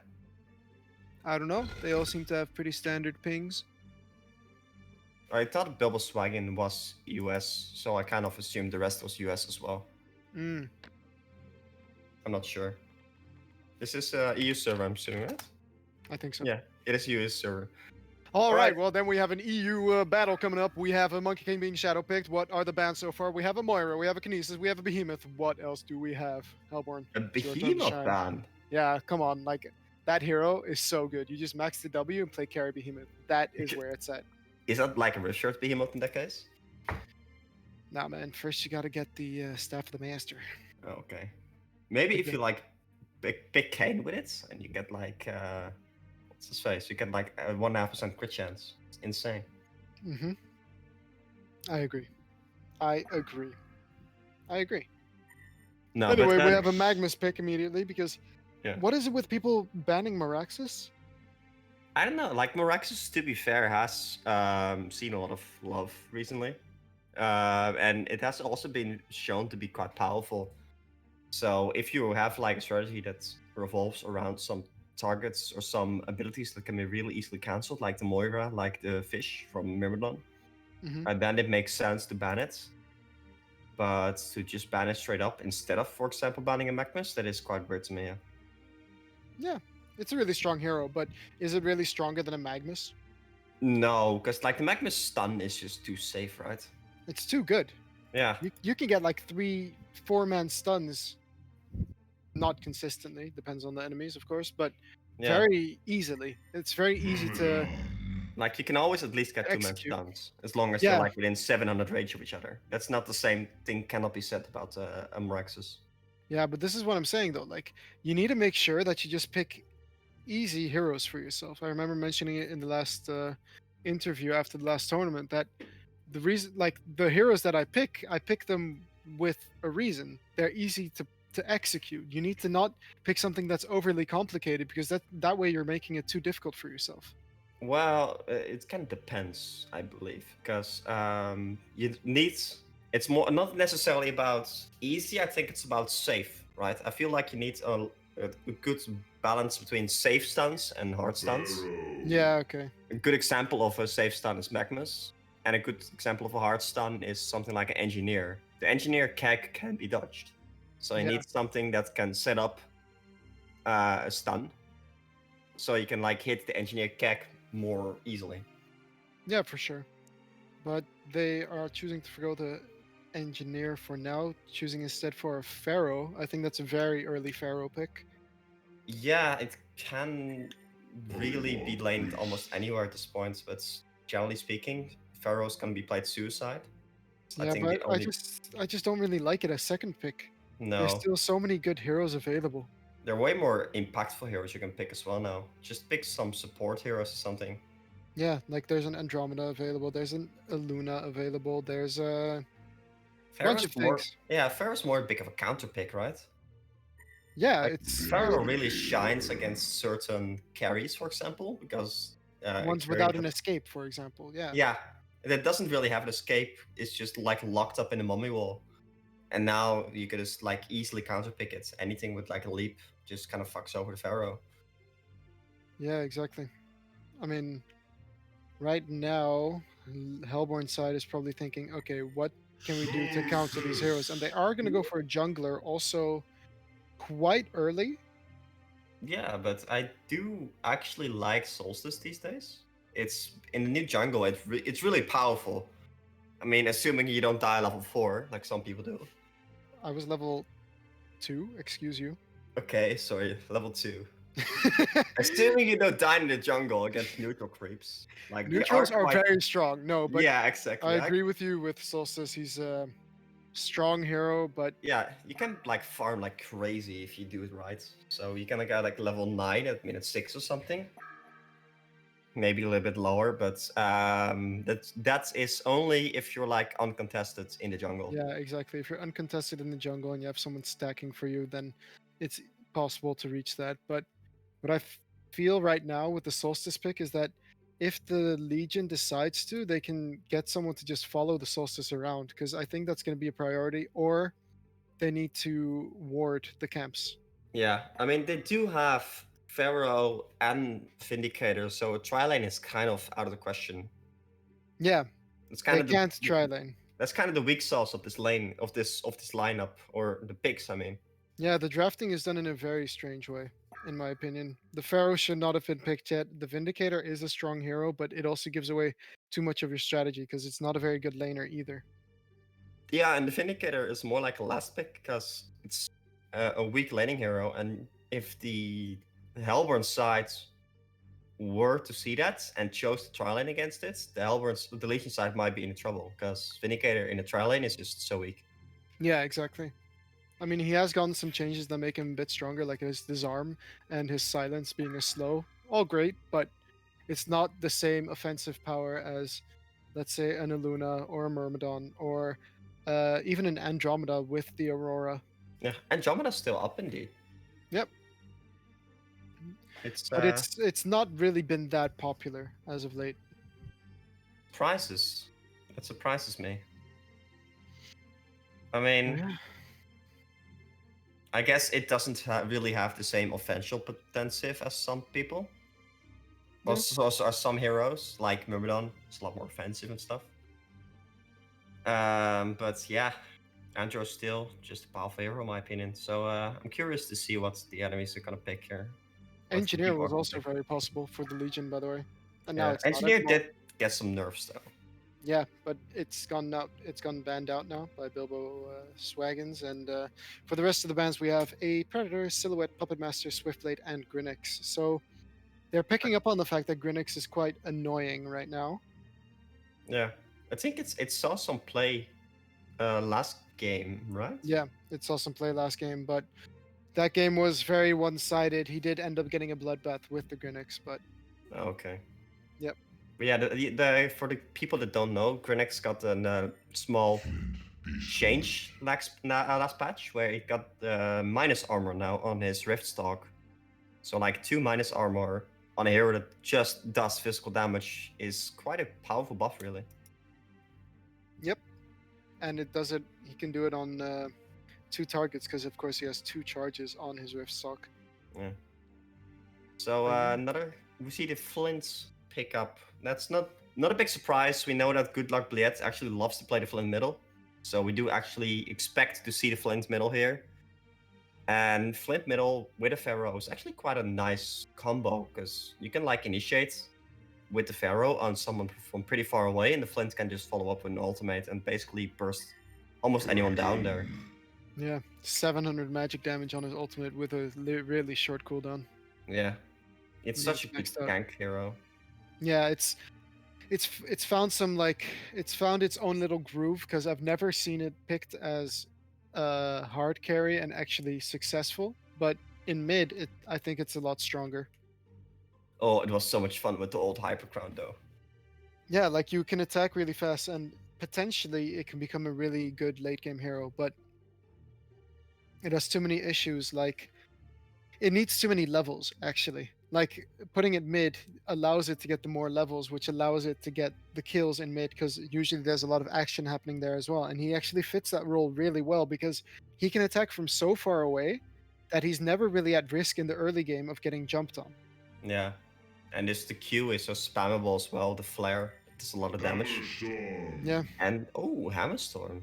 one of your favorite heroes. Yeah, it's a pretty good smash hero. It's also found a place now in the meta, I'd say, because I he feel like- farms yeah. really quickly. He's one of the few heroes that doesn't need to really get a farming item, and that's what makes him so strong. Because what I found now is that a lot of melee carries who need to go cleaver, they take too long. Yeah. Cleaver heroes are not in this meta anymore. Yeah, the games just progress too fast for cleaver heroes to really get to a stage, because the moment you get cleaver, you're not really very dangerous still. You need like cleaver and 1 or 2 more items at that point. So heroes like Madman, who used to be played as a hard carry, are now played more in a mid role to be really annoying, buy a soul trap, and just do a lot of damage consistently in the early mid game. And the only melee carry where I really think, okay, this is still a very dangerous carry, well, maybe 2, Kronos and Sandraith, I think. Yeah. Let's get Because it they're on. very unique heroes in the sense that Well, maybe Kronos can stop, and Malakin, yeah, but maybe Swiftblade to some extent. Swiftblade is like one of the Yeah. few cleaver carries, because like Swiftblade with his Q and his ultimate is just, it's just very powerful. It has like a big impact if you want to go and do something against it. Compare that to something like a Mage Bane or even Yeah. a Madman. yeah, They like just I feel don't like fit up Dark Lady and Mage Bane have kind of fallen out of grace. Yeah. But let's look at these lanes. So yeah, we have a Solstice. He's definitely going to be going woods. He does pick up 2 minor totems, which I find strange, to be honest. Yeah. As a jungler myself, I don't really agree with it because you need to get that Gloves of the Swift real quick. It technically does farm like slightly faster, but if it's worth it, I don't think so. I Like think there are, all his farming ability comes from his Solar Slash, right? And that's Yeah. not dependent on any of his stats. well, like the Solar Slash, you just need like attack speed. Technically, 2 minor totems gives 2 attack speed. Yeah, 2 attack speed. So I actually, yeah. No, I sometimes buy like Iron Shield in the jungle because it gives like some armor and 8 attack speed for 300 gold. So I don't know if you agree with that, but I think it's worth Maybe it on in a that case. Legionnaire more so than on a Solstice. Because on a Solstice, you really want that Gloves of the Swift as quickly as possible. But if you like look how much value it gives, 300. Oh, sorry, 8 attack speed for 300 gold, or 15 attack speed for 15, or for 500 gold. It's kind of similar value. Anyway, yeah, but it does build up into the Steam Boots, true. which makes you farm even faster. We have a trial in bottom. Yeah, this is kind of what I expected though, because Yeah. they couldn't really dual lane the Pharaoh and they can't dual lane the Flint either. So I like that he's picked up Boots. Yeah, definitely. That's what you need if you're roaming with the Magmas, but I don't like that Kraken picked up Boots. I think that's a very silly thing to do. I think he's gonna find the Magmas here. And I think Yeah, he might. but Yeah. he's put himself in a sticky situation. Oh, he didn't use the charge yet, but the silence does come out. So Hammerstorm waiting with that stun. But what is Magnus doing? Just auto attack. Because I mean, that's a kill. So well played coming up from the Legion side already, picking up that first blood real early in the game. Yeah, the Magmas actually did not have a second stun there as well, so I feel like he should have just put it in the auto text there, but it worked out in the end. He was trying to wait to see where the Kraken was going. Yeah, to see whether the charge was coming out, but they had enough silence and enough damage. Yeah. And I really like that Vindicator picks up his silence and not Master's Incantation, because I see people doing that all the time, and I consider them absolutely crazy because it's 6 damage that you get added to your auto attacks instead of 85 extra damage on every auto attack. Yeah, and Do you know how many bottom lane, auto you're attacks going you up do in a Kraken game? again. He's gonna lose half-life and forced out of the lane again. True. So now the issue is, what is Magnus going to do with this Boots? He's gonna need to get some mana back before he can gank anywhere else, but he could go middle. Polly is very gankable. Yeah. That's also the nice thing about the Flint, right? Like the flare just does so much damage Yeah, for like a normal skill. and it has it's more the range of the ability that's Yeah, so 1k insane. range or something. Plus like 300 radius. It's quite powerful, really. Yeah, so now I'd like to see Magnus just go guard the bottom room illusion spawns there right now. 2 minutes. We already see Pharaoh going for the top rune, and that's really good of them. And Magnus running right now to the bottom lane. If he can use this to get a kill on the polywalk, that's gonna be huge. We haven't even talked about at all about the doctor pick. What do you think about it? It's good. I mean, I think the hero got some necessary changes that makes him viable again. Yeah, but they do like maybe lack a little bit of carry potential on the Elborn side right now, don't they? Because I don't Kraken know. can do quite well, and they have Solstice. Have you So played Doctor recently? I have. Here comes Uh, Magnus though, he's coming into the mid lane. Flare comes out, but he's gonna be on the uphill, so already one missed auto attack, 2 missed auto attacks. They need to remember that, and here comes Myrmidon with a Magikarp, but that's not really gonna do anything. At least he did level his Magikarp, not his Wheatfield. Yes, thank you. Small victories. Small victories. Small steps. Exactly. No, but they do actually leave the Doctor solo now against the Pharaoh, which means the Pharaoh is gonna get more and more XP here. Yeah, a lot they more. wanted to push it out, but Solstice is the one we got to be looking out for. He's already up to 315 GPM, and he's just comfortably level 5 in 3 minute 20, reaching level 6 soon. He did clear the medium camp on the left side as well, so he is taking a little bit more farm that could be used by the Doctor Repulsor to pull. Yeah. But I don't think it matters very much if Solstice can take over this game. Wait, isn't that in tower range? That's wards in the mid lane. I saw Myrmidon place a ward there. I don't think so. We'll see in a few seconds when the creeps pass by. Like anyway, it's like very close, I believe. Yep. Isn't there some kind of indicator? No. No, we can't see it on towers, which is unfortunate. But we can see ward range. Yeah. But yeah, so Just out of range, I think. what yeah. is Magnus now going to do that's going to put him on the same level as his level 5 Solstice? I think he should, like, if I were this Magnus, I would stack. Top a lane, we lot. have Pharaoh actually in quite some trouble right now. He is going to be running away. He does have that golden apple that he can use to instantly heal 80 HP, but oh no, he was scouted by the creeps and now by the W Magikarp and auto attack from Solstice. Doctor gets the kill. Yeah. I think Hellborn is actually happy with how the lanes are going. Yeah, since they have the Solstice, right?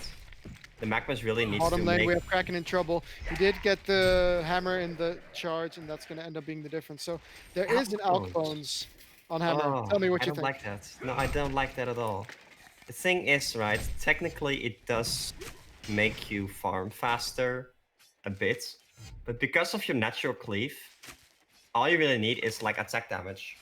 It's like getting outbounds of a second archer. It's just not worth it, because if you just get damage, you farm faster as well. Yeah, you do get more attack speed from outbones, of course. Yeah, but like there are better damage items you can get. Like, just if you get Steam Boots and Whispering Helm, you can just farm like really fast, almost anything. He is 500 GPM though, so I think it's in combination with the fact that he got that first blood that he thought, okay, I'm gonna go outbones this game. Yeah, I don't know. I feel like Outbounds and Hammerstorm just never really works out. That's more like my experience with it. Oh, there comes top lane. Yeah, top lane, we have Magnus going in on the Doctor Repulsor, and that is gonna be That an is a easy kill, actually. big kill. Yeah. That's a really big kill. And that is actually what So- Magnus needs to do. Yeah, that is not what you want to see. So they haven't done anything to stop the Solstice, but it's going to be nighttime soon, and that's when he should be showing his face. What do you think Solstice is getting? I really hope he gets a Chalice and a Staff or a Portal Key. There's really no other option, because if you go for a Lightning, then you're farming slower than if you were to get a Staff. I think he's listening to us, man. Yeah, He he just just bought bought a a Chalice. Yeah. See, true Gotcha. people know. Exactly. No, but yeah, I feel like Staff is severely underrated on the hero. It does so much, and you can like upgrade someone else's Staff. So getting a Staff on Doctor might be worth it. Having like reducing the cooldown on the ultimate from Doctor, the ludicrous speed, is really powerful. Yeah. Another thing I wanted to talk about is Doctor's late game potential, because I've been playing a little bit of Doctor in TMM recently, and the one thing I did notice is that Doctor with Shrunken is so awkward now, because You can't activate it during the flight. Yeah, I know. exactly, Or like And for then 1 you second flex- after the flight. Yeah, which doesn't make sense in my eyes. The balancing, it makes the hero just feel clunky instead of smooth, which is what most of HoN's heroes I like actually it. feel like. I surprisingly like it. Because it makes the hero less of a late game powerhouse and more of like a gank focused centric hero. Yeah, but you can't use sheep as well. Magnus is getting gone on right here by the Solstice and the Myrmidon. He's going to get hit by the wheat field, and that's enough damage to kill that Magnus. But But that is dead Turn fish. kill, because Flint Beast would. Yeah, both heroes surprisingly not being worth very much. 138 and 142 gold. They're like creeps. Yeah, so definitely the Legion side got out ahead. Let's take us 4 gold more. 10 Clearly. gold more. No, 4. Oh yeah, 4 gold more. Yeah, Legion side, definitely on the... But look at this though. This is how frustrating Flint is in mid. He just constantly uses his flare on you until you have too little HP to stay in the lane. And there's the Pharaoh rocket as well. Yeah. And if Polly it's- was like 100 HP less, he would have died. Look at this there ulti from on the Pharaoh though. Solstice got a fully charged ulti on the Pharaoh, and that should be an easy kill. So I was saying about Solstice needing to show his face. Well, he has definitely done so. He's Oh, got mid lane? 3 kills now. In mid lane, we have a stun in on the Polywog, and this should be a free kill for Legion side. They didn't even have to use the money shot. No. And money shot 350 gold. Sorry, 350 damage. That was a dead Polly. Yeah. He had like no chance there. But Magnus getting top rune right now from I that think- Solstice. I think the Solstice should be the one to gank this Flint before he gets out of hand too much, right? Yeah, but I feel like it's going to be super difficult to do because look how far back he's standing. Would you maybe like to send the Doctor middle and the Poly top or Doctor something? should gank. Doctor should gank with the help of Polywog. And maybe Solstice for good measure, but they need to address the Flint. But here comes the they're Pharaoh ulti in on the Doctor with the Vindy ultimate, and that's going to be enough to slow him down for now. But is he? Nope, he was not able to get Ludicrous speed off. And Flint actually ganks the Doctor instead. Are they going to go for more? Myrmidon is very slowed right now, but here comes the Solstice. He's charging in on the Flint, but Magnus ends up missing his stun, and Solstice now in a lot of trouble with that silence from the Vindicator. Pharaoh catches him in the Mummy Wall. Auto attacks coming in from the Magnus, Flint, and Vindicator, and the Flare finishes it off. Yeah, cooldown TP on the Poliwag and the Kraken choosing not to TP. I don't know if he had it up or not, but the rotation from the Flints really works out there. Yeah, and he's already got his Madrids at 3 charges now. So he's just going to be auto-attacking for just that much more. Yeah, Flint is a powerful hero when you allow him to be. But the thing about the Flint is it's like a purely offensive hero. It allows you to get... It's like sort of like a Thunderbringer in that case, right? Yeah, it's a balls to the wall kind of hero. Like you need to commit every time. You So have if no you have- way of escaping. If you have something like a Gauntlet middle or something against you, there's just nothing you can do. Because the Gauntlet just dukes you in and you Polywog die. is trying to gank him with that smoke. He's going to get in range for a morph, but he does not use it, and instead runs away. But Flint can actually turn this if he gets the flare on him. I think he has too much HP on the Poliwag. Yeah, 460 left on him. But look at this though, Kraken in a lot of trouble right now. Pharaoh actually went bottom to gank him with that Soul Trap, but in the meantime, Magnus does end up falling to the Solstice. So now with the Hammerstorm coming in, Solstice is forced to fall back, but really nice Soul Trap on No Pharaoh. mana on the Pharaoh for his ultimate and stuff. Yeah, but it doesn't matter. Haste Rune picked up on the Flint, and there comes the money shot. Boom. Flint just absolutely taking this game over. 480 GPM, and on top of that, you have a Hammerstorm with 650. I think this is the earliest 640 GPM on a hero that's not Salamon. Yeah, it's really powerful, Flint, when you allow him to be. 600 GPM on the Hammerstorm. Yeah. I think the entire jungle was stacked or something. But I would love in this case if I were the Legion Oh, look at side. this though in the mid lane. Myrmidon trying to turn on the Flint, but Flint does not care. Again, he's just standing his ground. Oh, and is that going to be enough for the kill? Money shot coming in on the Polywog. Boom, and he just survives. Even Or with Pharaoh rocket? I believe. Oh no, Pharaoh's no mana. But Magnus Ooh. is trying to stride after the Poly. Is it going to be enough though? No, he's not going to find him. Blind stun in. What's the worst that can happen? Doctor No. does push the top tower, which I like, but it seems to be he seems to be going for a null stone. And although it is good this game, Myrmidon in the meantime getting gone on by a bunch of people. Nullstone is surprisingly good on the Doctor these days because it doesn't suffer from the same issue that Shrunken suffers from, where you don't need to activate it to be full good. But I still feel like he needs to do something about the Flint. He's the one hero that can easily catch up to the Flint. Yeah. He's the one hero on the Hellborn side. Otherwise, oh no, Solstice, no, don't do it. Don't do it, baby. Don't go for the Thunderclaw. Oh yeah. I saw someone else just pick up a Firebrand, but I think it was the Flint actually. What do you think about that? Kraken getting caught right now by the Magnus and the Hammerstorm. Enough for the kill, and Hammerstorm is just having absolute free farm right now. Level 13 already as well. I guess he's going for Twin Blades? Yeah, I like it. It gives him enough mana to farm as well, to just spam his Galvanize. Yeah. I would maybe like to potentially make a Hellflower. For the Doctor. Yeah, because the Doctor is going to be the only issue this game. Yeah, but if anyone were to do that, I would like Flint to do it. And I actually don't like the Firebrand picked up on him either. No, I don't like... Or a tablet or something more team-oriented, because Firebrand, he's not going to be auto-attacking a lot, right? Spell shards. Even spell shards, yeah. I was going to say. Or at least like a Chalice. I would really just like a Chalice. A Polly coming in with the gank.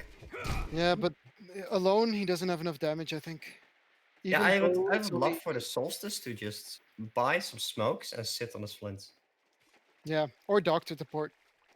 Yeah. I feel like the Hellborn side isn't achieving very much right now, right? Yeah, they don't have a clear goal in mind. They're just it feels like they're playing more of a TMM game. They're kind of running around, just trying to farm a little bit. Yeah. And playing very reactive instead of proactive. Yeah. Poliwag is trying to set up some stuff, but he's always alone. Right now, it's being charged on the Pharaoh, so full charge ulti on the Pharaoh. Oh, but the Vindy side is coming in, and the stun and ulti on the Doctor. They're gonna turn it actually on the Legion team. Here comes the Myrmidon. In the meantime, we have Flint just killing Poliwag. He just reached level 11, right? Oh, Pharaoh actually ported out with 1 HP left. No way. Yeah. But well played on the Vindicator, by the way, being on time with that silence, making sure that Doctor couldn't do anything afterwards. And Hammerstorm just clearing triple stack ancients meanwhile. Yes. But what I was going to say earlier was, what was the Magnus going to do? I would have liked to see the Hammerstorm just rotate into the jungle permanently. And in that case, the Magnus can just take the bottom lane, because there'll be no one farming bottom at that point, right? Yeah, but I guess right now they realize that they need to roam a lot, and well, it's more Hammerstorm like... can make use of the lane and the jungle quite well. I like it's more that the Hellborn side isn't doing very much. Top lane, we have Myrmidon in trouble right now. He does get the 2-man weed field. Magikarp coming in as well, gonna stun the Magnus, but the Soul Trap is being reapplied, and that's a dead Myrm. Level 15 Hammerstorm, 760 GPM. That's yikes. That's yikes, yeah. Frostburn picked up on the Flint. Shroud's pick up. I mean... On who? On Hammerstorm. I don't like that. No. Just get a PK in this game. I mean, it might be the fact that he's 800 GPM that may convince him. We have a bunch of ports coming in to defend. But Dr. Repulsor is here, and he's already found the Pharaoh. And here come the rest of the Hellborn team. Kraken absolutely whiffing his ultimate, though. And Magnus, is he going to be all right? Solstice is going to be chasing further, but oh, here's a DD Flint with that bash. He's going to slow down the Solstice, and that damage is ridiculous. He is not going to fall, but Money Shot might think different. He doesn't get the stun off in time. Solstice has fall. Nice stun coming in from the Magnus as well, though. Flint is in a bit of trouble, but the miss uphill is going to keep him safe for now. And Flint's manning up. He's going to kill the Dr. Repulsor. Magnus does end up falling. Oh no, Magnus is sitting in the steam bath. Wow. Hat trick for ha ha ha. And Magnus just sitting in a steam bath. Please don't kill me, Wards. Please don't kill me. And Flint is very greedy for that regen rune right now. He's like, yeah. Everyone is dead, so can you blame him? Kraken actually picking up a PK. I don't think he has mana for all his spells, though. And a PK. Depends on his boots, right? Because right now you see them on they're not on int. You don't know what they Oh, are. they're probably on strength, yeah. Yeah, they're on strength right now. So I think if he switches to int, then he has enough. I would have loved to see something like at least a battery pickup or something. In this case. Yeah, but I think he sold a bunch of items to pick up that PK. Yeah, maybe he just figured like, okay, we need to start doing stuff. Solstice is not getting a bloody PK, so I'll do it. Yeah, Solstice is getting a Thunderclaw instead. Look, this Solstice though, he is almost gonna. Wow, that damage from the money shot was ridiculous. Magnus does get the stun on the Solstice, but here's the Kraken. The entire Hellborn team is kind of just running away from the Flint. Nice stun coming in from the Magnus, getting both Doctor and the other one, and he dodges the auto attack. But it's not gonna be enough as the Kraken will just come in. But Doctor does pay with his life, and here you have the Solstice. Is there anything to catch him though? There's a money shot No. off cooldown, but they're not gonna go for it. 800 GPM on Hammer. Yeah, Hammerstorm just having a free jungle and then a free game basically, and that's a Dawnbringer pickup on the Flint. Flint is surprisingly annoying to play against as a Doctor, because the mini stuns just cancel your ultimate all the bloody time. Yeah, and I think I like the Dawnbringer. If going for items like this, then Dawnbringer is definitely great to give him some added mobility. Yeah, and he gets kind of tanky. It's not that bad. It's working out surprisingly good. Also, because they're not really getting any catch on the enemy team, on the Hellborn team. So the Flint, what we also saw, like the team fights near the top Kongor, not near the Legion Kongor, was that he just kind of kited them. Yeah. Runs away, like he is insanely fast with the Dawnbringer, Melfrets, and the Ghost Marchers, having passively 340 or 440 movement speed. And with Ghost Marches activated, it's 515. Yeah. I found the Solstice already with that flare giving vision, of course. And he's kind of kited them. I'm missing the stun. Kraken missing the charge. Everyone missing everything. Yeah, but that's a dead Myrmidon. He can just ulti him straight up. Oh, but the Pharaoh ulti is coming in to finish off that Myrmidon. Money shot, not going to be used. He is just... Look at him just kiting people. This is just... I feel so bad for them. This is bullying, man. This is bullying. Can we get the Twitch authorities in here? This is bullying on stream. Now he just needs level 16 and then he can one-shot the Myrmidon. No. Honestly, if he gets 16 and... Again, and Pharaoh is the only one that walks in.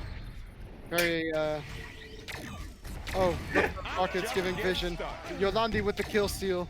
And that's a dead Kraken as well. GG's being called. Flint, man. Yeah, Flint is a powerful hero when you allow him to be. Yeah, all right. Well, that's GG. That was a quick game.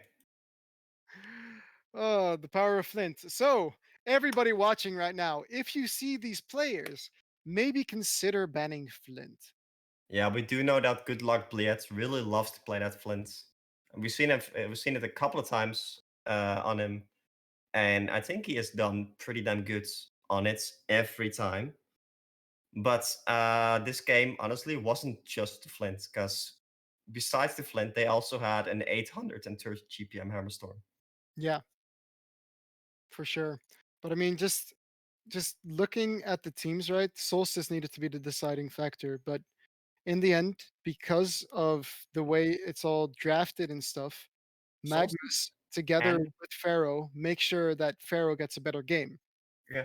No, but Solstice and Doctor as well. Doctor should have played way more active. He was just sitting in the top lane waiting to be ganked this game. Yeah, that too. There was no way where they were going to win this by sitting back, because Hammerstorm's always going to outfarm a Doctor Repulsor. Like, they needed to come up with a game plan before before the laning phase, actually. Maybe they were afraid of the Vindy ultimate, so they didn't want to gank because of that. That's something you sometimes forget as like caster, that the Vindy ultimate can actually really screw you over if you're trying to do something, especially on a hero like a Doctor. Yeah, for sure. But I think definitely very well played from the Legion team. I think that's called Katoshka Gaming. So congratulations to them. We'll be seeing them in the next round. And we have another game coming right up, so stay tuned.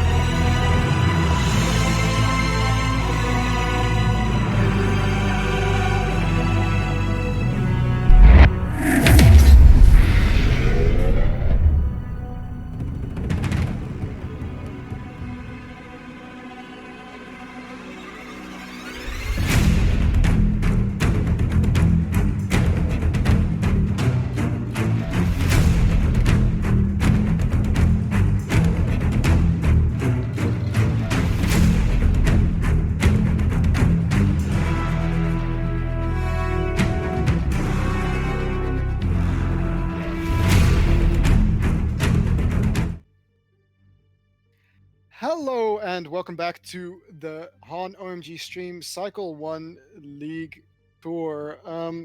We are skipping one of the games, actually. This has just come to my attention, and that is that Willowkeeper qualified for the next round, seeing as TGYV was not able to make it, or they had some scheduling issues or something.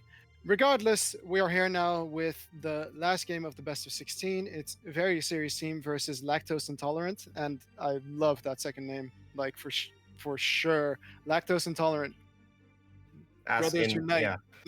Lactose intolerance. It's a pretty clever play on words. Amazing name. 10 out of 10. 10 out of 10.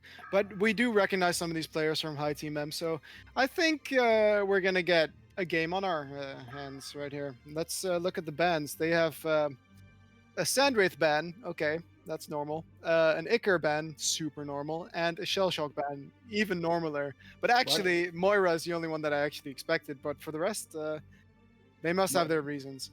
I feel like the Helmer team is really afraid of like meme potential here. That's why they banned the Shellshock. They've heard like that we were actually planning on picking Shellshock next game. Mm-hmm. And they were like, "Oh, we must do it up." It has to be a powerful hero in that case. So they banned it. Like that's just like clever thinking, man. That's like, you know, just like dodging the meta, doing things that like trying to innovate the meta. I love it. 10 out of 10. 10 out of 10. And we get a Pebbles in return, which is not a very weird pick, but rather a very strong pick in my book.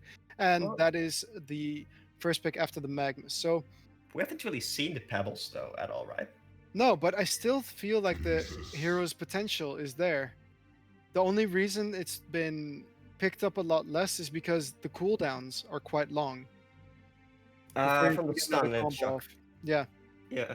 Although compared to like the olden days, the stalagmites did actually get like a cooldown decrease. And we see the entire Legion team shadow picking Armadon right now. And no joke, Armadon is a fantastic hero. They didn't nerf it though, right? Get a staff on Armadon. It's the most hilarious thing in the world. Yeah, he can roll to victory. It's amazing. Roll to victory, and then you just need a shell shock next to him, and then together they can roll to victory. Beautiful. Unfortunately, though, shell shock is banned, and Rampage. Okay, so actually, there are some interesting picks incoming. I think we have. I think it was like last tournaments yeah. where we saw a Rampage pickup from the same team, I believe. Did we have faced them with that Rampage? No. It was one of the games we were casting together. Ah. And that Rampage was owning that game. I remember that. He just like went mid with Rampage though, didn't he? No. I think he was roaming, but he just like roamed to suicide, charged in a couple of times, and it just did so much damage with that Horn Strike and stuff. Damn. But now we have a Magnus Kinesis Apex for the Legion team, which is a lot more team fight oriented than the Hellborn side right now. What do you think about the Apex? I think it's a very strong hero, but it requires a lot of farm and takes a lot of space. I feel like it has too little impact in the lane to be good, right? Yeah, like you can't, not something like a Rally or a Magnus or, I don't know, a Lodestone or an Electrician even who can, put a lot of pressure without their ultimate. But the moment that Apex gets his ultimate, ridiculous. Yeah. Like the difference between Apex and all those other heroes you mentioned is that Apex just doesn't have a stun. Yeah. So except for his ultimate, of course. Yeah, but I mean, like in the lane, you just can't really win a lane with him. So you're kind of like saying, if you're picking an Apex, we're either sending him middle, in which case, it's a really passive hero.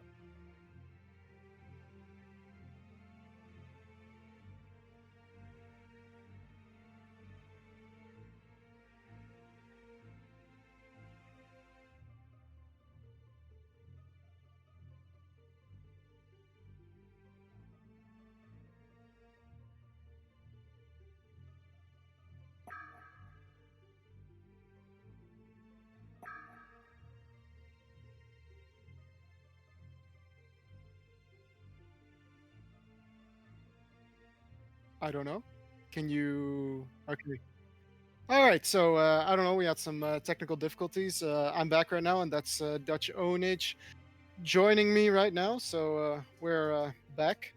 Just Uh, we're having some nice little hiccups here and there. yeah, I've been talking for the past minutes. You- So yeah, I was like, yeah, this and this and this and this, and Apex is this. Don't you agree? Silence, silent, nothing there. Shut up. You must have looked really dumb if somebody was watching you. The dumbest Thank of God. all. Yeah, thank God no one was there. My cat Yeah. is silently judging me right now, but besides that, nothing. What I was saying is Apex just doesn't really do that much. That was the gist of what I was saying. Yeah, and he requires something like a short lane. He's similar to a Lord Forest in that regard. Yeah, no, but like Lords of Force has more kill potential, I believe. Like both in the lane and once you get level 6. Yeah, because his damage doesn't scale off of his own damage. Yeah, Whereas Apex needs to really level all of his abilities until they Yeah. start doing damage. but what I was saying is Apex, when you pick him, you say, okay, either we go Apex Suicide, in which case you don't really do that much in the Suicide lane, but you do get some levels, or Mhm. you're sending him middle, in which case Apex middle is kind of like a Lords of Force without the kill potential. Or you send him short lane and put an Arachna middle. I mean, then they have an Apex short lane though. Yeah, but I mean, Apex short lane, that's where he can get a lot of farm early on. It's pretty good. Like, it does a lot of damage in more AoE than Sulfuras. That's true, and especially if you get like an spell sunder late, it's Yeah. just so powerful with the burning ember and stuff. But look at this Hellborn team. They're going full on gank. Like, are they picking every typical ganker in the game? Like, they just need a Parasite right now Or I think- Golden Veil, and a Goldenville. gonna be great. Yep. I'm surprised that if they want to gank heroes, they banned the shell shock. I find that really sad. I'm so disappointed, man. If they really wanted to flex on the Legion team, they should have just picked Souls to the shell shock. Mhm. Should have done it for Twitch chat. Do it for the Twitch chat. Um, Oh, so here's our jungler. So now they have a semi-carry in Draconis and Apex, but a lot of their damage is magic right now. So a Shrunken is going to mitigate everything the Legion has to offer. yeah, and like especially since both Predator and Swiftblade are still up. Although the Draconis E is actually physical, the Fiery Barrage. I always thought that was magic, but no. Oh yeah, the E is physical, yeah, but the Q Yeah. is magic. And even the ultimate is chipper. I actually really do like the chipper pick. That's focus buffer against Apex, Magmus, and Kinesis is doing work, man. Yeah, but now Kinesis can steal the rockets. Before that, he didn't Oh. really have a good ability to steal. But Pebble rockets, yeah, Pebble stun. But come on, we've talked about Rampage this. charge. Don't. Okay, they Rampage have charge, take us. such. They have such a greedy lineup on Legion. Yeah, It's they do. so greedy. So If it's they gonna be manage to Apex get Suicide. farm, then it's fine. But if they don't, then yeah. Actually, kind of like the chipper plus Rampage, because Rampage charge into the chipper rockets. that's something I Ooh. expect from Chris. Calamity is a super strong hero, though. Yeah, Calamity is really strong. I'm gonna assume that Chris is gonna be playing Calamity. Yeah, Because I do love that. Chris, for those who don't know, is Matsuri. Matsurip. How do you pronounce that, you think? I just say Matsuri P. Matsurip. Matsuri Matsuri P. Matsuri P. Because it's a capital. I don't know. Doesn't matter. Just say Chris. That's easier. We can't Yes. butcher that name. But yeah, he plays Calamity in TMM quite a bit, and he actually does really well with that hero. He gets stuff like Dawnbringer. And just kites people and does so much damage. Yeah, and the Funeral Pyre, it steals like 1 stat and 3 movement speeds from the enemy heroes every time you hit them with the E. And And it's on off cooldown, of course, which is 4 Yeah. seconds.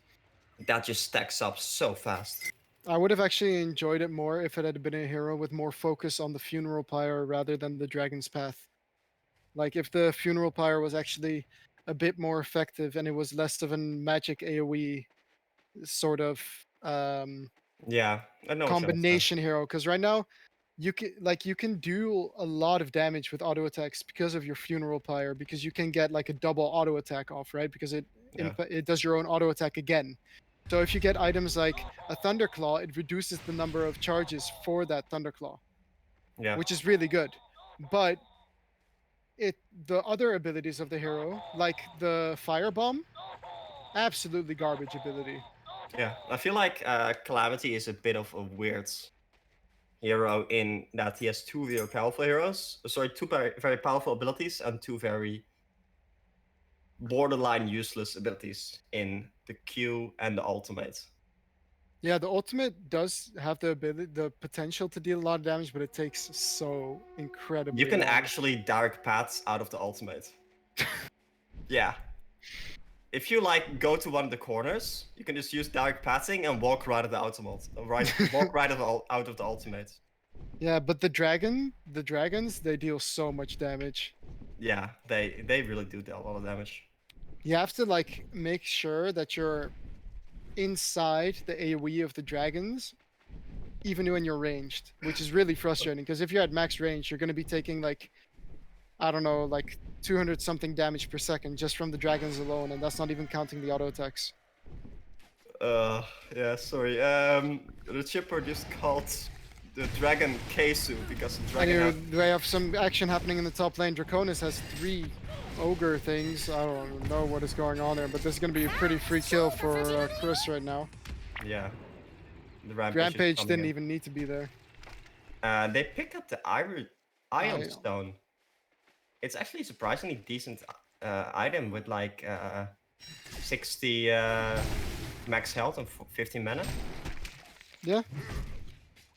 But why don't you... here they go. They're going on the Magnus. Slow coming in from the Rampage already with that Horn Strike. And Magnus is going to need to stun away, but he actually leveled his Volcanic Touch because why not? And here come the Rockets in on the Draconis, and Draconis has no way of really going back on that.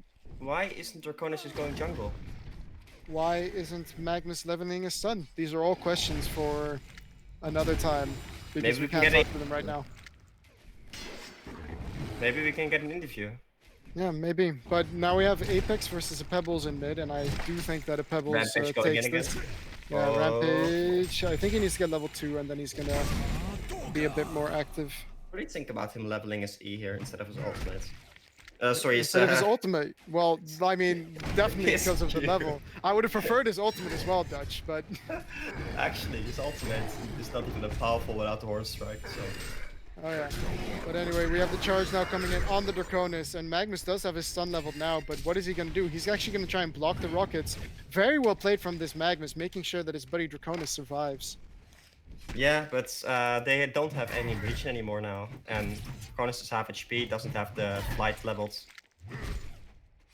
Yeah. And this chipper is... This chipper is making noises, and it's making me uncomfortable. It's putting me off so hard, man. Oh my god. No, what I was saying before was... Oh, here comes the Rampage. He's charging in on the Magnus again. Here come the Dragons. Almost enough to kill him. They just need one more rocket. That rocket from TL Pickle is going to miss. But here comes auto attack, and that's going to be enough. But DD on the Rampage. He has Ion Stone, so he's just... That he gets the kill because... Yeah, the Pebbles has the actual DD. Yeah, the actual DD and the discount DD. Exactly. So Ironstone definitely powerful, but going back to this, I don't know if you noticed, but the chipper called the Draconis Keisu, which is actually going back. It's like a reference to Keisu on Midas buying 4 Crushing Claws and getting pulled a shit ton of regen from his team, and actually still losing the Suicide Lane 1v1. So that just sounds like a mismatch. Here comes a charge in from the Rampage on the mid lane, still holding on to that discount DD. Grinix in the bottom lane is trying to get some last hits here versus this Kinesis. Grinix level 5 there. He's doing really well. He's really high level. Yeah. I don't know what Taco 11 is going to be able to do to stop this Kinesis. Yeah, I would maybe like for the Oogie to get armor boots this game instead of something like mana boots, but Oogie is a hero you can buy so many items on. You can go Ghost Marches on him, you can go... Rampage incoming. Oh, Rampage charging in on the Oogie, and it's only a level 4 Oogie, so he's not really that tanky. Here comes a stun in from the Grinix. Are they gonna have the damage? Yes. Rampage making his name known in this game. He's been in 4 of the 5 kills so far. Rampage was Invis. That's why they didn't see him. Yes, Iron Stone, Invis. So he charged, or like used Invis on himself. Then charged into a little cooldown time. Yeah. And here's the real Invis on the Pebbles. So discount Invis and real Invis. He's gonna throw the stalagmites. Is he gonna do it? He doesn't want to miss. There come the stalagmites, 2 rockets plus a toss. That's gonna be a kill. Yeah, so well played by them. Oh, and Chris wants more, but he's gonna tank the tower, and he's like, let's not do that. Yeah, and he got the focus buffer on himself, but the tower does physical damage. That doesn't help. Nope, that doesn't help at all. But yeah, Rampage is unsurprisingly doing a lot of work here. But look at this though, Rampage might be in trouble, but Proud Penguin will not ulti. No, that was not going to be enough. Level 1 ultimate only does 200 damage, I believe, yeah. Yeah. Depends on how much he has in his E as well. He has 1 in his E, so it's not that large of a damage over time. So for those that don't know, the ultimate from the Pebbles, the ultimate from the Dragon, he didn't even have to auto attack him. It was just simply through the use of the dragons. I don't even know if I don't even knew if he was actually, if the Calamity knew that he was in the trees there, but because I don't think he used the speedy dragon thingy. They do have a lot of bottles and stuff now on the heroes. Yeah. And Pebbles going bottom with the haste rune. That might be not a kill if the Ugi's not careful. Yeah, there is a dragon down there, but what is that dragon gonna do? I mean, he's got a bracer now. Here comes the hasted Pebbles, stun in on the Ugi. Here comes the stun from the Grinix, and that is definitely enough damage. Yeah, that is a very dead Ugi. And here comes another dead Draconis. And in the meanwhile, we have Calamity actually picking up the kill on the Magnus, but here comes the Grinix stun from the Kinesis, and that is going to be enough for the kill. Here comes the Apex, though. He does have his ultimate up. Is he going to use it? They probably don't need to use it, but maybe just to get it quicker. Yeah, he's just taunting the use of it. Yeah, that is just the chipper with no boots, right? Yeah, it's safe to say that these players know each other quite well. So any sort of bad manner you might see between them, I think is just all in good fun. Yeah. I would honestly not even be surprised if they were all on Discord together at this point. Oh my god. I can actually imagine it. But anyways, we have Pebbles right now. He just got his Ghost Marches delivered, which is not an item very often picked up for Pebbles. Yeah. Here comes the charge in on the Magnus, though. He does not actually have his stun right now, and they're going to be able to see him with that charge. Kinesis coming back to stun in on the Rampage. With that Kinesis stun, doing quite some work, and that is the kill on the Rampage, who has had a magnificent impact this game. Yeah, and really showing off how powerful that Ironstone is if you, on a hero like Rampage, when you're roaming, because you can just get so much value from the runes. Yeah, it's like an ad running right now for Ironstone. Exactly. Kinesis choosing not to go on a chipper there. I think they could have easily killed him with the Apex incoming as well. Look at this though, there's a smoke coming in bottom, and Legion knows that this is gonna happen, but remember what happened last time. Yeah, I mean, Grenex is level 8. That is a lot of damage. Oh, there's Kinesis, he's running into the Pebbles. Is it gonna be enough? He's just gonna combo him, and one more auto attack, but Grinix is there to cure the kill. Cure the kill, that's nicely worked. No, but I would have really liked to see armor boots picked up on the Legion side here. Either on the Ugi or on the Apex, because there's so much physical damage. This, though. Magnus running into the Grinix and the Pebbles. They're still hunting together. But fortified braces. Here come the Stalagmites. He's going to toss him back to the chipper, charge, and that is enough to kill him. The entire Legion team is coming down here right now, and I don't really know what they're going to try and do here. Grinix smelling blood, but he is... not finding any. No, he's like completely missing them, funny enough. And Chris just doing his thing in the top lane, farming creeps, killing towers. Oh, they're going on the bottom? On the Rampage? Yeah, bottom lane, Rampage does end up getting caught. Grinix going in. There come the 4 rockets from the chipper, and that's going to be enough to kill the Kinesis. Oh my god, he hits so hard! The Grinix, you mean? Yeah. Yes, like Grinix might be in some trouble now, though. He does have focus buffer on him, but it's already gone, and that's going to be a lot of damage coming in. Nice stun from the Grinix on 2, but he is going to end up falling, but Calamity is here to clean up. Apex ulti coming in, though, giving them a bit more time. Rockets is going to end up... no, not Rocket. The Pebbles combo is going to be enough to kill the Apex in the end. And here come the dragons. Are they going for more? Rocket coming in to give some vision. Comes in with the toss. Ooh, he has 1 HP. Nice stun. But here's Rampage. You can run, but you only die tired. That's what they say about Rampage. Yeah. So No, Hellborn but team just I would really like. some good plays here. I would really like this. The Kinesis actually steals the charge from Rampage. Yeah, here comes the toss with the should slow, really- with the stun, and that's a dead Kinesis. You should really just have charged creeps at the top lane Yeah. to survive. But I would really like to see the Kinesis actually pick up the rockets from the chipper. Yep. For 'Cause sure. Those rockets are gonna do some work if you allow them to. Oh, Yeah, and it's a also, lot of damage. what do you think about Chris, aka Calamity, actually leveling his firebomb instead of his E? I think it's more about the fact that they do have stuns, and it does actually deal quite some damage. 160 damage on the first instance, and then 45 damage afterwards. So how much damage is that? So 160 plus 90 plus 90? Plus 190 or 180. 180. 180, yeah. So, So that's 340? 320. 340. Math.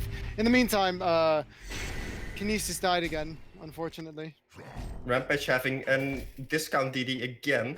Yeah, but it's expired now, or gone. Yeah. Well, it's like they're really on top of these runes.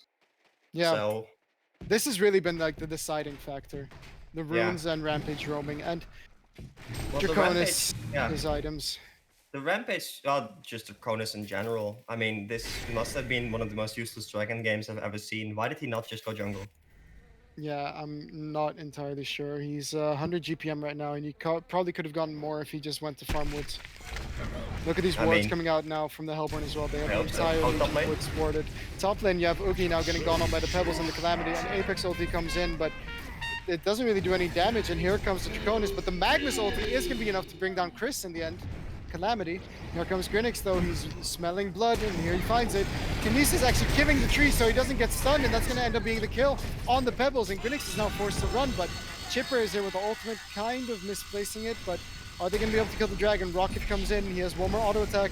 He's going to use it while invis, and that is a kill on the Grinix. Rampage is here right now. There's the ulti. He's going to get pushed back, and there's the stun from the Grinix. And do they have the damage though? No, he's going to turn on the Grinix instead. And he's trying to regen himself. The Rocket actually missing. Can they actually get this kill? Yeah, of course, because they have the passive on the Rampage. But Oh, in the meanwhile, Magnus actually just ran back to base. I don't know if he DC'd or not, but Magnus had like this much mana, and he just ran back to base, completely leaving his teammate there.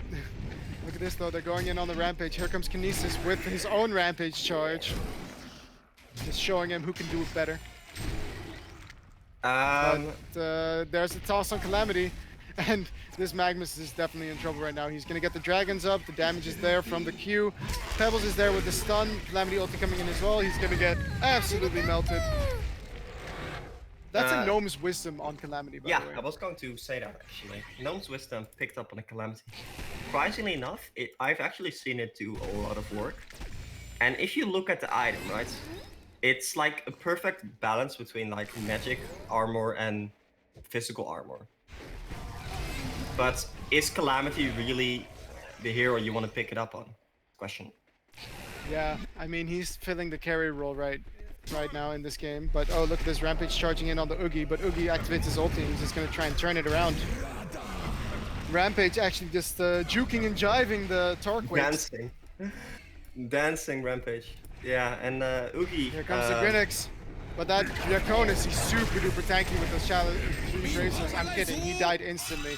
Now you have the Apex, he's in trouble. The support Chipper actually using all his rockets, and Apex trying to turn it on that Chipper, but I think, oh, what is going on here? Is Chipper gonna get the kill? They get the kill on each other. In the meantime, we have, unfortunately, Taco 11 falling again. Yeah, they tried to kill the Pebbles there, but the Pebbles just survived with like 100 HP and just tossed the Magnus and the Kinesis on each other and stunned them both, and they just finished them off right there. Meanwhile, the Painful situation. yeah, the Oogie was getting bullied by the Grenex, and yeah, this is just falling apart. Interestingly enough, we see Oogie actually picking up Shield of the 5. So instead of making armor boots, he made mana boots and then bought a shield to fight. It's interesting, to say the least. He has a lot of armor now though with the Ring of the Teacher on top of it. Yeah, but it's why doesn't he just buy armor boots instead of this weird combination? Because then he would have also had his Gnome's Wisdom by now. That's And Gnome's true, Wisdom that's on true. Oogie is doing so much work, generally speaking. Yeah, because you use so much mana to heal yourself with. Exactly. But it seems like the Hellborn team has decided to stop farming, even though they have like their entire jungle is filled with stacks, I believe. No, only a triple stack and a hard camp. Here's some ports coming in top lane. We have Pebbles with the PK. He is going to find the Oogie. He is going to get stunned up by the Magnus immediately, but here comes the Calamity ulti and it's just doing so much damage. And Pebbles is just not falling, but Oogie is just, it's just dying. And that's the dead regardless, I think. Yeah. That's a DC. Oh, what a rocket to cancel the port from the Apex. And that's going to be enough for the kill. And that's 5 for none, right? Yeah. They tried to go on the Pebbles, but Pebbles is just tanky and fast because Ghost Marches. And then the Calamity ultimate just held them all in place. And that's basically, they're just too under level to fight this kind of team fights. Yeah. Calamity is really doing a lot of damage in these fights though with those dragons. Yeah, they do it's 95 really- damage per dragon. I do think there is some kind of... There used to be like... I'm not sure if this is still the case, but there is like... how do you say it? They Yeah, do there like... is a reduction. Yeah. Yeah, exactly. Yeah, the more times you get hit by it, the less damage it starts to do, but Yeah. it's still Oh, I like have- that I the have it first few hits. Yeah. So 10% less damage. Oh, bottom up to lane 50% Draconis reduction. is playing with his friends in the woods. And they're actually going to turn it on the Grinix right now, but Grinix cancels the Magnus ultimate, and he is able to simply run away. He got a Shroud as well instead of a more useful item. And here you have Rampage not giving a crap, going in on that Magnus. Magnus instantly falls. Apex ulti hits everyone, but without any AoE on them. They're not going to be stunned for long. And Oogie now going a bit crazy, but I think he's going to be alone after a bit. And here you have Grinix going in now. Apex looking for that kill on the Grinix, but he's not going to get it. Chipper really close to death, but Pebbles combo going to finish off the Oogie. And as the little anime girl said, hat trick or something. You think she's saying a hat trick? How good is your Japanese? I don't know. Not weep material? But yeah, so we got initiation on Taco 11. Grinix need more invis. No, but the Shroud pickup generally an interesting pickup. Funny enough, he doesn't actually get the minus armor when And he here's the shrouds. Draconis, he's flying in, trying to kill the Chipper. Is Chipper gonna fall though? No, and they're gonna turn it on him. Wow, he fell really fast. Oh wow, that's a lot of damage that Calamity's doing. Grinix trying to stun the Ballista into the Magnus, but it was not to be. But Magnus does end up falling to the toss, and now Oogie, the tankiest of the Legion heroes, along with Apex, are trying to Shroud's find value. something to do. Oogie pops his ultimate and then has some trouble running after the Rampage, who tablets himself away, but it's going to be enough in the end to kill Rampage. But here they go. They're looking for more. Grinix finds them. Double combo from the Pebbles is going to be enough to kill the first two heroes quite quickly. Oogie taking a lot of damage right now from the Doombringer Calamity. Okay, that is just the ultimate dab on the enemies there. The ultimate flex on the enemies. Just straight up die. Give me two. Yeah, this is one of those moments where you just like excel your lead by Yeah, just and right clicking a Black Doombringer. Axis is in some trouble right here. They're trying to give kills to I think Black Axis. Calamity, I think.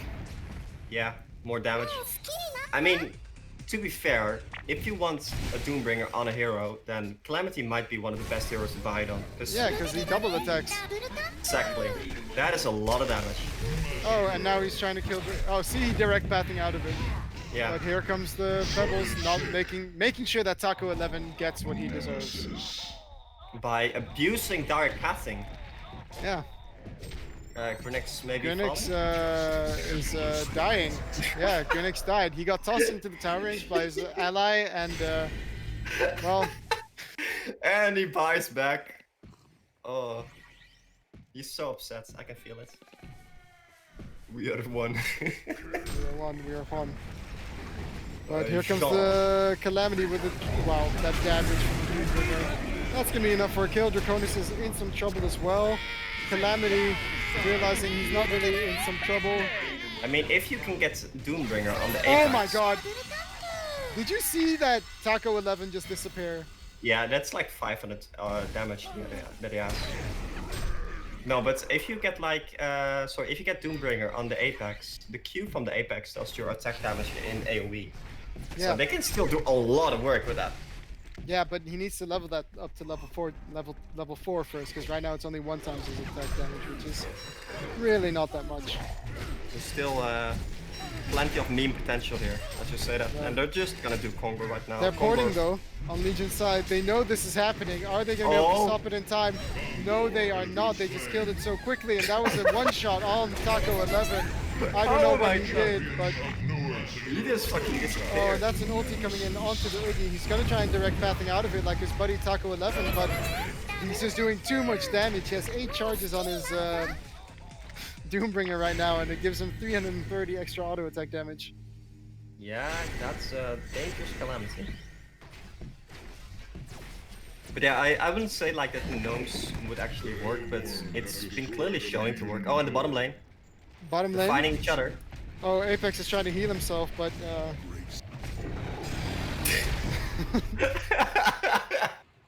Oh, this is bullying. oh, they're letting him escape. This He's is bullying. escaping.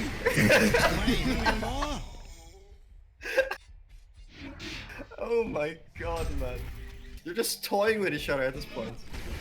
Oh, here comes the Draconis and the Kinesis. They're looking at this rampage, but that damage from Calamity is doing quite some work, and that's a dead Kinesis. Yeah, Chris smells blood here. Oh, but he's gonna get stunned up. Is he gonna lose his Doombringer though? Doombringer. He does lose his Doombringer, and Give it to Magnus Apex. takes it. Why does Magnus take it? Why do you not let fucking Apex Salt? He tries to give it to him. No, what are you doing, Magnus? Let the Apex pick up the bloody Doombringer. This was your road to victory. I have no words. I think the... Oh, are they going? Yeah, they're going on the Magnus here. Oh, they found the Pebbles Magnus, picked and it now up. Pebbles has a Doombringer. I mean, now the Pebbles just has to sell his staff and get a Twin Blades, right? Yeah, exactly. There's nothing else to it. I mean, Why that's don't the you- only logical course of action.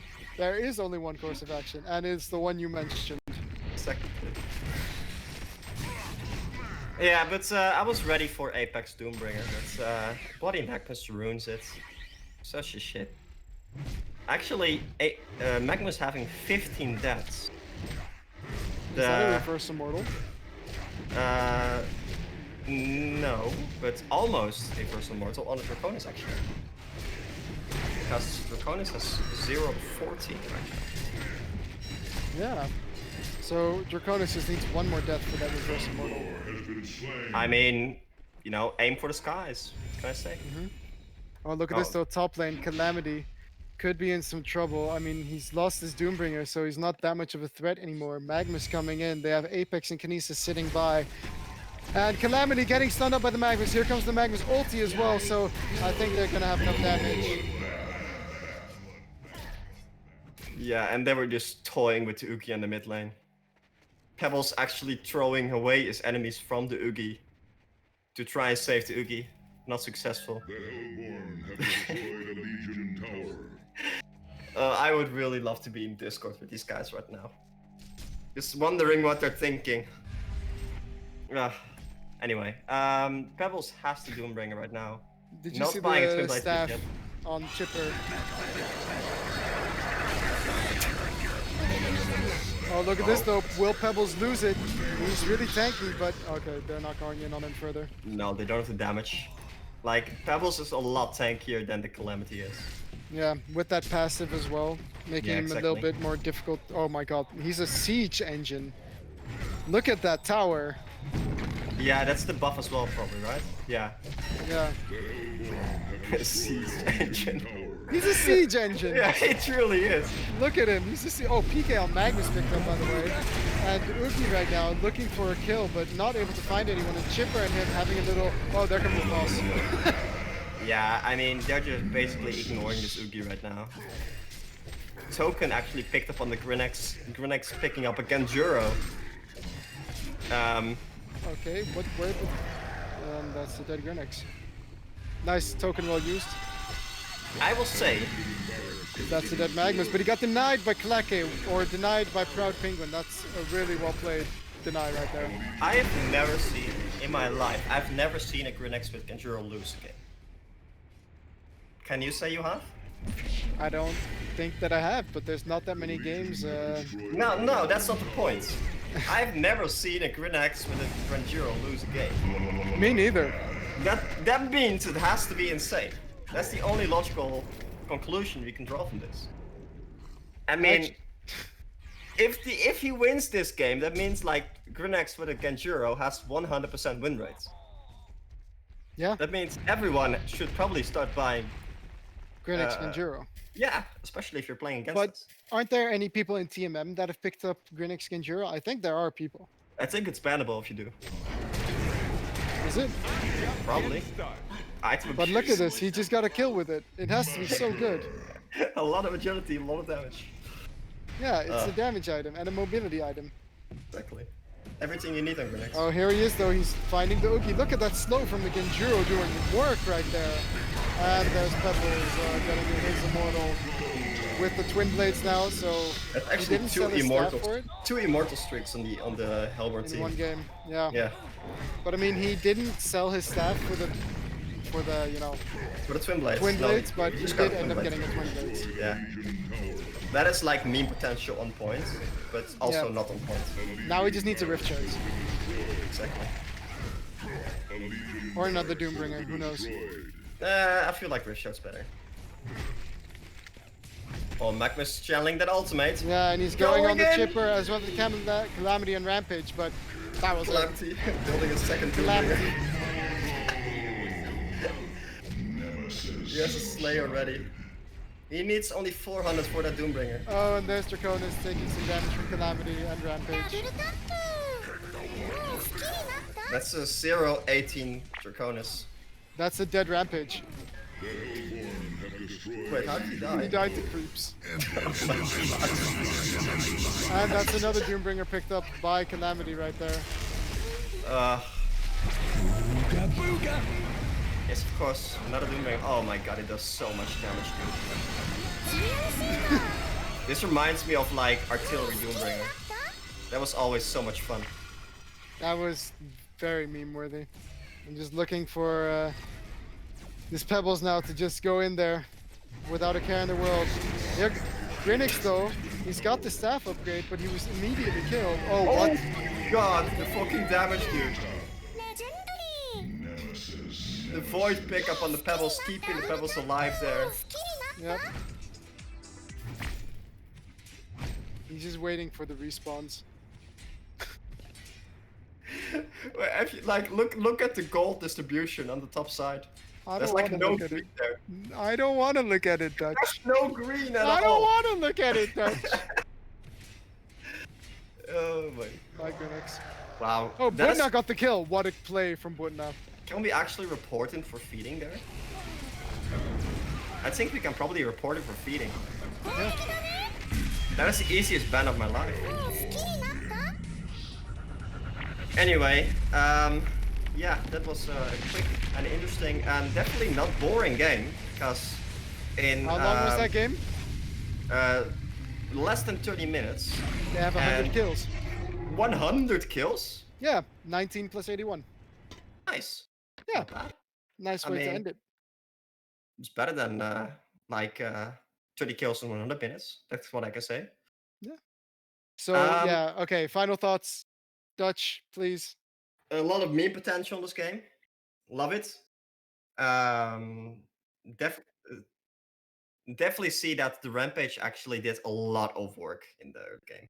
That's what I Yeah. say. So That's what set up the I'm pretty sure Hellborn that to be both teams so. were playing serious at start, and we saw that the Rampages did so much work there. So yeah, well played by them. Yeah, well played by them. So this was the round of 16 that we just had. We had 16 different teams facing off. I mean, we had one forfeit, so I guess it was 14 different teams facing off, and we had 7 matches. We are going to have some more matches coming up, and they're going to be from the round of 8. So remember, guys, stay tuned.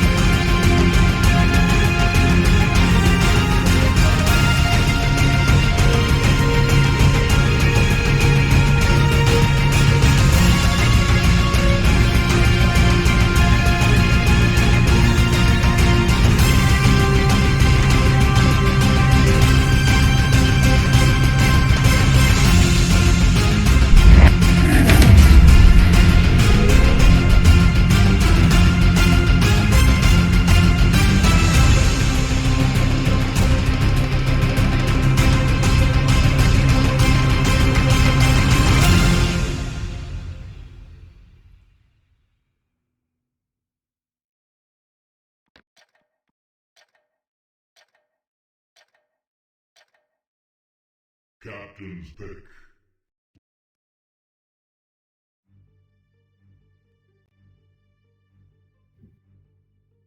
Hello, ladies and gentlemen, and welcome back to HoN OMG Cycle 1 League Tour. Right now, we have the two North American teams that are left. They are called No Teamwork and No JP, No Win.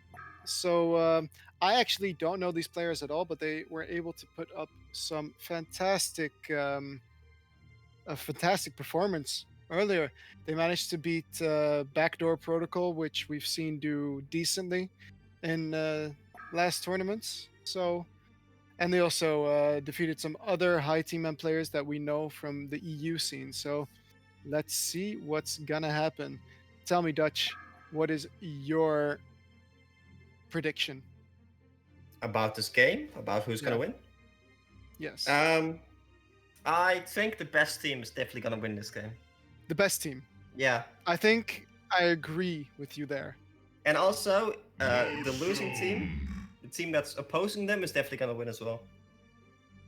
Oh, yeah, the one opposing the losing team. Nice. Thank you for, clearing that up for me. But let's get right into the bands. We have Polywalk Priest, we have Monarch, we have Kinesis, and we have Magnus. Yeah. So, I'm gonna guys, be honest. Like I've not seen these teams play, so and I don't know the players that much either because they're both NA KW. So it's gonna be really hard for me to actually judge whether or not they're good players and which team is favored in this case. So I think I'm just gonna look at their bans and judge afterwards. so they do ban Kinesis and Magnus, which are pretty standard, but then they ban a Monarch and a Polywalk Priest. And we saw that from the previous games that Monarch was quite well used, as well as the Polywalk Priest, actually being very important to both teams. They both picked up Monarch, I think. Either We've way. seen the Poliwag being picked up once. That was against. That was against Snark's team. Against I- Protocol. I didn't actually see that one though. Sorry. But Yeah, I I was watched that thinking one, about. and the Poly was doing a lot of work with I was it. thinking about the Flint game. Yeah, let's not talk about that game. That was a Yeah. silly game. This is a silly place. Let's not go to Camelot. Yeah, but that game, the Poliwag definitely wasn't working out. But those like are different players, so yeah, and the Grinex actually being picked up. No surprise there. I think every time we've seen the Grinex being picked up, the Grinex has done some amazing work. So that's a little bit of extra minus armor on the hero. Definitely really powerful. Yeah. In addition to also getting a lot more damage on his stun and more stun duration, I believe.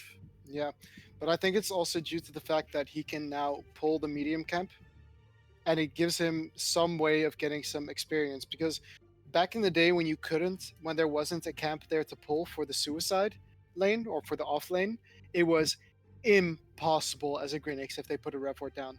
You could only Yeah. leech XP and then hope that at level 3 you'd be strong enough to kill someone, or you try to drag the creeps. But now Yeah. with that pull, it's become so forgiving.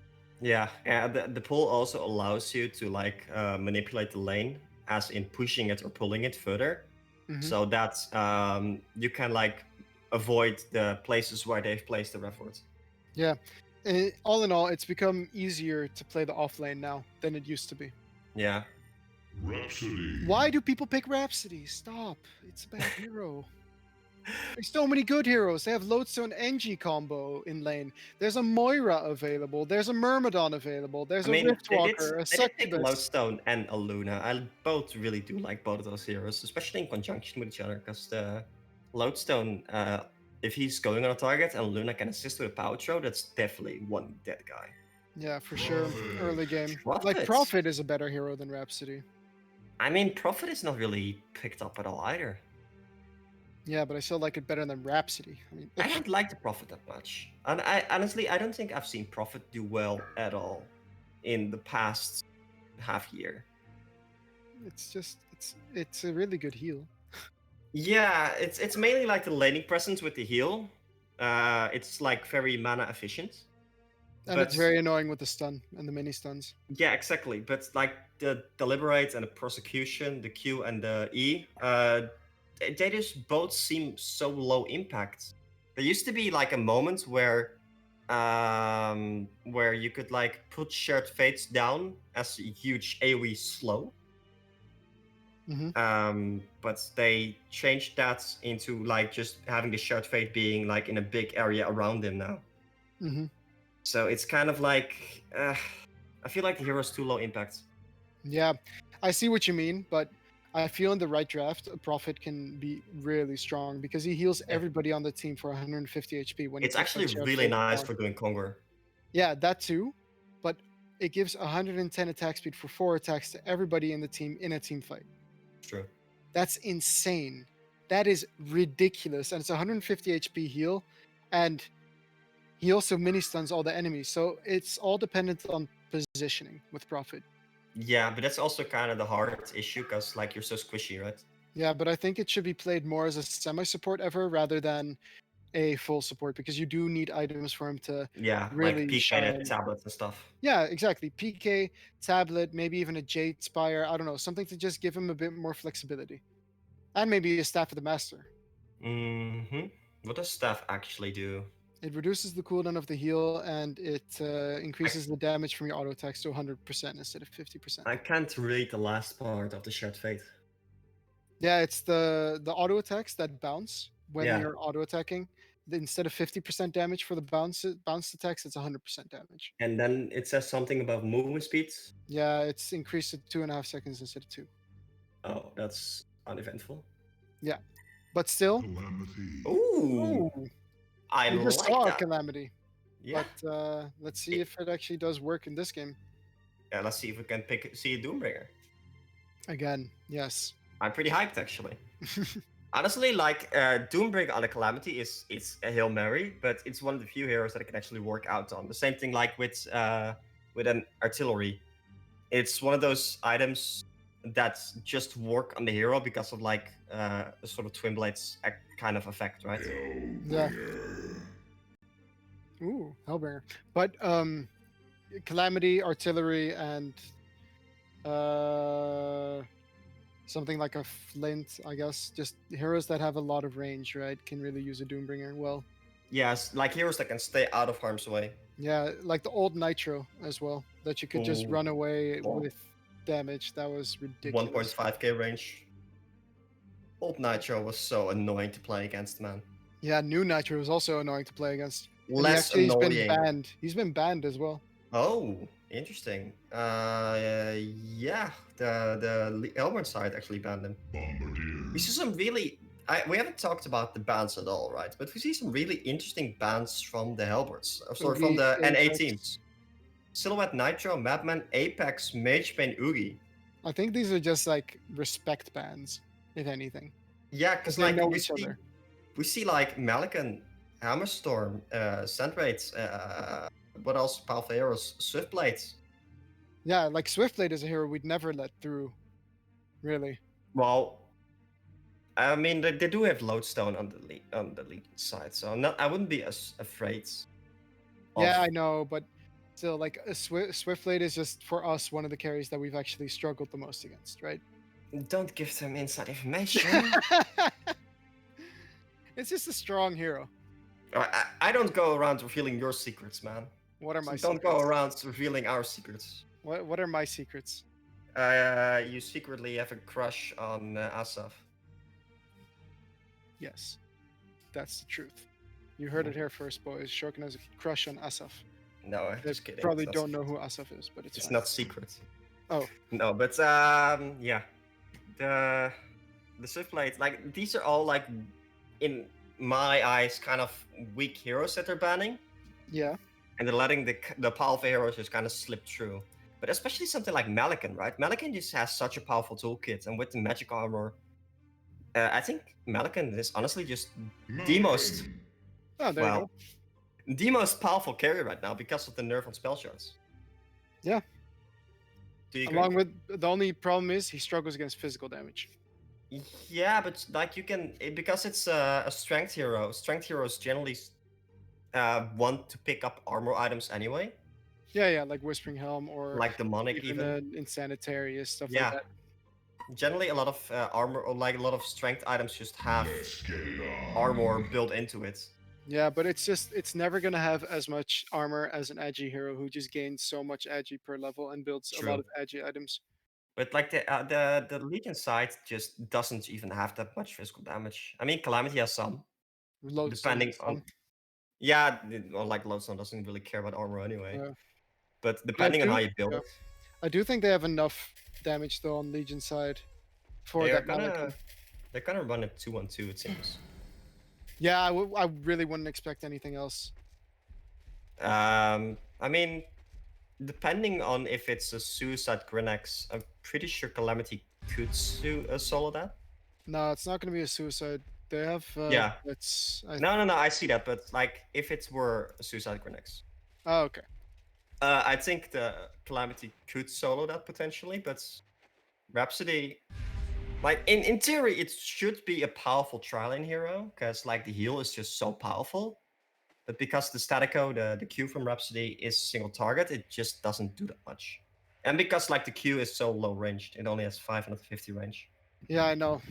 But that hero was first pick material for the longest time, and now it's just like Yeah, the Arcane Harem, the E it used to be global.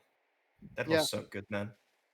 But the staccato, it's just been made too weak. It used to have more range as well, at like 600, 650 range or something. And that just made it like quality of life, like using that ability a lot I better. think the W used to be more powerful as well. Yeah, it used to be like, it used to deal 80 damage and 80 heal. And now it only deals 50 damage per second and 45 heal per second. Yeah. The Disco Inferno. That used to be such a powerful ability. I remember like picking it with Chronos all the time. Just Chronosphere and like put down the disco, and then disco. everything would die Just- and you would heal, and it was just ridiculous. Yeah.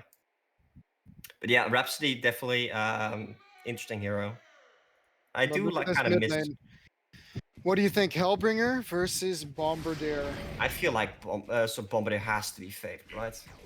I mean, he has the better auto attack damage. That's pretty much what it comes down to here. Yeah, and the E, the Boom Dust, is so much arrest damage, and The Hellbringer needs levels before he becomes a threat. Well, the Yeah, but- Bombardier. The demonic wave, yeah, I think that ability is great early on though. To Yeah. just push out the lane when you're going for runes. 150 damage for 100 mana. It's pretty efficient. Yep. Early game, definitely. I am kind of curious what he's gonna level though. Whether he's gonna get his E at all, you mean? Well, even that, and whether or not he's gonna level his Q or his W. Because the thing about Hellbringer is, if you get like level 3 Q, that's like a powerhouse moment of the hero. Because you get like 2 charges on the Q at that moment. Yep. But before that point, it's better to level the W. So it's kind of like in a weird spot. Oh, apparently everyone is lagging. I didn't feel any Playing on lags. US East. Yeah. These are 2 NA teams, so I don't think the server is at fault here, probably. But I really feel like shutting out Time to Die here. Please don't do it. I'm not Do doing it. Don't do it! Don't do it! Don't do it! But I all mean, these if- players are big fans If of- Lodestone goes for a certain item build, I might do it, in theory. Yes, in theory. In But theory. what I do find interesting, these North American players are already far more used to using golden apples. Yeah, actually, I was gonna comment on that last game. We saw the Chris pick up the golden apple, and it's actually a really good item because it gives you. It's at least a lot better than its counterpart, Lunar Tear, I believe, because like instantly healing 80 health on self is so valuable in these laning situations. In some situations, it gives you like the 80 HP you need to get first blood or something, right? Or to make the turn kill or to survive. And actually, I haven't really played around with it myself at all either. But it's just so powerful. I think I would prefer Blightstones. Cost 5 more, heals 220 more HP. Yeah, but it's the same like impact as something like a full battery, right? It just gives you that like power heal when you need it. Yeah, if you have the inventory space, is what you're saying. Yeah. And especially in like lanes and stuff. Mm-hmm. Because like how often have you seen someone like survive because of battery charge? And like Too often. yeah, and having a little bit more HP, the enemy not realizing, oh shit, he has that, or not realizing, oh shit, wait, he like pops the battery at the last seconds and survives and gets a kill or two. It's just it happens so often because like you see that enemy health bar being so close to completely gone. You just get like your inner greed takes over, and you just go for it. And then like the apple just allows you to make those big plays. But yeah, the passive mana regen really is not something to buy it for. No. But hey, if you don't ever use it, then it is quite a waste. True, that's definitely true. And Luna doing a great job over here, harassing the Malikan while Malikan was taking the medium camp, by the way. And he's actually going to lose out on a couple of the soldiers, and he's going to have to chase them if he doesn't want to miss out on them. Blitz actually almost died there. It looks like he is going to be leveling up the demonic wave on Hellbringer in mid. Yeah, he could like go Q, W, W, Q, Q now. So, Yeah. But isn't yeah, I it like worth it. leveling the E once? it's only, they did nerf it, so it's only 3% of all damage dealt right now. Top lane though, Malikan in quite some trouble, but managing to get healed now. I think he used the golden apple to survive actually. I would really like for the Malikan to level his E once here. Yeah, you've Yes. mentioned to me how strong it is. It just gives you so much magic armor. Like at this percent HP, it is like you have like a shaman's headdress. It's actually so insane. For 1%, it's for every 10%, it's 1 magic armor.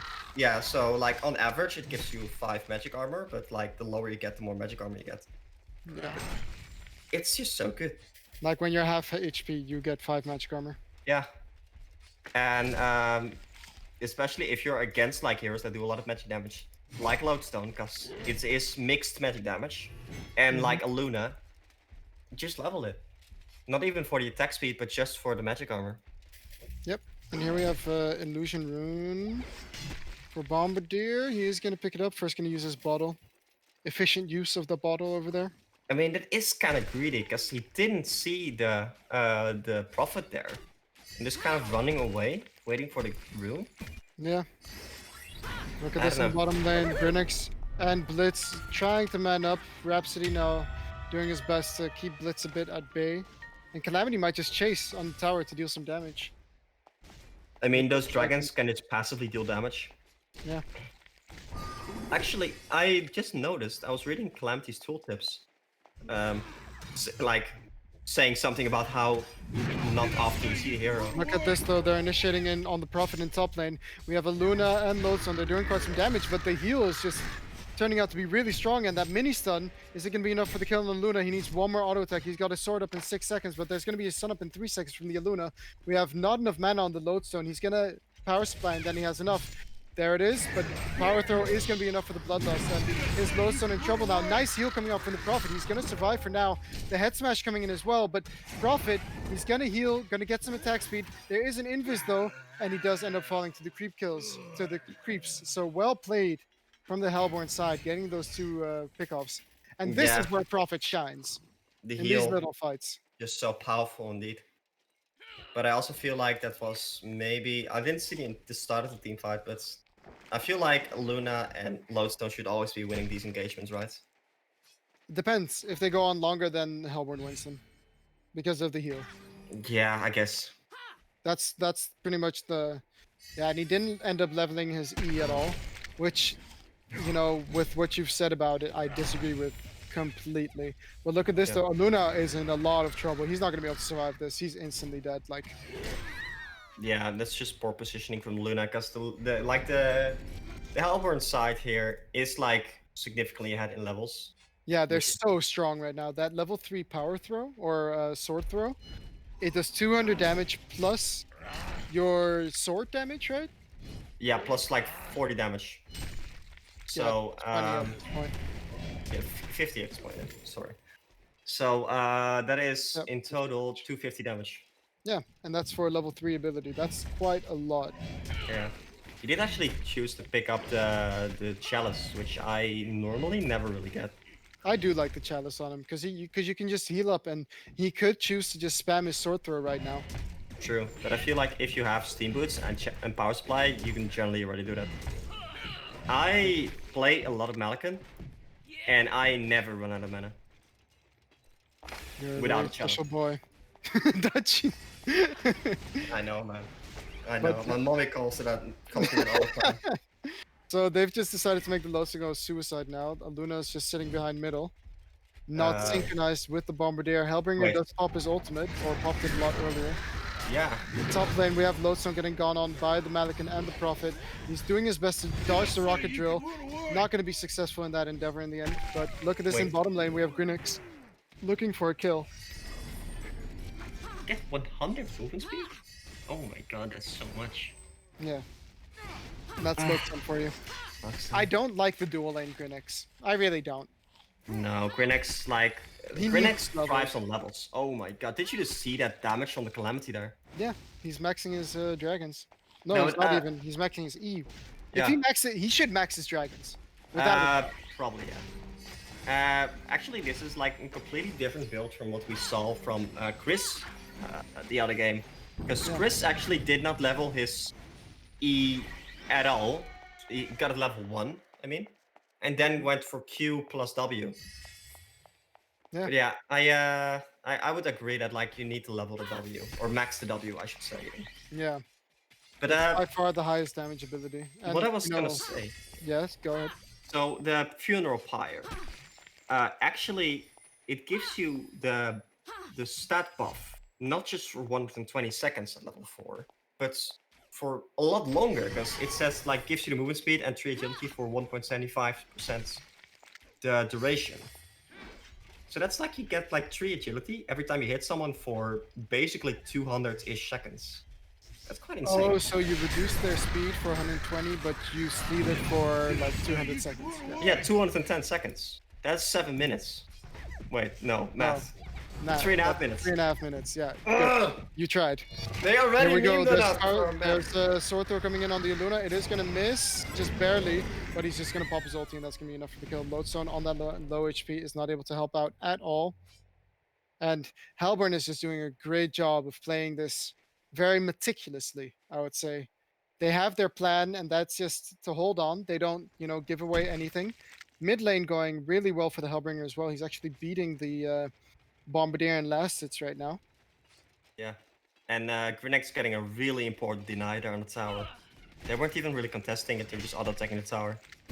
I'm also kind of curious what Calamity is getting. I really do like the Malthreats on her, because it's just so easy to get assists and stuff, and you just get so much damage, or so much value from the Malthreats. Yeah. Granix is not having a good time versus this Calamity. Calamity not even leveling her ultimate here. Yeah, the ultimate is really lackluster though, as you've said. Yeah, but it's just like, if you just see it as an AoE immobilize with a large range, because it has 1200 range. It's pretty decent in that case, right? Oh, look at this though. They're initiating in on the Malikan, but here comes the ulti from the Prophet, and more heroes from the Legion are porting in, and they're not able to catch anything at all. So if he had his ultimate here, yeah, it secures the tower though. Yeah. Tower There is a hasted Hellbringer here though, with that ultimate. Yeah, it gives so much space for Hellborn right now, though, that they all ported in for just one deny, whereas Grinix was able to do it all in his lonesome. Grinix is now getting a much-needed break, so he can get some more farm, get some more levels. He is porting into the mid lane, though, as they pop the Hellbringer ulti to kill the Bombardier. Is it going to be enough damage, though? He's almost dead, and there you go. And now they're just backing off. Grinix coming in. There's not a lot of mana, though, on the Prophet right now, so if they choose to fight, they are doing it without a hero, pretty much. Yeah, I feel like, you see, in these kind of situations, especially against like a lot of the heroes, the Blitz, the Prophets, and the Hellbringer can't, and even the Grenix to some extent, can't escape from the Calamity ultimate. So I really do disagree with not leveling it here. I could see him not leveling the Q, because the Q is an awkward ability. But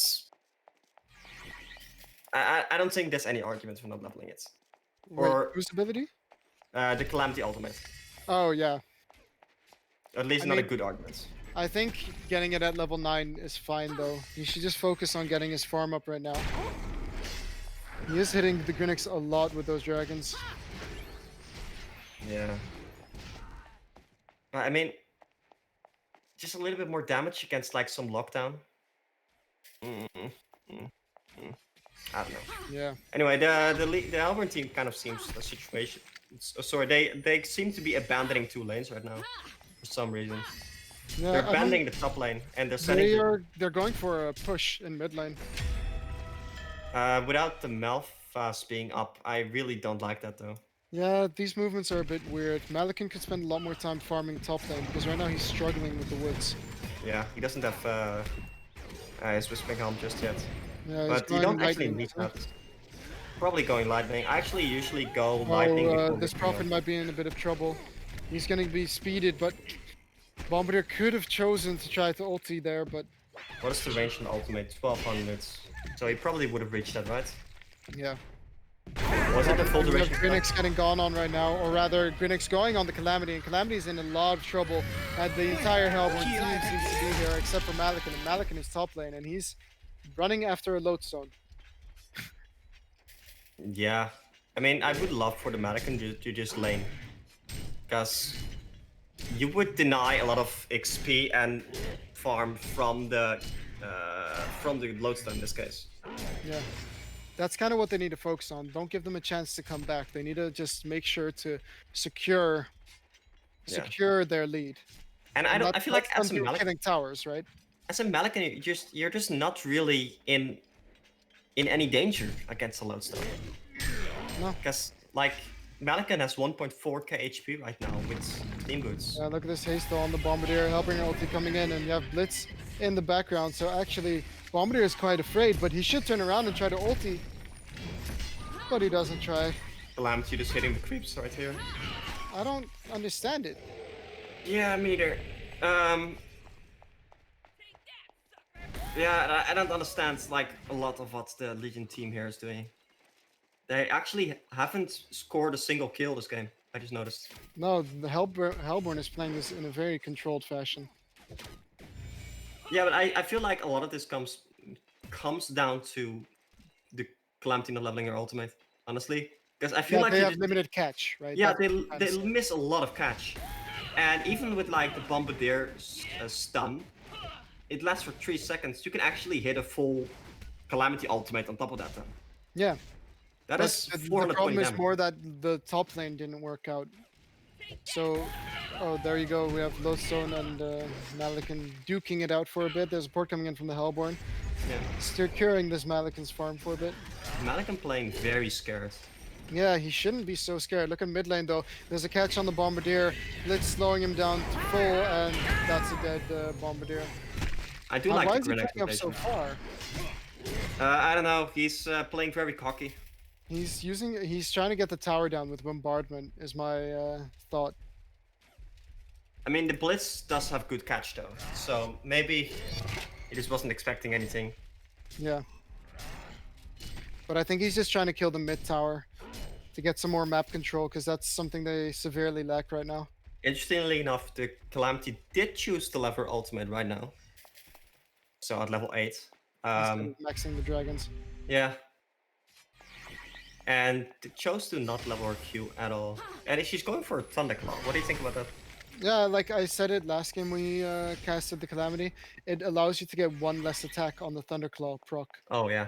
Ooh, And Infist it's a great, Hellbringer. yeah, it's a great farming tool as well for ranged heroes.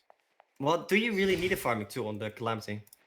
Yeah, because you don't have, it's very mana intensive to keep using the dragons. Fair enough. So what if you just get like a refreshing ornament plus jealous? I mean, that would probably be enough, but it's... Oh, top lane, we have some initiation going in on the Malikan, and he's going to get hit down by the power throw. Bombardier Malikan ult used actually as well, falling. unnecessarily. Was it unnecessary to kill the Malikan there? Yeah, Malikan was already dead from the Oh, power. okay. Oh, right. So, Malikan actually falling, which is surprising to me, because Malikan Yeah. is tanky. He didn't even use the Lodestone ultimate. And Lodestone did actually pick up the PK right now, so this is actually a big moment for the Legion side, because this allows them to start making plays. Yeah, and Thunderclaw now picked up as well on the Calamity. It looks like, by the way, Hellbringer's going for a Staff of the Master. That's pretty standard, I think, for a mid Hellbringer. Yeah, definitely. The 2 Malphas and just the 2 stuns is just so powerful. Yeah, it's not gonna be the Hyper Crown type build. That you're... No, there's no room for Memebringer. Oh, maybe Lodestone actually looking for the kill on the Hellbringer here. But yeah, I it- would. it- I want it to be a surprise when he jumps someone now, True. and preferably a high value target. Yeah, I mean, Hellbringer is definitely a high value target, right? Yeah, but it seems to be to me like he's going to the bottom lane right now, where Blitz is. He does have that smoke in his inventory. Yeah, But, Calamity playing really scared as well. They have no idea where the Hellborn team is Yeah, right now. I feel like this comes down to Calamity builds. It's just so greedy. Like, he has 800 HP. If he went for some other items, like, I don't know, an Oh, love Astro an and an Astrolabe. Elfix. Yeah, the Hellbringer also being used in the mid lane. Bombardier trying to get that tower, but is going to end up paying with his life. They don't get the deny, so well played for that. But here comes the Lodestone ulti. He's going to hit 2 with them. Grinix almost falls as well, but well played by the Lodestone. That was a good way to use that ultimate, because they did, in the end... Oh, what a power throw coming in as well, finishing off the Grinix. That is surprisingly good for the Legion side here. Kobe. Kobe. Kobe Bryant playing for the Legion side here, clearly. On the Aluna. Yeah, rip indeed. But yeah, they still have the problem that they're facing a Malikan who's really good against magic damage, and they're a full magic damage team. Especially now with that Thunderclaw picked up on the Calamity as well.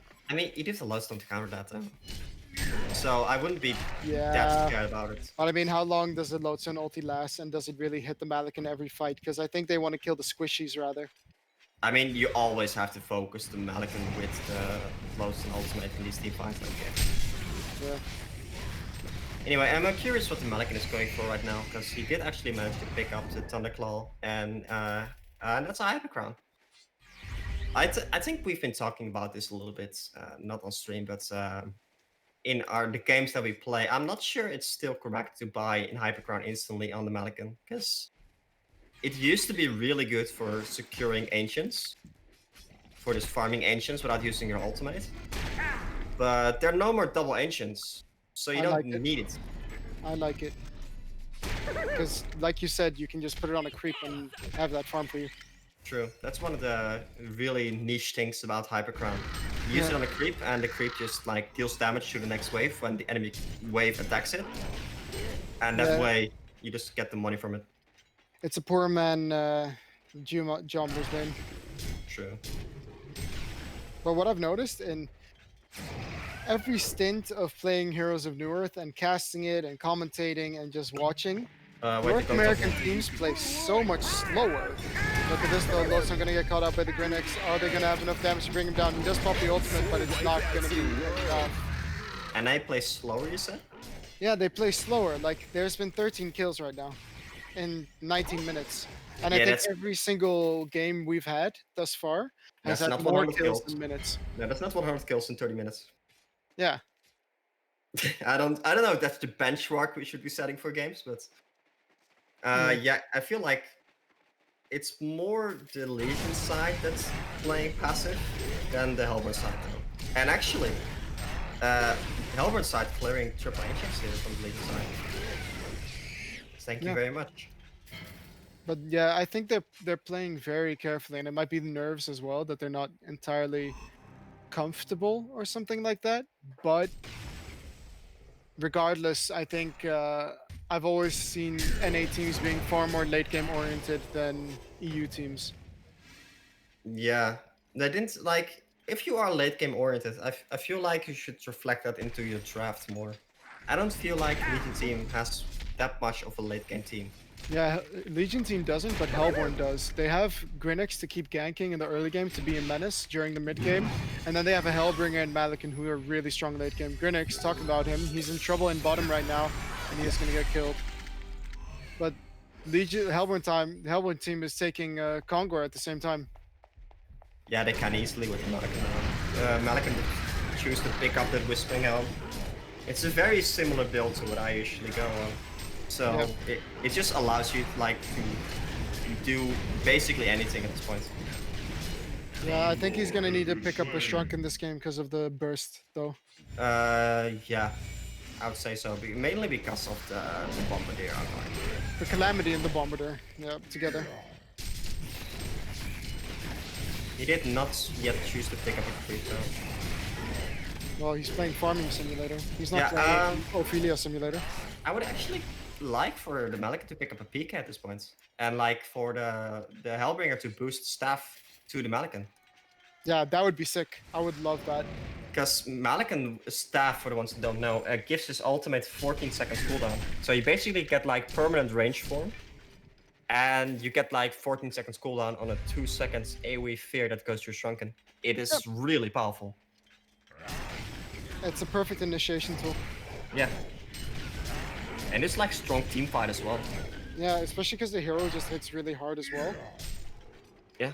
That's what makes it so dangerous, because in those 2 seconds, you actually have the ability to almost bring someone down and then sword throw to get out if you realize that your jump is not, gonna go well.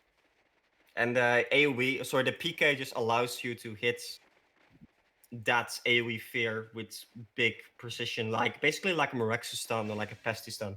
Yeah, exactly. So I'm curious if they're gonna actually upgrade the staff at all, because I don't think any other staff effect is actually really worth it. Maybe Grinix.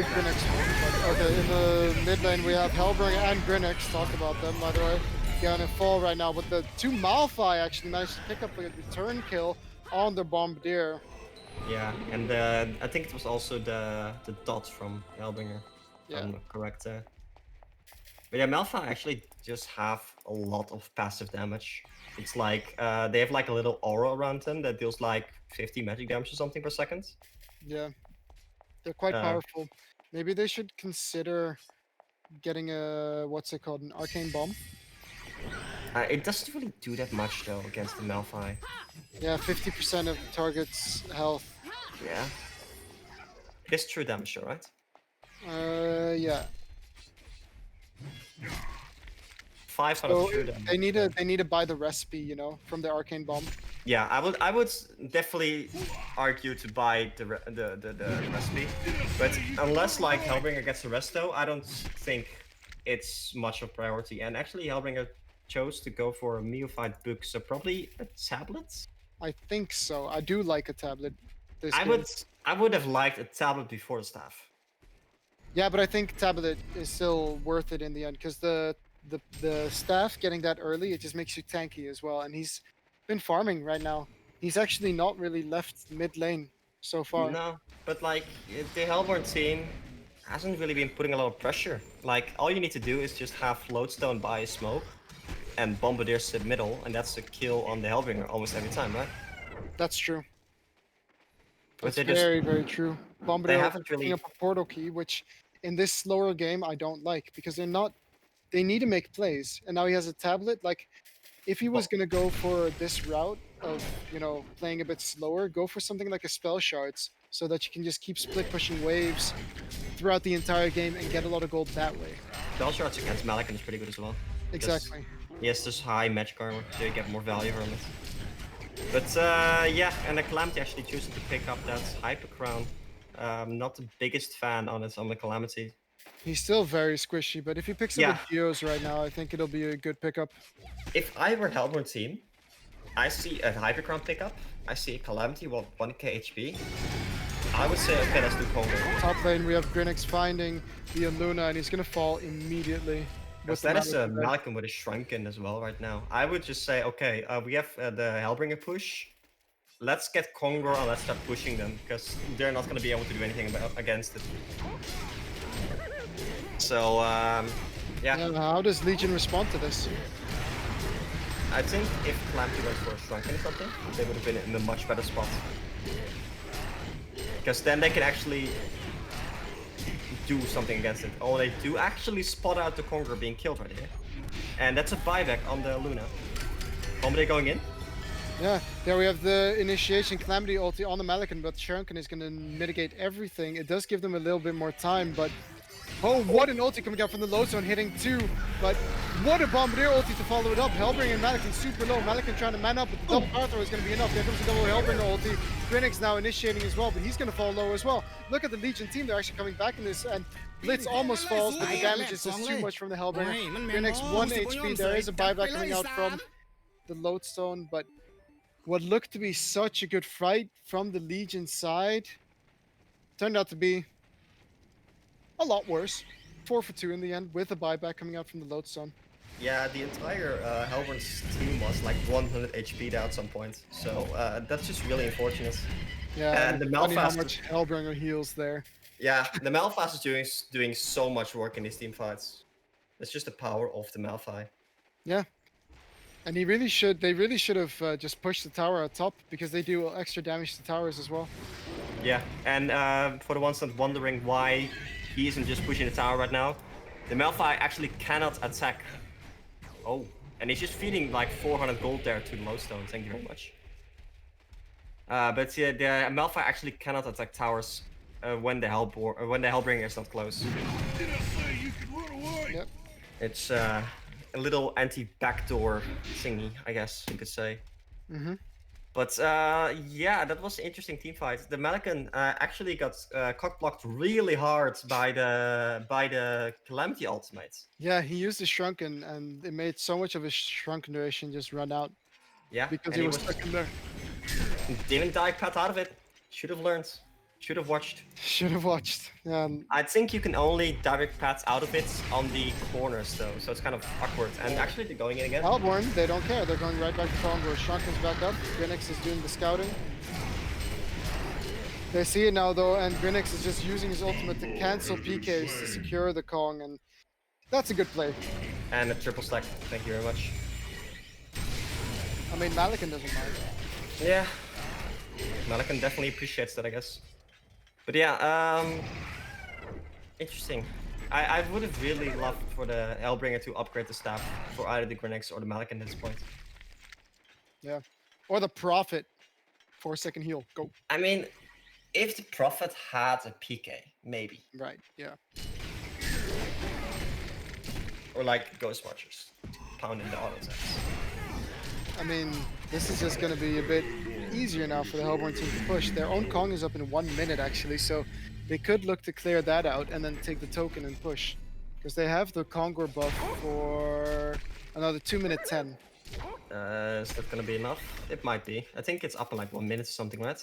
Yeah, if they can clear it in 1 minute, then it's fine. Should definitely be possible, yeah. They should definitely be setting up for it and just giving the token to Malikan and just letting him stand there and hit the tower. And just slow push. But they still have the bottom towers to kill and the mid towers to kill, so they really shouldn't be forcing the issue or anything. And there it is, Kongor's up. Hellborn team getting going nearby to try and finish it. Yeah, if you just get a token on the Malikan here, that is a very unkillable Malikan at that point. Yeah. They have So- 1.5 minutes to finish this Kongor, so I think they're gonna be fine. Gunix is Especially up with to the gold buffers. Antis as well. Yeah. What do you think about something like the Gridix one from Abyssal Skull? What do you Yeah. think about? What do you think about It that? would be fine if it was a melee carry, but Malikan isn't strictly melee. Yeah, I would have liked a Lex more. I think. just- Yeah, Lex Talionis or even a Shield Breaker. I love Shield Breaker on Gunix. I think it's too expensive though. I mean, it's 2,600 gold. It's not that much more expensive than an Abyssal Skull.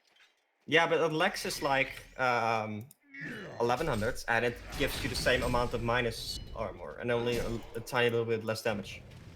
Yeah, but it just doesn't give the damage. You get 35 damage from a Shield Breaker. Yeah, And I feel like all you need on Gunix to be successful is a Shield Breaker 3 and a Shrunken. yeah, just got a shield breaker 3 and a suicide. I mean, Sounds he good. wasn't Suicide though. He was in a dual lane. Oh, that's true. That's true. No, but yeah, the Shrunken is definitely necessary unless someone actually chooses to upgrade the staff for you. Staff Grenex, I've seen it in action. I've played with it. It gives you single target immunity, basically like the Fade E, and it can be so powerful because it basically means that the enemies, it basically means the enemies cannot target you at all with single targeted spells, and they can't like auto attack you there. Yeah, it's super powerful. Aluna sniped 4 people twice when Yeah, they were that doing was the sick. tower. And I think 2 creep waves, because look how long it's taking for the next creep wave to arrive. Yeah, but they're not abusing it because everyone is in well right now. Like, they should be pushing top. Yeah. Like, they have so much counter push with Bombardier and Aluna. Like, they should have Calamity in the top lane right now. Yeah, and the Legion, the Hellborn team doesn't actually have that much initiation. They do have the Prophet PK. Hey, they're But- Prophet PK. Give Yeah. staff to Prophet. Oh, yeah. You really want it, eh? I think he's saving up for a Rescue Stone. Oh, that's a lot of damage, actually. Yeah, creeps are dead now, so they should have done this earlier, in my opinion. Just, man up on the tower to force the issue, but Malikan actually now showing his regen off, and there's the Prophet ultimate hitting on 4 people, and there you have it. People just died. Malphus, double Malphus doing a lot of damage. Loathsome going in on the Prophet right now, but I don't think that's the person you want to go on. And well played from the Hellborn side. Yeah, Malikan actually picking up a symbol of rage there, and Malikan actually activated both his Shrunken and his ultimate when having like 1% HP there. Yeah. But that, look how much Prophet did in that ulti though. He made everybody take 16% more damage. Yeah, it is powerful if you're ahead, like you said. Yeah. I don't know. I Powerful feel like when you have a portal key. yeah, and even then, like it's such an Hail Mary, right? Yeah.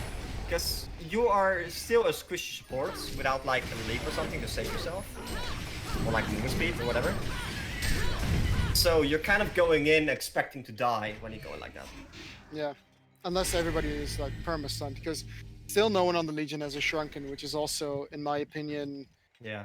a very a greedy way to play. I mean, they have the Geometer's Bane on Calamity, which for sure does a lot with that Hyper Crown. I actually really like Dawnbring on Calamity. Yeah, because you can kite people better with it. Yeah, and because like every ability you do just does like, and it activates the funeral pyre. And that means the target just takes like 50 magic damage or something over the next X amount of seconds. Yeah, I still like Geometer's Bane with a Hyper Crown though. I think that's a really strong combination. Do the dragons actually work? I'm not sure. I think they work for 1/3 of the damage. That's kind of Because funny. you do actually. see them. You do see them. Yeah, true. You do see them, but that doesn't always say enough. Hmm. Anyway, Legion side or Hellborn side choosing to go top right now. This is They making me want to play Calamity though. Yeah, me too actually. 2 of them. That's a very fun hero to play. Yeah, we've seen him actually Calamity doing a lot of work. So Yeah, Hellborn team though, they feel confident. They're just gonna go up and hit the next tower. They should really be focusing on killing those creeps quicker though. I feel like they should never let the creeps get to the tower. That's when you've already made the first mistake. Luna picking up Ebola. Ooh, I really do like that. Perfect item this game. Yeah, it's so insane against Melican. Melican does actually choose to go for Geometer's Bane here. You like that Like- as well, right? Yeah, it's so good. Because like, Why are the creeps hitting the tower? They need to kill the creeps before they get to the tower. I think they are scared that they're getting initiated. by Here's the someone. initiation though from Lotzon. He's trying to kill the Prophet. Prophet does end up falling, but the Hellbringer Oh my Hellbringer God. holding everyone with Malikan, and they just it's gone. It's done. That was a Hellbringer ultimate from heaven here. Holy shit. They were just like 4 people right on top of each other there. And the Hellbringer ultimate, fights, honestly. the Hellbringer ultimate just melted them. Yeah, that's why you should be scared for a Hellbringer in late game. Yep. And I'd say that's a GG. Yeah. So we know what team we're facing tomorrow, Dutch. Backdoor protocol, right? Oh no, wait. They got wrecked already. It is. Sorry. Slag, if you're listening, I'm sorry, man. I love you. But yeah, well played with both teams. I think a little bit too passive from the Legion team, and the Hellborn team definitely had the late game draft-wise. So they just played it slow, farmed on the heroes, got a staff and resto on the Hellbringer, and just pushed at that point. And yeah, that is just like why you don't really want to go late game against the Hellbringer, right? Yeah, they did give Grinix the staff effect, which Oh, we didn't really? really see get into play. I'm still in the game, just Aw. looking at the stats a bit, but like really well played from the Hellborn. They definitely knew what their game plan was from the start, and that's what made the difference. Yeah. I feel like Malik the and low Hellborn together, by the way. I mean, Malik and Hellbringer together is a sick combo. True, definitely true. Like you can just like have the Malkin in the front line, and whenever like the Malkin is in any kind of danger, you just like ultimate Hellbringer ultimate on top of it, and it just gives the Malkin so much breathing room to heal up and stuff. Yeah. Anyway, I think that's it for you, right? Yes, we have one more game coming up. It's going to be casted by What You Got and Dutch Ownage. So I'm going Who's to this be Dutch leaving. guy? He sounds amazing. There's one more game left, and make sure to tune in. And I'll see you next time. I mean, I'll see you next time. Dutch is still going to be here. Yeah, there's another game. Yes, okay. Be right back.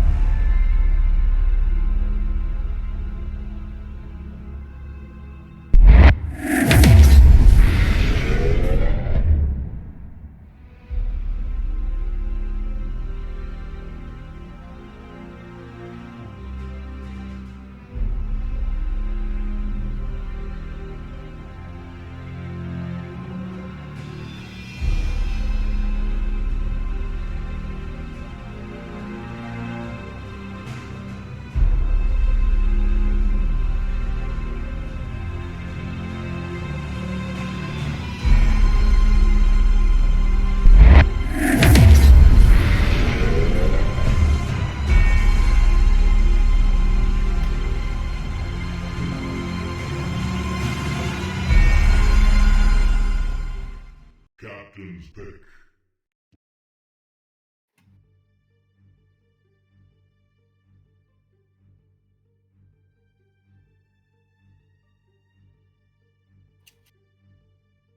All right, everyone, welcome back to the HoN OMG League Tournament Cycle 1. This will be the last quarterfinals match of today. We're going to see Third World Gaming taking on Kartoshka Gaming. I am your caster, What You Got, and I will be joined by my co-caster, Dutch Ownage. How's Hey, it going, man. Dutch? Yeah, I've been doing a lot of casting today, so I'm growing a little bit tired, but everyone I think is. But yeah, we have been seeing some it's, good games, some been a very long meaning day. games. Yes, I'm happy to be here, man. How are you doing? I'm doing good. We had a bit of a longer break as we were waiting for one of the players to be ready, but here we are. So looking forward to this match.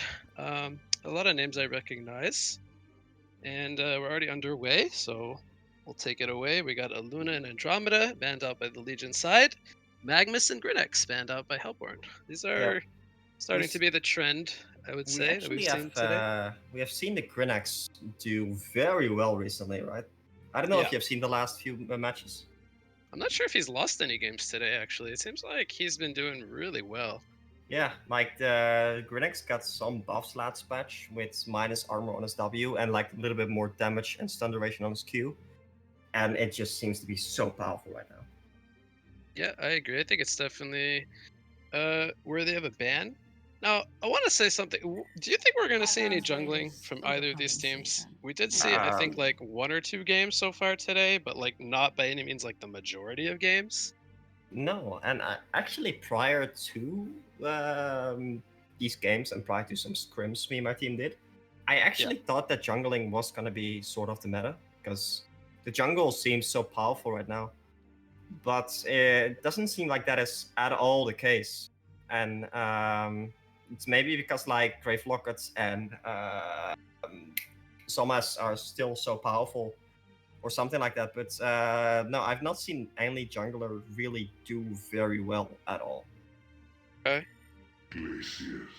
I think I've seen one Solstice in the games that I casted. I don't know how much you've seen. But I do remember one Solstice game. But other than that, not too many of the other ones had Yeah. junglers. Are you surprised by this? I actually am. I feel like Suicide got a pretty decent buff, or like solo off lane got a pretty decent buff with the pull camp being kind of shifted, jungle getting changed a bit with the ancients being removed. So some of these more passive, like farm heavy junglers, kind of take off a bit earlier, and then that kind of boosts your team's golden XP earlier in exchange for that secondary support that you would normally have. It's like the old post-patch meta, but we're still seeing teams valuing the aggressive dual lanes, and I think we even saw maybe like 1 or 2 games with tri lanes today, but not too many tri lane games overall. Yeah, so it may be the case that like the jungle heroes themselves, like the powerful jungle heroes right now, I would say are like Konas, Solstice, and Legionnaire maybe. That's like the 3 heroes that really spring out to me that can farm very fast. And neither of those 3 heroes actually have these huge impact team fight abilities. Like unless you count like Solstice Ultimate, but that's hard to set up. And I think that may be some way influential in the decision not to go for junglers, because I feel like today's meta is a lot more team fight centric than old metas were. Okay. Yeah, that kind of makes me wonder why we don't see heroes like Tempest or Ophelia. Yeah, or Keeper. Keeper of the Forest, which got some buffs, I think, And to his Nature's Guidance. Yeah, I think the reason for that is because Keeper is actually quite a bad jungler right now, because Keeper was a lot better with Ancients. With Ancients, yeah. Yeah. And Tempest is just still it's just still farms slow, I believe. And the same thing for Ophelia, right? Really? I think the heroes just farm too slow to be really impactful. And maybe there are also more like superior magic cancels. But yeah, I feel like you could go for some kind of Tempest strategy, just farm a Tempest Shrunken, if you see that the enemy team has like 0 cancels for you. Yeah, that's a fair point. But Okay, you- well, let's. Yeah, go ahead. You do really need to draft in a certain way in which you have room for a jungle. Because that's not always going to be the case, right? That's true. Yep. For example, if you see like the Legion side right now, they have Moira, Myrmidon, and Moraxis. Both Moira and Myrmidon cannot really be played in any other place than support. So that would mean like that if you have a Tempest picked up on the Legion side right now, that you would have one of the supports in a solo lane, which just it's not gonna work out very well. Yeah, I think Hellborn could definitely look to pick one up with their team makeup thus far. Yeah, I mean, like the rally is a lot better in that case, as it is a very versatile hero, which allows it to be played in like either a core role or a support role. And interestingly enough, the Legion side actually did not ban the Flint against Good Luck Blitz. He has actually been playing or been having very much success on the Flint. I saw a game of Flint's earlier. I think you Yeah. and Dutch casted that one, and he Me and Dutch. did. You and Sharkhead. I'm sorry. Okay, no, yeah, Well, Sharkhead is Dutch, so maybe that's what I meant. that's true. No, that's true. I Yeah, can't deny I that. was on to something. It just didn't come out right. Okay. No, but yeah, he was like he did very 11-0. well on that Flint, if I do remember correctly. Yeah, he was 11-0 against the Poliwag. And he was honestly just bullying the Poliwag. Like, the Poliwag every time went for the gank, but Flint just pounded the auto attacks. And at some point, like, the Flint had Malfrats and Dawnbringer, and he was just kiting them. With the slow and stuff, it was just, like, kind of awkward to see. The other team was just not able to do anything against it. So there's still room in their draft for a Flint if they want one. They have a couple supports. I'm not seeing it. Like, the one thing I Ruber really Midget. liked about the last time they picked Flint is that they also had a Pharaoh. So, the Pharaoh allows you to... the Pharaoh can, like, do the long-range initiation, and then the Flint can, like, ultimate on top of that to finish it off. Mm-hmm. And yeah, in this case, that would just not really... They don't have the same like long-range damage potential as they did that game. So I'll be surprised to see it here. Some picks as we're almost done with the draft. So Myrmidon, Glacius, or well, let's just do Legion. Myrmidon, Lord Sulfuras, Moira, Hammerstorm, and Moraxis. The fully completed lineup. We have Glacius, Rally, Predator, Witchslayer, and the final pick, which looks like it could be a mid hero. And there we go. We have the Flint, as we talked about, going to be the last pick. I would not have expected what do you that. Yeah, so I think Force is going to be middle. And I think Force is actually quite a decent hero against the Flint, because Flint is just kind of always like poking the other mid hero, but Force can just heal up so easily. Let's get it So I actually and you can really also like clear waves pretty quickly with that more Certissima to try to get just the runes. passive healing. Yep. And if you get like an Iron Shield on Force, the Flint is just not gonna hurt at all. So they also, I think they picked the Force as a counter pick to a Predator. Now I don't actually think that the Predator's healing from the Carnivorous is the biggest issue, generally speaking. I think like the magic armor, the magic community from the Predator is the biggest issue. But yeah, that's a good point. Like I don't feel like the Carnivorous is that impactful, generally speaking, until you go like late game. The healing is just kind of neglectable, just kind of like passively there. So I don't know. I feel like the Legion side definitely needs the PKs though on the Moraxis to start doing stuff, because they don't really have that good initiation until they get that. Yep. Like no real secure stun. They do have quite a lot of crowd control, which is very nice to see. Yeah, but no easy to hit abilities. Like if this Moraxis was a Magnus, for example, then it would be insane, because then like you can Magma stun in, Myrmidon on stop on top of even give the Magnus the stun from the Moira. But it's Moraxis, and Moraxis need a PK in order to hit that stun, generally speaking. Yeah. So, So how I do you think, feel about Hammerstorm versus Predator, carry versus carry matchup? um, Because you play quite a lot of, I think, both of these heroes. yeah, I'm not So the how does the biggest fan matchup of go? Predator, personally speaking. I feel Okay. like the hero lacks in a lot of places, as in it's very armor lacking. It's very kiteable. And it's very like physical damage centric, which is easily countered by stuff like a void and armor boots, because armor is just easily stack. So I think like Hammerstorm is not necessarily super unfavored against the Predator, even though Predator is kind of like an anti-strength hero. Okay. Right? Does it help that he has a secondary carry in his team, being the Flint, whereas the Legion side they don't really have? I guess you could kind of call Forest like a semi carry, Yeah. but as far as like right click, sitting in the back and right clicking, I mean, which is what the Flint's going to be doing. so Forest's ultimate and the W both go through Shrunken, and Predator is not going to get any magic armor, so it's going to hurt him a lot. Yeah. Okay. So yeah, I feel like so Forest is definitely not a terrible pick against Predator, but yeah, I'm not convinced. I also feel like Predator just gets countered by Bola too hard these days. Because I don't think Yeah. his magic community from the Stonehide it does actually dispel buffs, so it should have the duration of the Bola. But generally you activate Stonehide as you go in, right?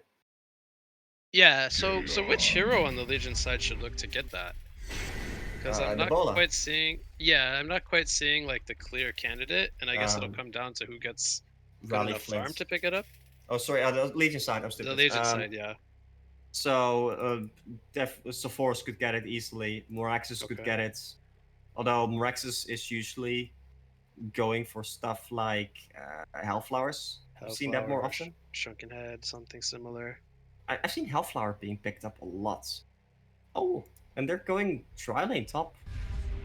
I like that, I think. So That's definitely interesting. the Myrmidon, Moira, and the Hammerstorm. And then this Lord will go to mid lane, I'm expecting. Oh, they might get a kill here. They have the ward placed here, so they see the Glacius out of position. Hammerstorm stun comes out into the wheat field with Moira, charge the Archon, and that's a 4 for 1. 4 on Yeah, 1, that's just an easy kill. I think one of the supports actually poured at the top to get that ward down. So yeah, well played by them. Just profiting off the enemy supports just walking in there. And I see like the tri-lane against tri-lane here. Moira AoE stun, Hammerstorm AoE stun, Myrmidon AoE stun, and then you have like the Hellborn side, which is mainly like single target focused. Like Witchslayer is often hard to hit a stun on more than 2 targets. Predator is entirely single targets, and Glacius is largely single targets. So I wanted to bring up this Witchslayer pick. This is a hero, we see him every once in a while, but we don't see him like that often, I would say.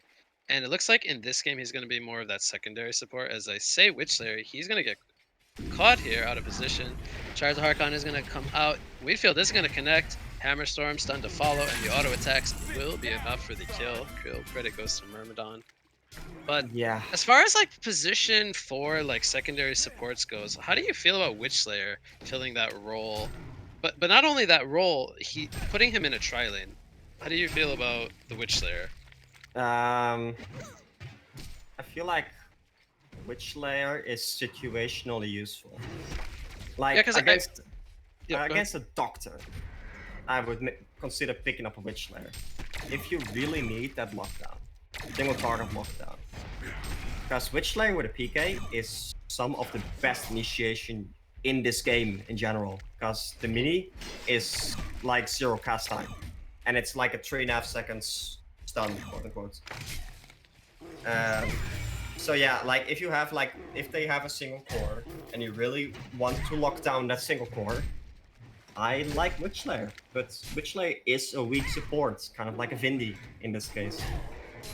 So I think of Witchslayer, I feel like he's a hero that you really want to send to a dual lane to get faster levels, because the early points of both the graveyard and the miniaturized don't do a whole lot, and he's well, also like Mini very squishy and easy to kill Mini compared to other did supports. get some like Oh, or actually, changes. yeah, you're right. It got 2 seconds longer now. duration on. Yeah, the and they level also 1, I think. significantly nerfed the mana cost. Like Mini used to be like 140 mana cost level 1 or something stupid like that. But now it's only 90. Witchslayer, speaking of him, he's gonna get caught out by the chain stun combo from the Legion side, and that's too much for him to handle. And that's just like the power of the Myrmidon, to be fair. What you saw there. Like Myrmidon has 225 damage level 2. It's just so powerful. And I feel like the Witchslayer and the Glacius should just not be in this lane right now. Predator's gonna go in here on the Hammerstorm with a leap. Oh, big and mana drain. He's looking for the follow-up. Yep, mana Sunder coming out from Moira to stop any follow-up from the supports of the Hellborn side. Oh, just trading harassment. Mid lane, we see Flint Beastwood picking up the boots or the marchers early on. He gets a DD. That's gonna help him out with the last hits. 14 and 3 Lord Sulfuras against 16 and 2 Flint. So Flint doing a little bit better. And bottom lane, pretty. The auto attacks from Flint's, right? They're so fast. Yeah. Bottom lane, a pretty standard matchup, Moraxis versus Rally. I don't think we're really going to see either hero kill each other. I think this is pretty much just going to be like two strength heroes trading farm and trying to get their PKs as quickly as possible. Like, Rally should win this, though. Because look at the auto attack change. Yeah, so Rally has more auto attack damage, quite significantly. Moraxis has lots of lane pressure with the axes. Yeah, and actually, I really liked the build from Moraxis as well, because Moraxis went for Iron Shield Toxic Claws, which just allows him to start trading auto attacks with Rally. I mean, Rally chose to not go for Iron Shield, which I don't like here. Because, like, if he would have just gotten an Iron Shield, he can just, like, man up against this Moraxis so easily. Okay, yeah. Do you agree with that or not? Yeah, I think you made a good point. Since Moraxis bought one, it kind of gives him an advantage in terms of the trading hits battle. Yeah. The tri-lane has kind of come down a little bit. It looks like we see some movement from Myrmidon. He's making his way into the mid lane. Let's see if Hellborn kind of picks up on that and tries to go for something.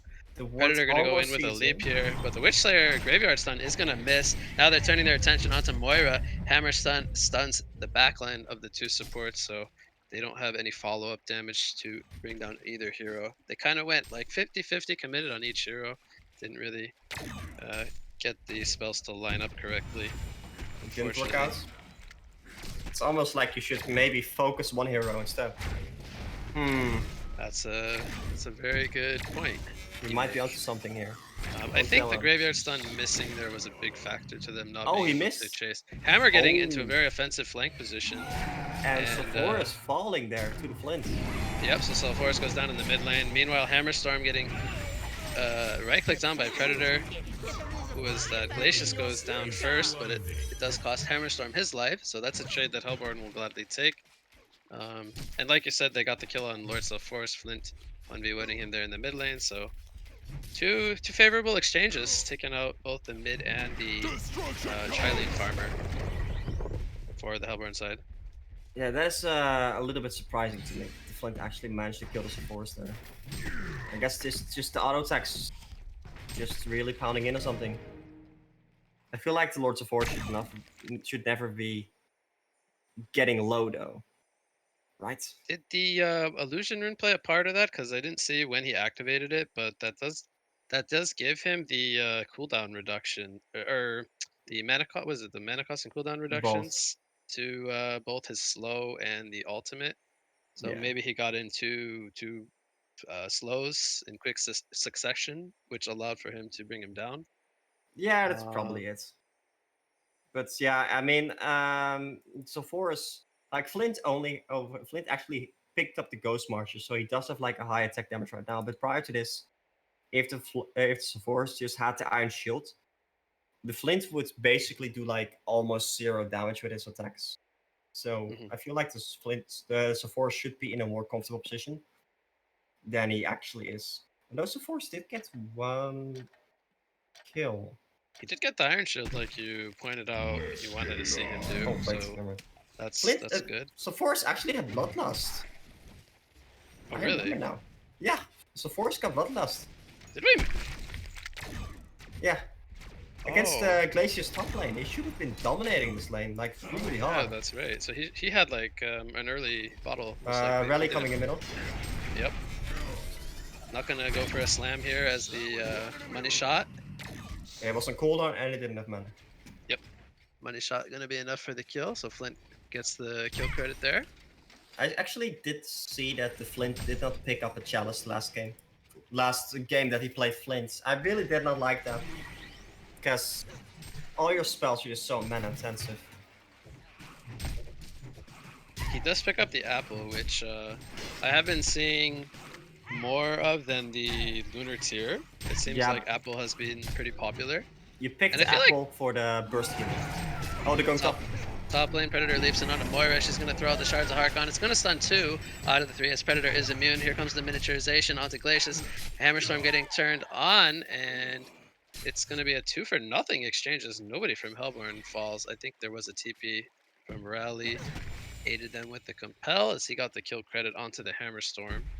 Moira getting a 3 quote-unquote 3-man Shards of Harkon there, but the Predator just activating the magic immune, and that's like where you can see like that the Predator is actually a pretty decent hero in these kind of moments, because he just has a free shrunken, and that can be so powerful. Yeah, I was very surprised they weren't able to. Witchslayer takes a Magikarp stun there, but there was not any mana to follow it up with the wheat field.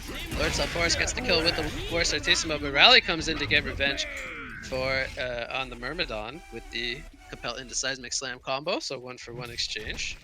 Supports on both sides falling. Yeah, as we were saying before, the golden apple. People are picking up the golden apple not for the mana region, but just for the 80 heal on self. That's the only reason people pick it up.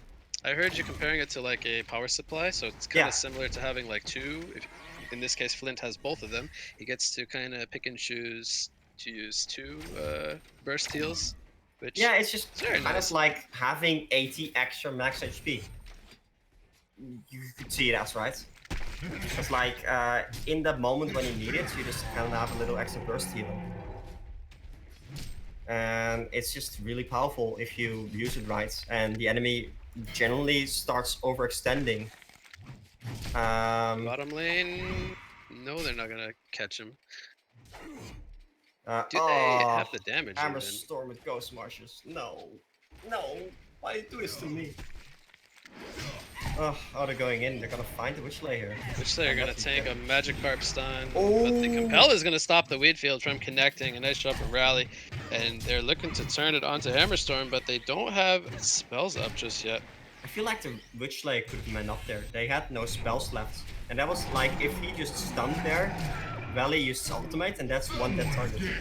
Witchslayer missing another stun. Myrmidon wave forming away, and now Hammerstorm's turning it onto Witchslayer, and he goes down to the Magikarp from Myrmidon, but it's going to cost him his own life as Rally dives the tower there with the Ghost Marchers.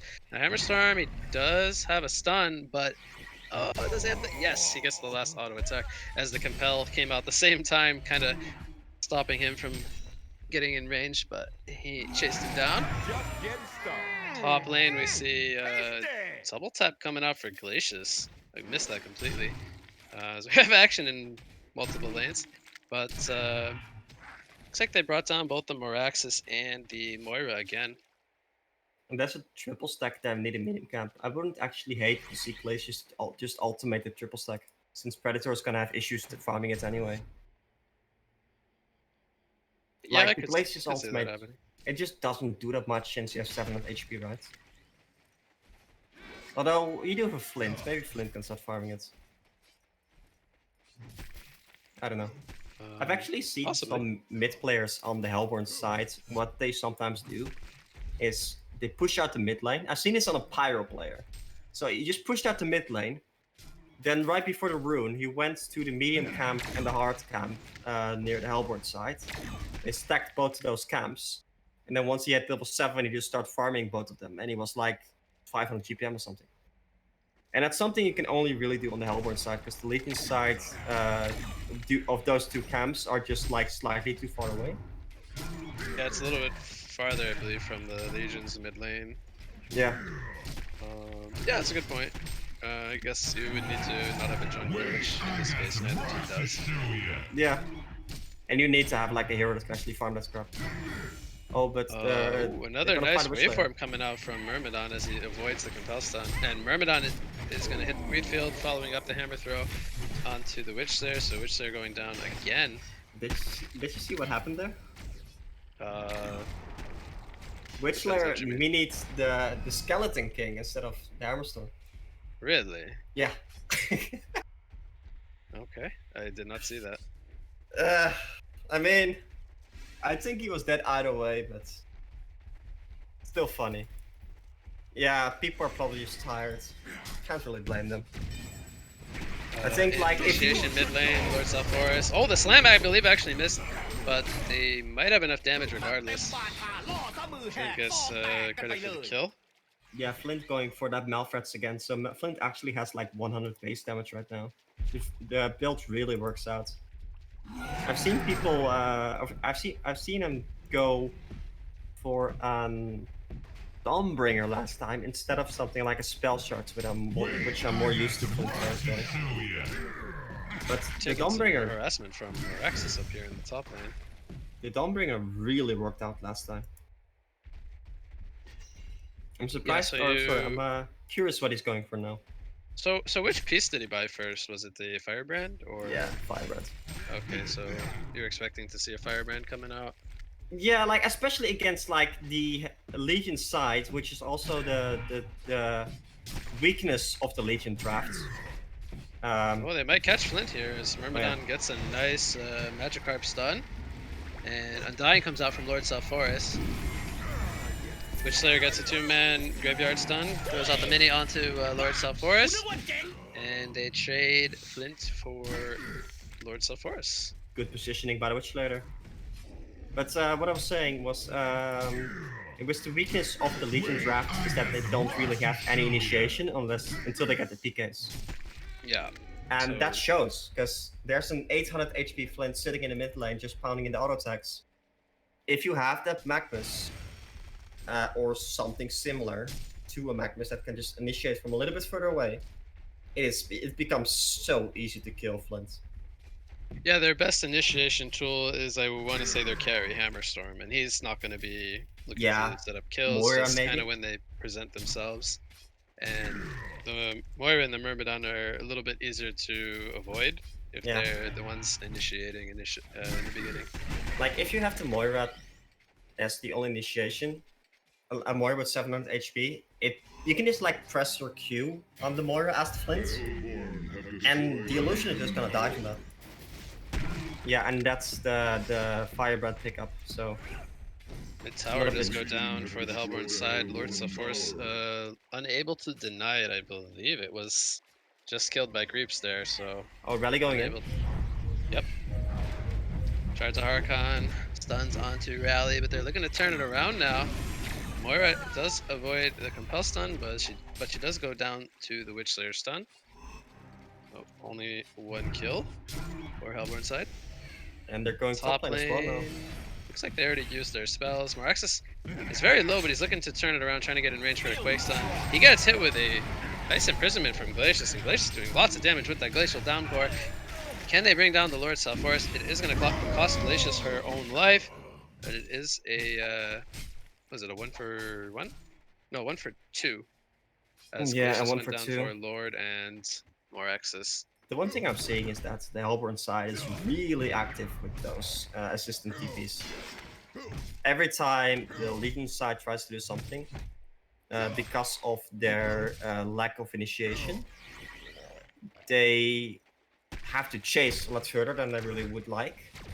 which gives the Hellborn side a lot of time to respond. react. Yep. And that's Like what for we're seeing as well. example, when they were tri-laning up in the top lane, Rally coming in with the TPs, and they Yeah. turn it around. So yep, good heads up play from them. They get a tower as well here in the top lane. That one goes to Predator. So he's got the Thunderclaw. Where does he look to go from here? Does he go straight into Hyper Crown, or is there some other item that he chooses? I think so. Yeah.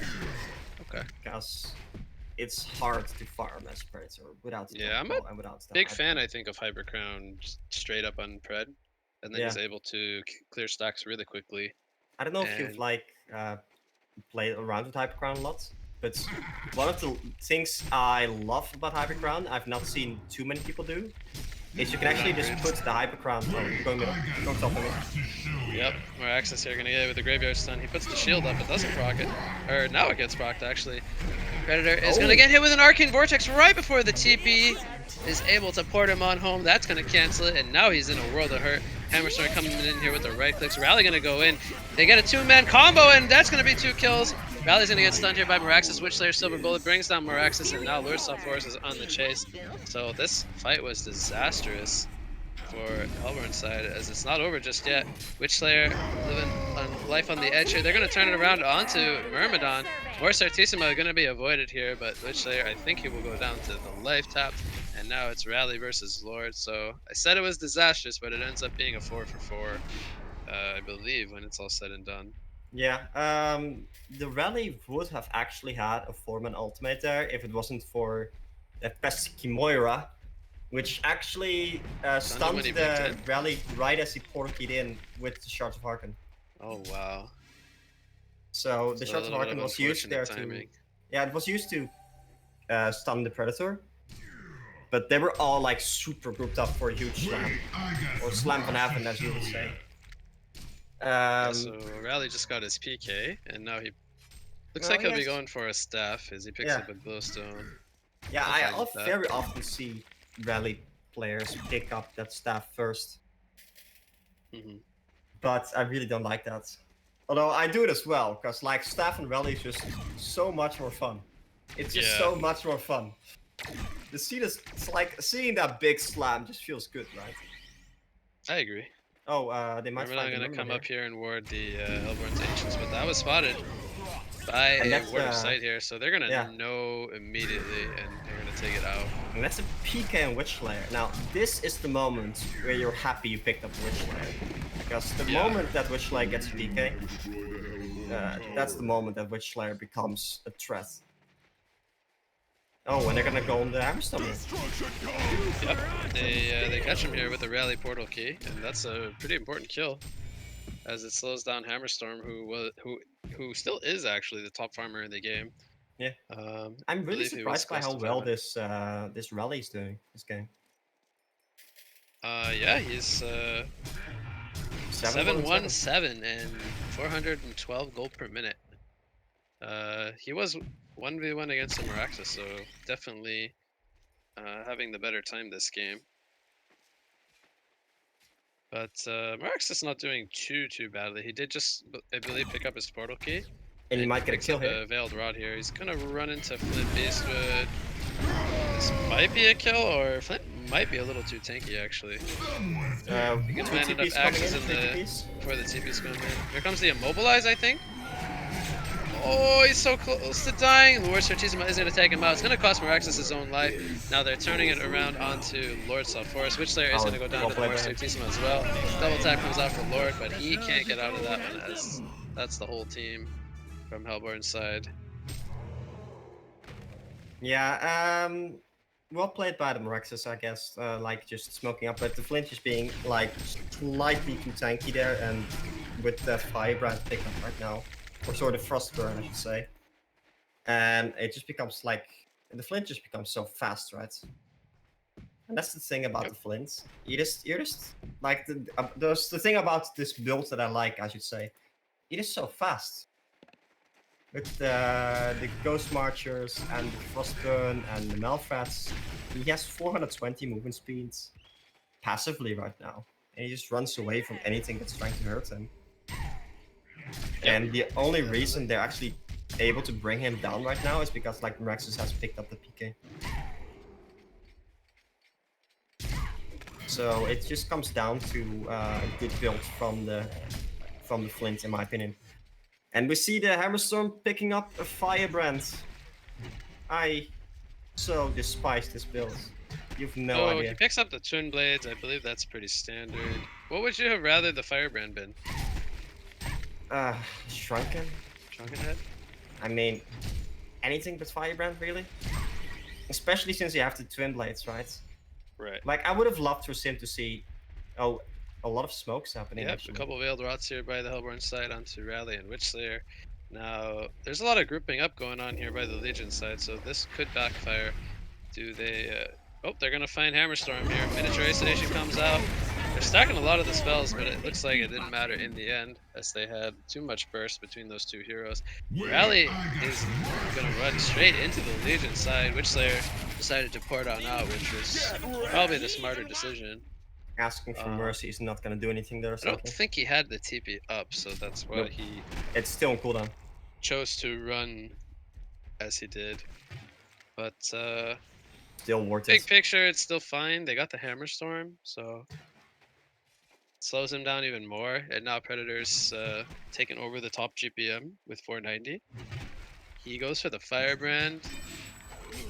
See initiation here from Witchslayer, but counter initiation coming out from Meraxus. They do bring down the Myrmidon, but here comes the Arcane Vortex, gonna stall the team fight. TPs are coming in from the Legion side. It's only Lord though, so there's no more catch available. So just Predator is gonna go back in when they see it's only 2 players, and that was the right decision. And Moira does fall. That was not a kill if he didn't miss that. That was a shame. The Witchslayer stun, I mean, sorry. Oh, onto Sephora's there. Meraxus? Or Sephora's. okay. He missed like the Witchslayer stun at the end there. Right after Moira fell. Okay. Yeah, That's a shame. It was a pretty nice Arcane Vortex. I thought that the TP support would come in from Legion, but yeah, I only don't know one if guy Hammerstorm had a TP up there, but he chose not to TP, and they were just like 4 against 2, so it was like an Arcane Vortex to save himself, if anything, and nothing else really happened. So But Hammerstorm's then, like, smoking right now with... Sorry to interrupt you. yeah, no, it doesn't matter. They're just like kind of undecisive on what they want to do. But yeah, talking about the Hammerstorm, like Hammerstorm is a hero that like goes really well with a lot of strength, right? Naturally. Rally gonna try to escape here. In the bottom Koska. lane. I think they're gonna catch him though. They get the initial stun on him from Meraxus. Two-man line stun from Witchslayer. They're gonna get the kill on the Hammerstorm. Rally gonna get a nice compel stun out, and I think he's gonna survive actually. Oh, Pretty that's the disaster. massive escape. Meraxus goes down as well. They didn't get any kills there from the Legion side. No, Rally is so tanky with this build. Because you get like a lot of magic armor, a lot of armor. Vestment saving his life? Confirmed? Yeah, and like 1.6k HP because he's going for a staff right now. So yeah. Oh, Witchslayer finding the Sephora's here. Yeah, do they have the But- follow up though is the question. It looks like No. nobody is nearby, so... The Predator was running, but he's like is not close. Like I'm on the trying to get Predator, over now. coming back to the Firebrand pickup, right? On the Predator, I like the Firebrand into potentially the Dawnbringer because Predator really needs to chase, right? Predator is a hero that like if you're not fast, you're just gonna get kited and you're just gonna fall behind. But Hammerstorm does not have that issue. You can just get something like a PK on the Hammerstorm and a Shrunken and just use your stun to stun them and just start pounding in the auto attacks. So Yeah, his biggest issue is being disabled, whereas the Pred has the built-in Drunken Head. Initiation here in the mid lane. Meraxus is going to get turned on. Predator pounding in the auto attacks into a Hammerstorm, just completely bringing him down. Meraxus will go down as the Seismic Slam does unfortunately miss. But Hellborn team clearly winning this team fight. Patrick coming out for Glacius of all heroes. Guess netting some kills there with that Glacial Downpour. And Yeah, There you was saw like 4 players down. Yep. you saw the Sephora's being put on the the Sephora's ultimate being put on the Predator there, but Predator just didn't care. Because like he doesn't really thrive off his healing right now. Like the Carnivorous is also just about like doing a lot of damage with a lot of attack speed. And so he just started auto-attacking and kept auto-attacking. And he just didn't care. Like ran away at the end when he was getting low. So that's why I think Sephora's is not necessarily the biggest A hard counter counter pick. to Predator. Yeah. Yeah, the biggest thing was he's still able to sit there and deal his damage. Yeah. We saw there, he just mono man fighted Hammer and completely won. Whether that's just through That's also because like Hammer's build is with Pega, dude. yeah, I guess it has to do with the GPM difference as well. Which they're gonna go in here on the Moraxis, but they're gonna choose to fall back as the Arcane Vortex stalled them in the background. And now Rally could be in a lot of trouble. I believe the Compel is down for another 7 more seconds. Slam comes out. It's going to do a lot of damage to Moraxis. It will bring him down, and Rally is going to survive for now. He does disjoint the Magikarp there from Myrmidon. Myrmidon will go down. And now Predator, is he going to look to man up or retreat? Witch Slayer, mana draining. As he gets compelled into the fight by Rally. Double tap coming out for Flint, who is sitting in the background with that Dawnbringer, pounding in the right clicks. And that will be a full genocide for the Hellborn side. They didn't lose a entire single Hellborn player. team being 10% HP right there, but they just don't have to. GGs are called, and that's going to be the game. All right. Sounds like you're ready for bed, Dutch. So final thoughts on our last quarterfinal match of the day. I think this largely comes down to the drafts in which the Legion side just did not have to set up heroes that like the Myrmidon, the Moira, and the Moraxis kind of need, right? All 3 of those heroes, and even the Sephora's to some extent, need someone to start setting up stuff. Like even something like a Pharaoh would be good-ish, because at least that can initiate. But right now, you saw the Flint just doing whatever he pleased, because there was no way that he wasn't any. Yeah, he wasn't in any danger because they just couldn't initiate on him. Yeah, I definitely agree with you. Pre Moraxis Portal Key, not too many threats from that Legion side, but we'll play it from Kartoshka Gaming, our Hellborn team, as they take the match, and they will move on to tomorrow's semifinal number 2 match. So that's going to do it for today's games. We had a very long day today. Tomorrow will be shorter. There will be, I believe, one quarterfinal match that I think will not be casted, so that will finish out the quarterfinals, and the matches will be streamed starting with the semifinals tomorrow same time as today, and we have 2 semifinal series as well as the finals to follow that up. So that will conclude cycle number 1 tomorrow, and I'm going to turn it over to Paradise. Thank you, Dutch, for co-casting with me, and thank you to the other casters that were on earlier, Shortcan and Big Wave Dave. And take it over to you for any final words as well. Yeah, like it was fun to cast. It was a bit long, but definitely some very interesting and very entertaining games I've seen today. And thank you for casting us me as well, man. It was so fun. Right on. And now the quarterfinals, we're jumping into semi-finals and finals at the same time. Thanks to all our casters. It's been a long day, but it did pay off in the end, and we did finish the best of 16 and the quarterfinals. Thank you all for watching. We'll be hosting Puppet Soul for now, the leader of Big Eagle Crew, so you can watch some content of HoN there. Again, thank you all for watching. If you want to support us, all the links are in the description or on the panels on Twitch. See you next time, good everybody. Good night.